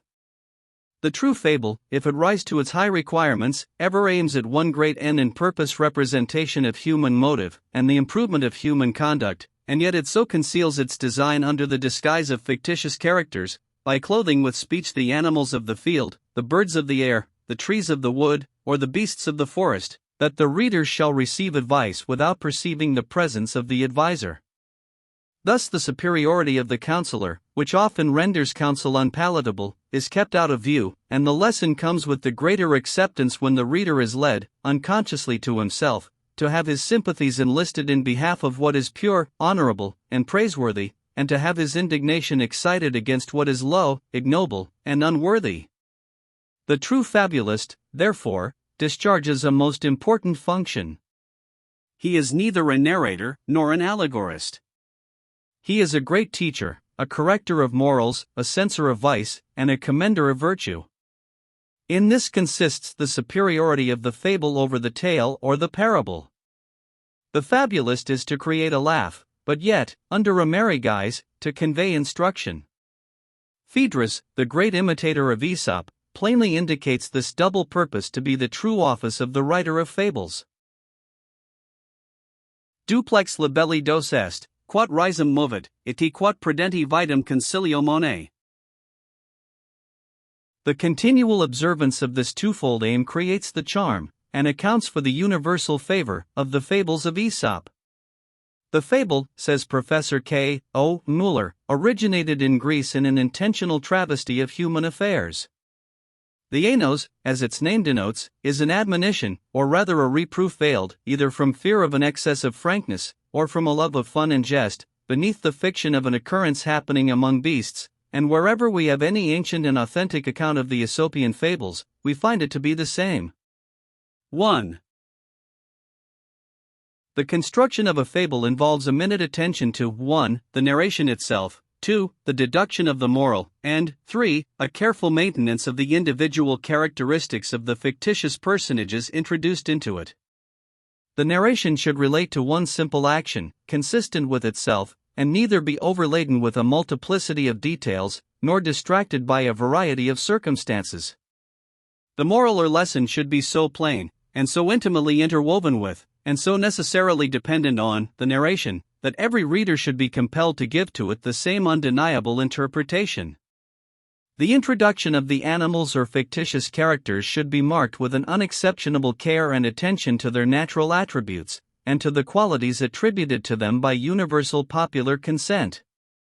The fox should be always cunning, the hare timid, the lion bold, the wolf cruel, the bull strong, the horse proud, and the ass patient. Many of these fables are characterized by the strictest observance of these rules. They are occupied with one short narrative, from which the moral naturally flows, and with which it is intimately associated. "'Tis the simple manner," says Dodsley, "too in which the morals of Aesop are interwoven with his fables that distinguishes him, and gives him the preference over all other mythologists. His mountain delivered of a mouse produces the moral of his fable in ridicule of pompous pretenders, and his crow, when she drops her cheese, lets fall, as it were by accident, the strongest admonition against the power of flattery. There is no need of a separate sentence to explain it, no possibility of impressing it deeper, by that load we too often see of accumulated reflections. 3. An equal amount of praise is due for the consistency with which the characters of the animals, fictitiously introduced, are marked. While they are made to depict the motives and passions of men, they retain, in an eminent degree, their own special features of craft or counsel, of cowardice or courage, of generosity or rapacity. These terms of praise, it must be confessed, cannot be bestowed on all the fables in this collection. Many of them lack that unity of design, that close connection of the moral with the narrative, that wise choice in the introduction of the animals, which constitute the charm and excellency of true Aesopian fable. This inferiority of some to others is sufficiently accounted for in the history of the origin and descent of these fables. The great bulk of them are not the immediate work of Aesop. Many are obtained from ancient authors prior to the time in which he lived. Thus, the fable of the hawk and the nightingale is related by Hesiod, for the eagle wounded by an arrow, winged with its own feathers, by Aeschylus, 5. The fox avenging his wrongs on the eagle, by Archilochus. 6. Many of them again are of later origin, and are to be traced to the monks of the Middle Ages, and yet this collection, though thus made up of fables both earlier and later than the era of Aesop, rightfully bears his name, because he composed so large a number, all framed in the same mold, and conformed to the same fashion, and stamped with the same lineaments, image, and superscription, as to secure to himself the right to be considered the father of Greek fables, and the founder of this class of writing, which has ever since borne his name, and has secured for him, through all succeeding ages, the position of the first of moralists. 7. The fables were in the first instance only narrated by Aesop, and for a long time were handed down by the uncertain channel of oral tradition. Socrates is mentioned by Plato 8 as having employed his time while in prison, awaiting the return of the sacred ship from Delphos, which was to be the signal of his death, in turning some of these fables into verse, but he thus versified only such as he remembered. Demetrius Phalereus, a philosopher at Athens about 300 BC, is said to have made the first collection of these fables. Phaedrus, a slave by birth or by subsequent misfortunes, and admitted by Augustus to the honors of a freedman, imitated many of these fables in Latin iambics about the commencement of the Christian era. Aphthonius, a rhetorician of Antioch, AD 315, wrote a treatise on, and converted into Latin prose, some of these fables. This translation is the more worthy of notice, as it illustrates a custom of common use, both in these and in later times. The rhetoricians and philosophers were accustomed to give the fables of Aesop as an exercise to their scholars, not only inviting them to discuss the moral of the tale, but also to practice and to perfect themselves thereby in style and rules of grammar, by making for themselves new and various versions of the fables. Ausonius, 9, the friend of the Emperor Valentinian, and the latest poet of eminence in the Western Empire, has handed down some of these fables in verse, which Julianus Titianus, a contemporary writer of no great name, translated into prose. Evenus, also a contemporary of Ausonius, put some of these fables into Latin elegiacs, which are given by Neuvillette, in a book we shall refer to hereafter, and are occasionally incorporated with the editions of Phaedrus. 7 centuries elapsed before the next notice is found of the fables of Aesop. During this long period these fables seem to have suffered an eclipse, to have disappeared and to have been forgotten, and it is at the commencement of the 14th century, when the Byzantine emperors were the great patrons of learning, and amidst the splendors of an Asiatic court, that we next find honors paid to the name and memory of Aesop. Maximus Planudes, a learned monk of Constantinople, made a collection of about 150 of these fables. Little is known of his history. Planudes, however, was no mere recluse, shut up in his monastery. He took an active part in public affairs. In 1327 AD he was sent on a diplomatic mission to Venice by the Emperor Andronicus the Elder.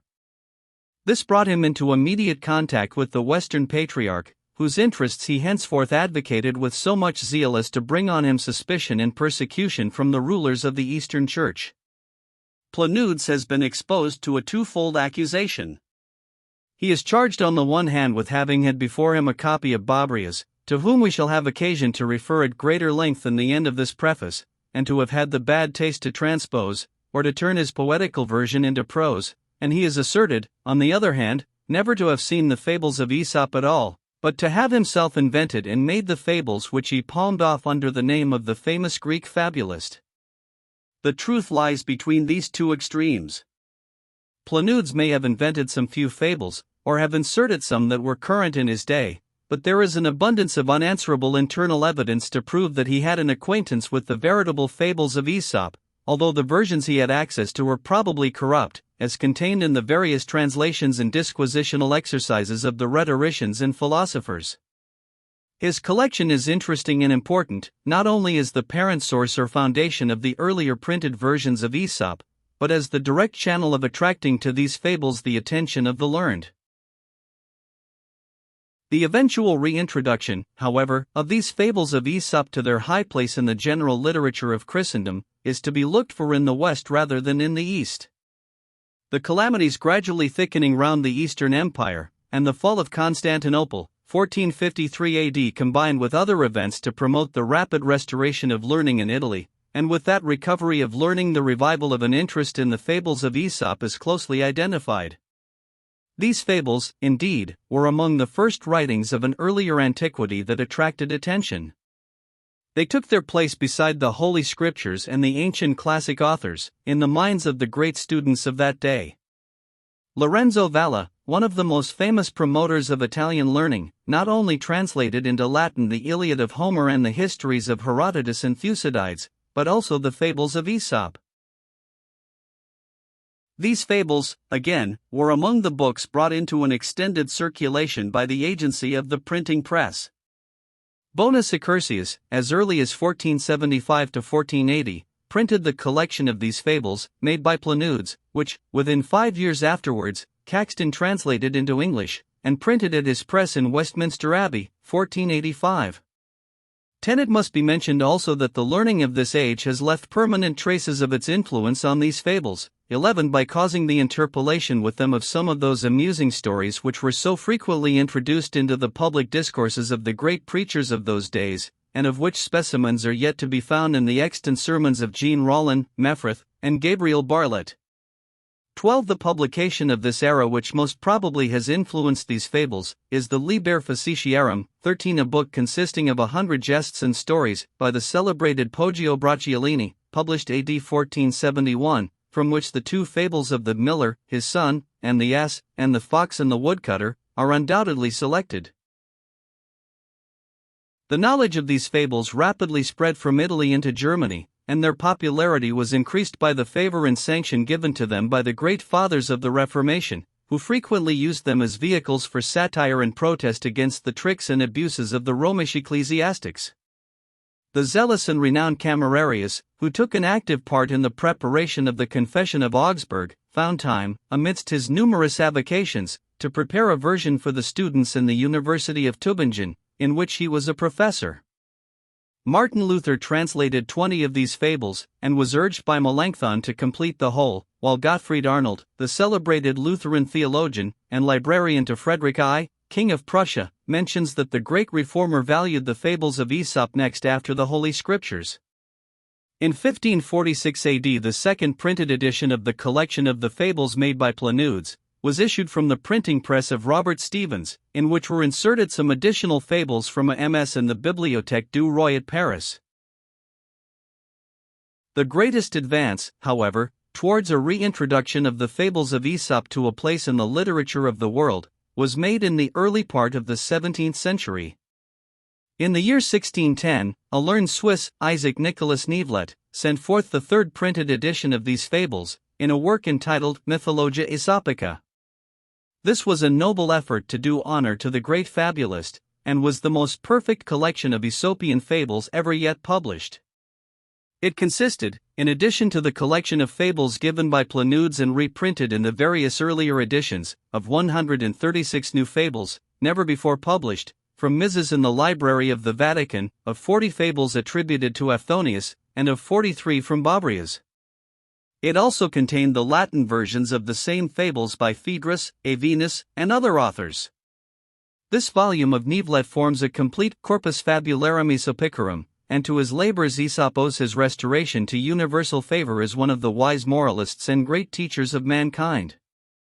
During the interval of 3 centuries which has elapsed since the publication of this volume of Nevlets, no book, with the exception of the Holy Scriptures, has had a wider circulation than Aesop's fables. They have been translated into the greater number of the languages both of Europe and of the East, and have been read, and will be read, for generations, alike by Jew, heathen, Mohammedan, and Christian. They are, at the present time, not only engrafted into the literature of the civilized world, but are familiar as household words in the common intercourse and daily conversation of the inhabitants of all countries. This collection of Nevlets is the great culminating point in the history of the revival of the fame and reputation of Aesopian fables. It is remarkable, also, as containing in its preface the germ of an idea, which has been since proved to have been correct by a strange chain of circumstances. Neuvlet intimates an opinion that a writer named Babrias would be found to be the veritable author of the existing form of Aesopian fables. This intimation has since given rise to a series of inquiries, the knowledge of which is necessary, in the present day, to a full understanding of the true position of Aesop in connection with the writings that bear his name. The history of Babrias is so strange and interesting, that it might not unfitly be enumerated among the curiosities of literature. He is generally supposed to have been a Greek of Asia Minor, of one of the Ionic colonies, but the exact period in which he lived and wrote is yet unsettled. He is placed, by one critic 14 as far back as the institution of the Achaean League, BC 250, by another as late as the Emperor Severus, who died AD 235, while others make him a contemporary with Phaedrus in the time of Augustus. At whatever time he wrote his version of Aesop, by some strange accident it seems to have entirely disappeared, and to have been lost sight of. His name is mentioned by Avenus, by Suedas, a celebrated critic, at the close of the 11th century, who gives in his lexicon several isolated verses of his version of the Fables, and by John Tzetzes, a grammarian and poet of Constantinople, who lived during the latter half of the 12th century.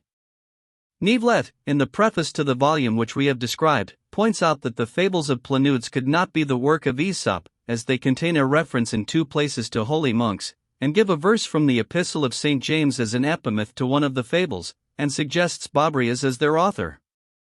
Francis Vavasor, 15, a learned French Jesuit, entered at greater length on this subject, and produced further proofs from internal evidence, from the use of the word Piraeus in describing the harbor of Athens, a name which was not given till 200 years after Aesop, and from the introduction of other modern words, that many of these fables must have been at least committed to writing posterior to the time of Aesop, and more boldly suggests Babrias as their author or collector. 16 These various references to Babrias induced Dr. Pritchard Bentley, at the close of the 17th century, to examine more minutely the existing versions of Aesop's fables, and he maintained that many of them could, with a slight change of words, be resolved into the Schizonic 17 iambics, in which Babrias is known to have written, and, with a greater freedom than the evidence then justified, he put forth, in behalf of Babrias, a claim to the exclusive authorship of these fables. Such a seemingly extravagant theory, thus roundly asserted, excited much opposition.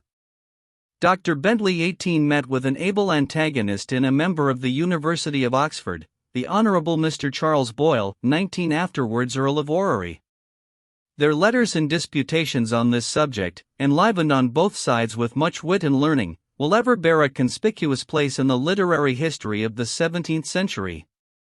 The arguments of Dr. Bentley were yet further defended a few years later by Mr. Thomas Tyrwhitt, a well-read scholar, who gave up high civil distinctions that he might devote himself the more unreservedly to literary pursuits. Mr. Tyrwhitt published, AD 1776, a dissertation on Babrias, and a collection of his fables in choliambic meter found in an MS in the Bodleian Library at Oxford. Francesco de Furia, a learned Italian, contributed further testimony to the correctness of the supposition that Babrius had made a veritable collection of fables by printing from a MS contained in the Vatican Library several fables never before published. In the year 1844, however, new and unexpected light was thrown upon this subject. A veritable copy of Babrius was found in a manner as singular as were the misses of Quintilian's Institutes, and of Cicero's orations by Poggio in the monastery of St. Gall AD 1416. M. Menoides, at the suggestion of M. Villemain, Minister of Public Instruction to King Louis Philippe, had been entrusted with a commission to search for ancient misses, and in carrying out his instructions he found a MS at the convent of St. Laura, on Mount Athos, which proved to be a copy of the long-suspected and wished-for choliambic version of Babrius. This MS was found to be divided into two books, the one containing 125, and the other 95 fables. This discovery attracted very general attention, not only as confirming, in a singular manner, the conjectures so boldly made by a long chain of critics, but as bringing to light valuable literary treasures tending to establish the reputation, and to confirm the antiquity and authenticity of the great mass of Aesopian fable. The fables thus recovered were soon published. They found a most worthy editor in the late distinguished Sir George Cornwall Lewis, and a translator equally qualified for his task, in the Reverend James Davies, M.A., sometime a scholar of Lincoln College, Oxford, and himself a relation of their English editor. Thus, after an eclipse of many centuries, Babrius shines out as the earliest and most reliable collector of veritable Aesopian fables. The following are the sources from which the present translation has been prepared. Babrii Fabulae Aesopii. George Cornwall Lewis. Oxford, 1846. Babrii Fabulae Aesopii. E codice manuscripto partem secundum edidit. George Cornwall Lewis. London, Parker, 1857. Mythologica Aesopica. Opera et studia Isoasi Nicolai Neveliti. Frankfurt, 1610. Fabulae Aesopiaci, qualis antiplenudum ferabanter cora et studio Francisae de Furia. Lipsii, 1810. Ex recognition Caroli Halmii. Lipsii, Fedri Fabulae Aesopii. Delphin Classics. 1822. George Filer Townsend. Footnotes. 101. Return Aesem Bell thus characterizes this life of Aesop by Planudes. Tu les hables gens convient en case en roman, idi que les absurdites grossières que l'on y trouve le rendent in dine de tout. Dictionnaire historique. Art. Aesop. 1. Return, A History of the Literature of Ancient Greece, by K. O. Muller. Volume 1, page 191. London, Parker, 1858. 2. Return, Select Fables of Aesop, and Other Fabulists. In 3 books, translated by Robert Dodsley, accompanied with a selection of notes, and an essay on fable. Birmingham, 1864. p. 60. 3. Return, Some of these fables had, no doubt, in the first instance, a primary and private interpretation. On the first occasion of their being composed they were intended to refer to some passing event, or to some individual acts of wrongdoing. Thus, the fables of the eagle and the fox and of the fox and monkey are supposed to have been written by Archilochus, to avenge the injuries done him by Lycambes. So also the fables of the swollen fox and of the frogs asking a king were spoken by Aesop for the immediate purpose of reconciling the inhabitants of Samos and Athens to their respective rulers, Periander and Pisistratus, while the fable of the horse and stag was composed to caution the inhabitants of Himera against granting a bodyguard to Phalaris. In a similar manner, the fable from Phaedrus, the marriage of the sun, is supposed to have reference to the contemplated union of Livia, the daughter of Drusus, with Sejanus the favorite and minister of Trajan. These fables, however, though thus originating in special events, and designed at first to meet special circumstances, are so admirably constructed as to be fraught with lessons of general utility and of universal application. 4. Return, Hesiod. Opera at dies, verse 202. 5. Return, Aeschylus. Fragment of the Myrmidons. Aeschylus speaks of this fable as existing before his day. See Scholiast on the Aves of Aristophanes, line 808. 6. Return, Fragment. 38, edition Gaisford. See also Müller's History of the Literature of Ancient Greece, Volume 1, pages 190 to 193. 7. Return, M. Bell has well put this in his account of Aesop. Alny appoint dia parents que les fables que portent aujourd'hui son nom soyant les mêmes tués élevés faits, elles viennent bien de lui pour la plupart, quant à la matière et la pensée, mais les paroles sont d'un autre. And again, c'est donc à Hesiod, que j'aimerais mieux attribuer la gloire de l'invention, mais sans doute elle laisse la chose très imparfaite. Aesop la perfection essai heureusement, qu'on elle regarde comme le vrai père de cette sorte de production. M. Bell. Dictionnaire historique. 8. Return, Plato in Phaedon. 9. Return, Apologos on. Misit tibia busqui rini limit ausonius nomen idolum preceptor Augusti tu Aesopium trimetrium, quam verdit exili stylo pedister consinens opus fondi Titianus artifex. Ausoniae Epistola, 16.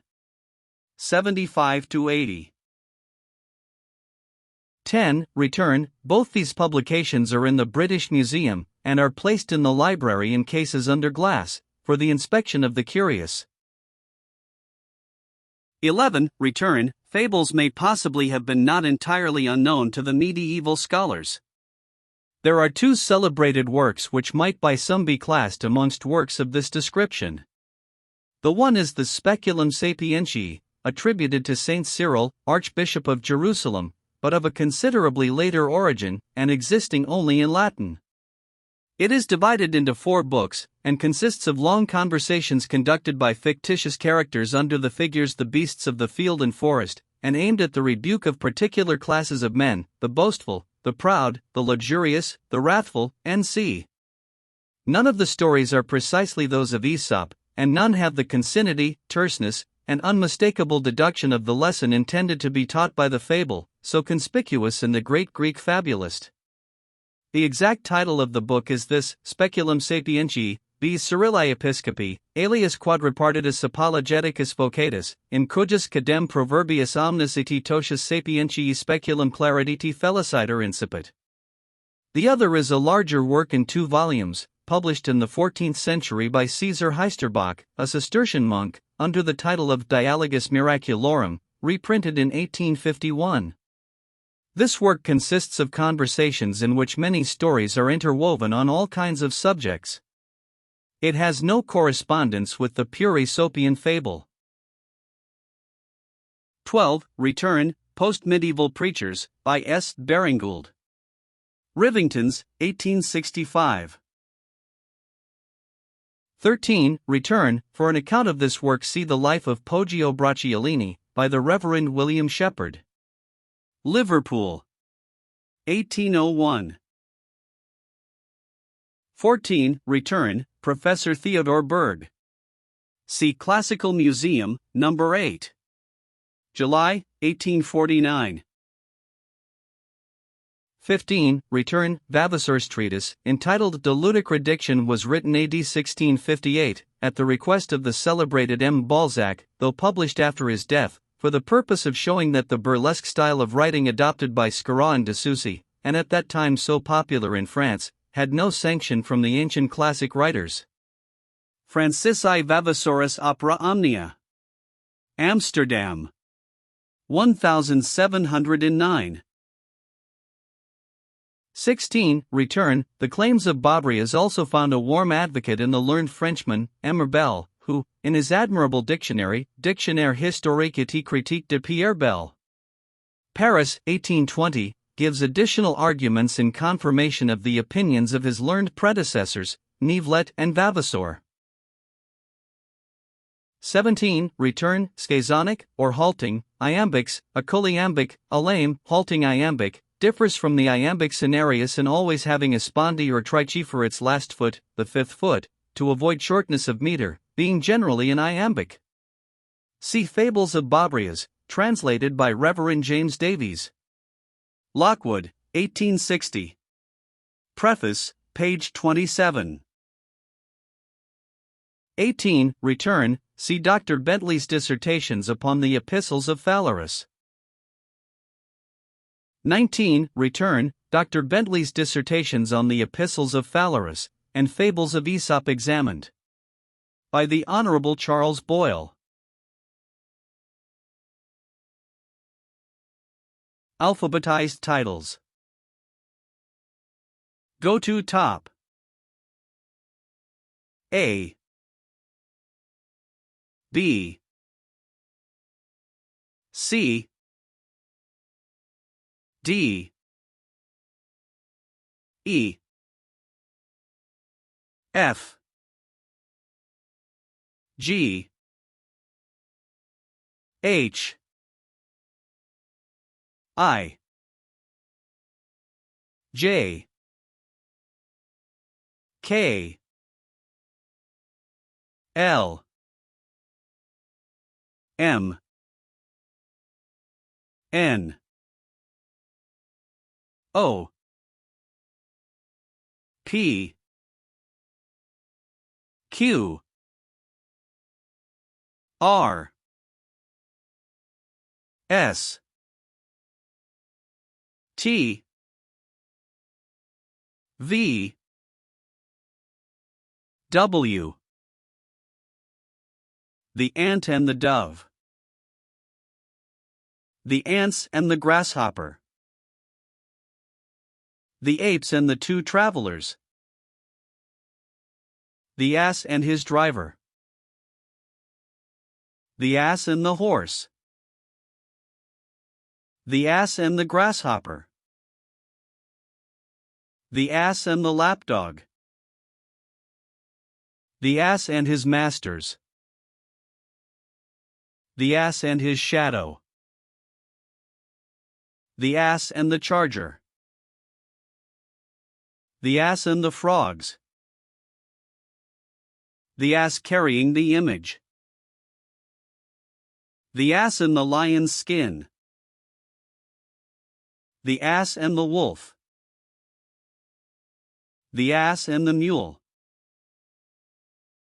The ass and the old shepherd. The ass and his purchaser. The ass, the cock, and the lion. The ass, the fox, and the lion. The astronomer. The bald knight. The bald man and the fly. The bat and the weasels. The bear and the fox. The bear and the two travelers. The bee and Jupiter. The belly and the members.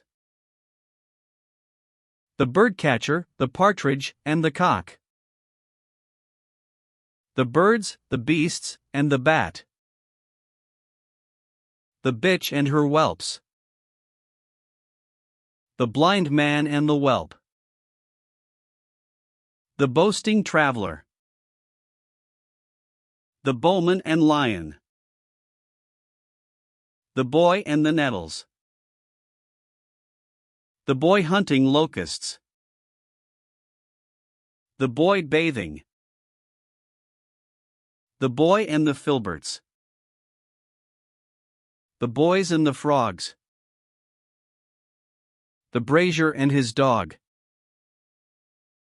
The brother and the sister.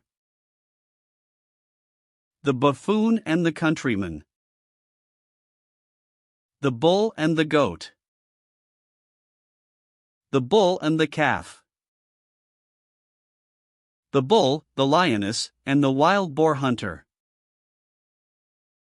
The camel.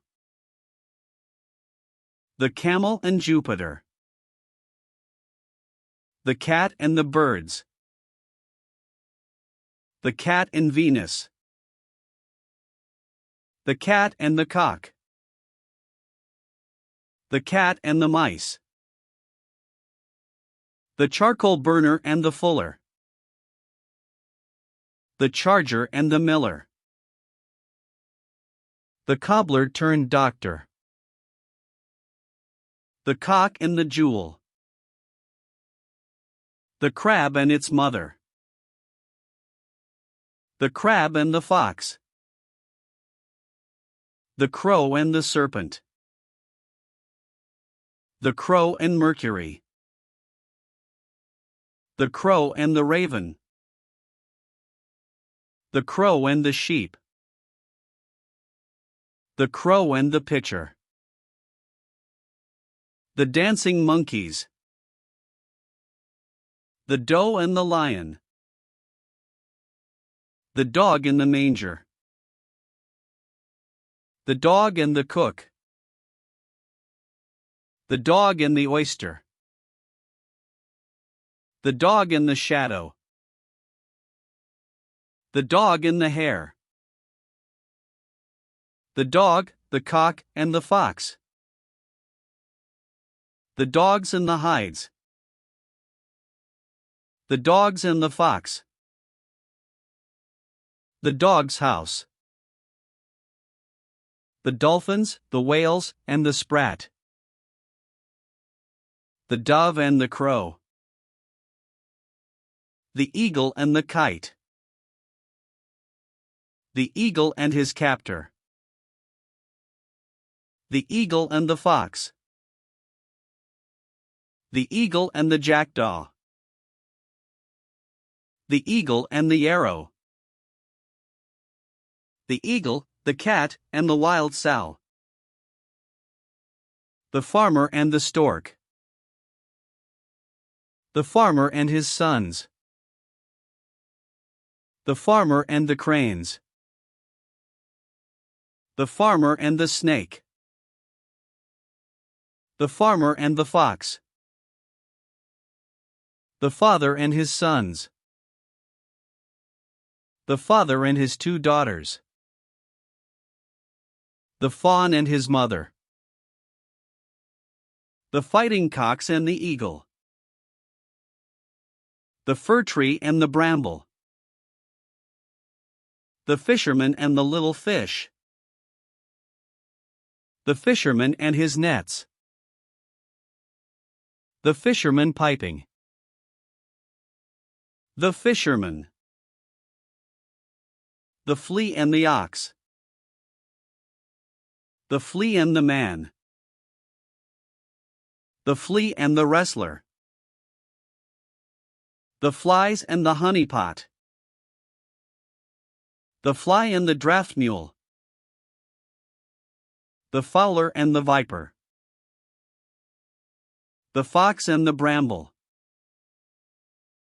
The fox and the crane. The fox and the lion. The fox and the monkey. The fox and the grapes. The fox and the woodcutter. The fox and the leopard. The fox and the crow. The fox and the monkey. The fox who had lost his tail. The fox and the mask. The fox and the hedgehog. The fox and the lion. The fox and the goat. The frogs asking for a king. The frog's complaint against the sun. The gamecocks and the partridge. The geese and the cranes. The gnat and the lion. The gnat and the bull. The goat and the ass. The goat and the goatherd. The goatherd and the wild goats. The goods and the ills. The grasshopper and the owl. The hare and the hound. The hare and the tortoise. The hares and the lions. The hares and the foxes. The hares and the frogs. The hart and the vine. The hawk and the nightingale. The hawk, the kite, and the pigeons. The heifer and the ox. The hen and the golden eggs. The hen and the swallow. Hercules and the wagoner. The herdsman and the lost bull. The horse and the ass. The horse and the stag. The horse and his rider. The horse and groom. The hunter and the woodman. The hunter and the horseman. The huntsman and the fisherman. The image of Mercury and the carpenter. The jackdaw and the fox. The jackdaw and the doves. Jupiter and the monkey. Jupiter, Neptune, Minerva, and Momus. The kid and the wolf. The kid and the wolf. The kingdom of the lion. The king's son and the painted lion. The kites and the swans. The laborer and the snake. The lamb and the wolf. The lamp. The lark burying her father. The lark and her young ones. The lion and the three bulls. The lion and the bull. The lion and the boar. The lion and the hare. The lion and the mouse. The lion and the eagle.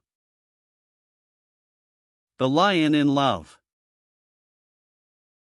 The lion and the dolphin. The lion in a farmyard. The lion and the fox. The lion and the shepherd. The lion, Jupiter, and the elephant. The lion, the wolf, and the fox. The lion, the fox, and the ass. The lion, the mouse, and the fox. The lion, the bear, and the fox. The lioness. The man and his wife. The man bitten by a dog. The man and the satyr. The man and the lion. The man and his two sweethearts. The man, the horse, the ox, and the dog. The manslayer. The master and his dogs. Men often bear little grievances better than large. Mercury and the sculptor. The mice and the weasels. The mice in council. The milkwoman and her pail. The miller, his son, and their ass. The mischievous dog. The miser. The mole and his mother. The monkey and the camel. The monkey and the fisherman. The monkey and the dolphin. The monkeys and their mother. The mother and the wolf. The mountain in labor. The mouse and the bull. The mouse, the frog, and the hawk. The mule. The mules and the robbers. The north wind and the sun. The oak and the reeds. The oak and the woodcutters. The oaks and Jupiter. The old woman and the physician. The old hound. The old man and death. The old woman and the wine jar. The old lion. The olive tree and the fig tree. The one-eyed doe. The owl and the birds. The ox and the frog. The oxen and the butchers. The oxen and the axle trees. The panther and the shepherds. The partridge and the fowler. The peacock and the crane. The peacock and Juno. The peasant and the eagle. The peasant and the apple tree.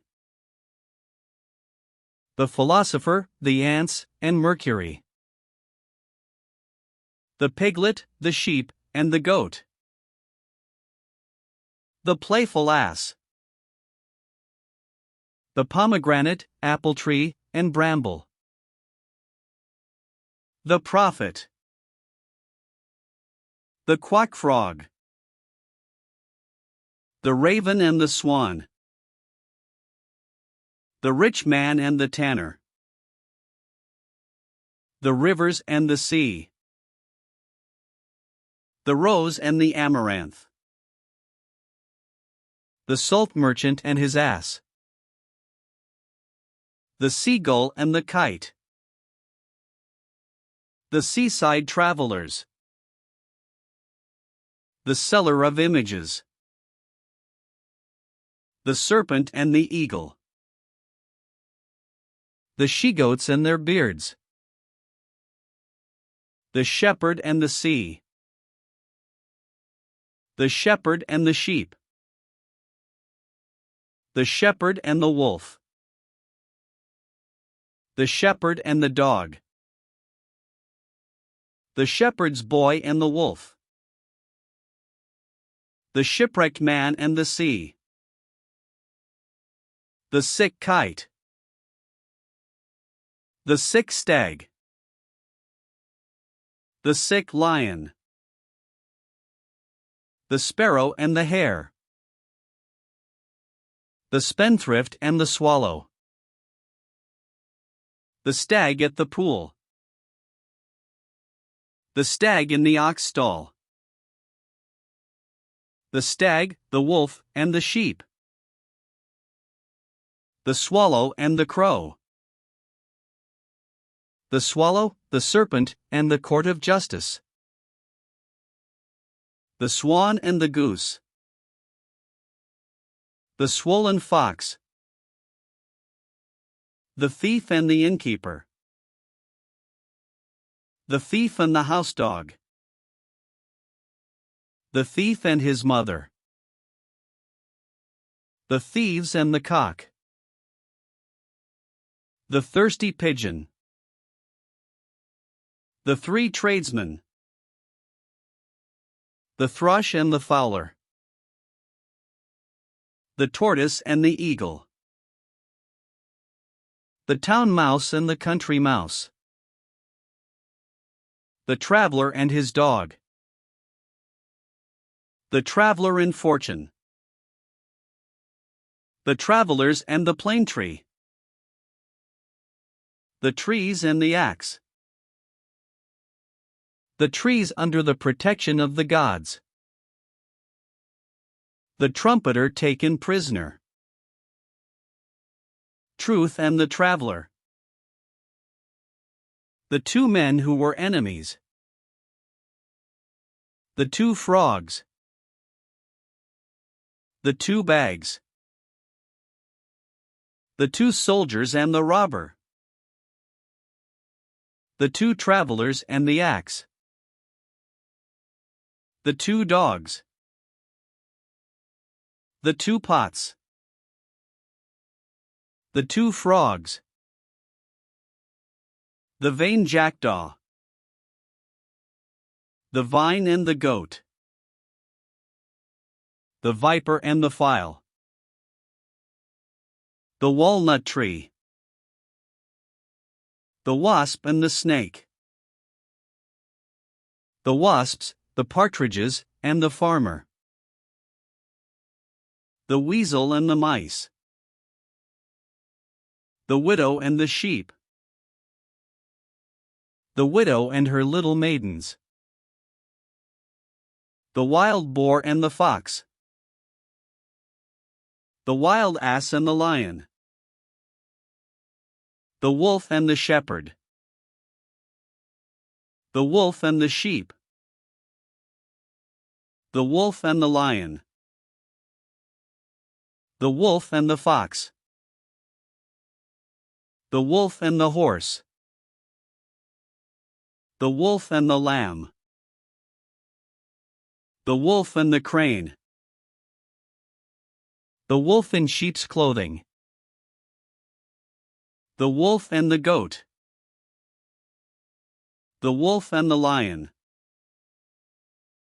The wolf and the shepherds. The wolf and the house dog. The wolf, the fox, and the ape. The wolves and the sheepdogs. The wolves and the sheep. The woman and her hen.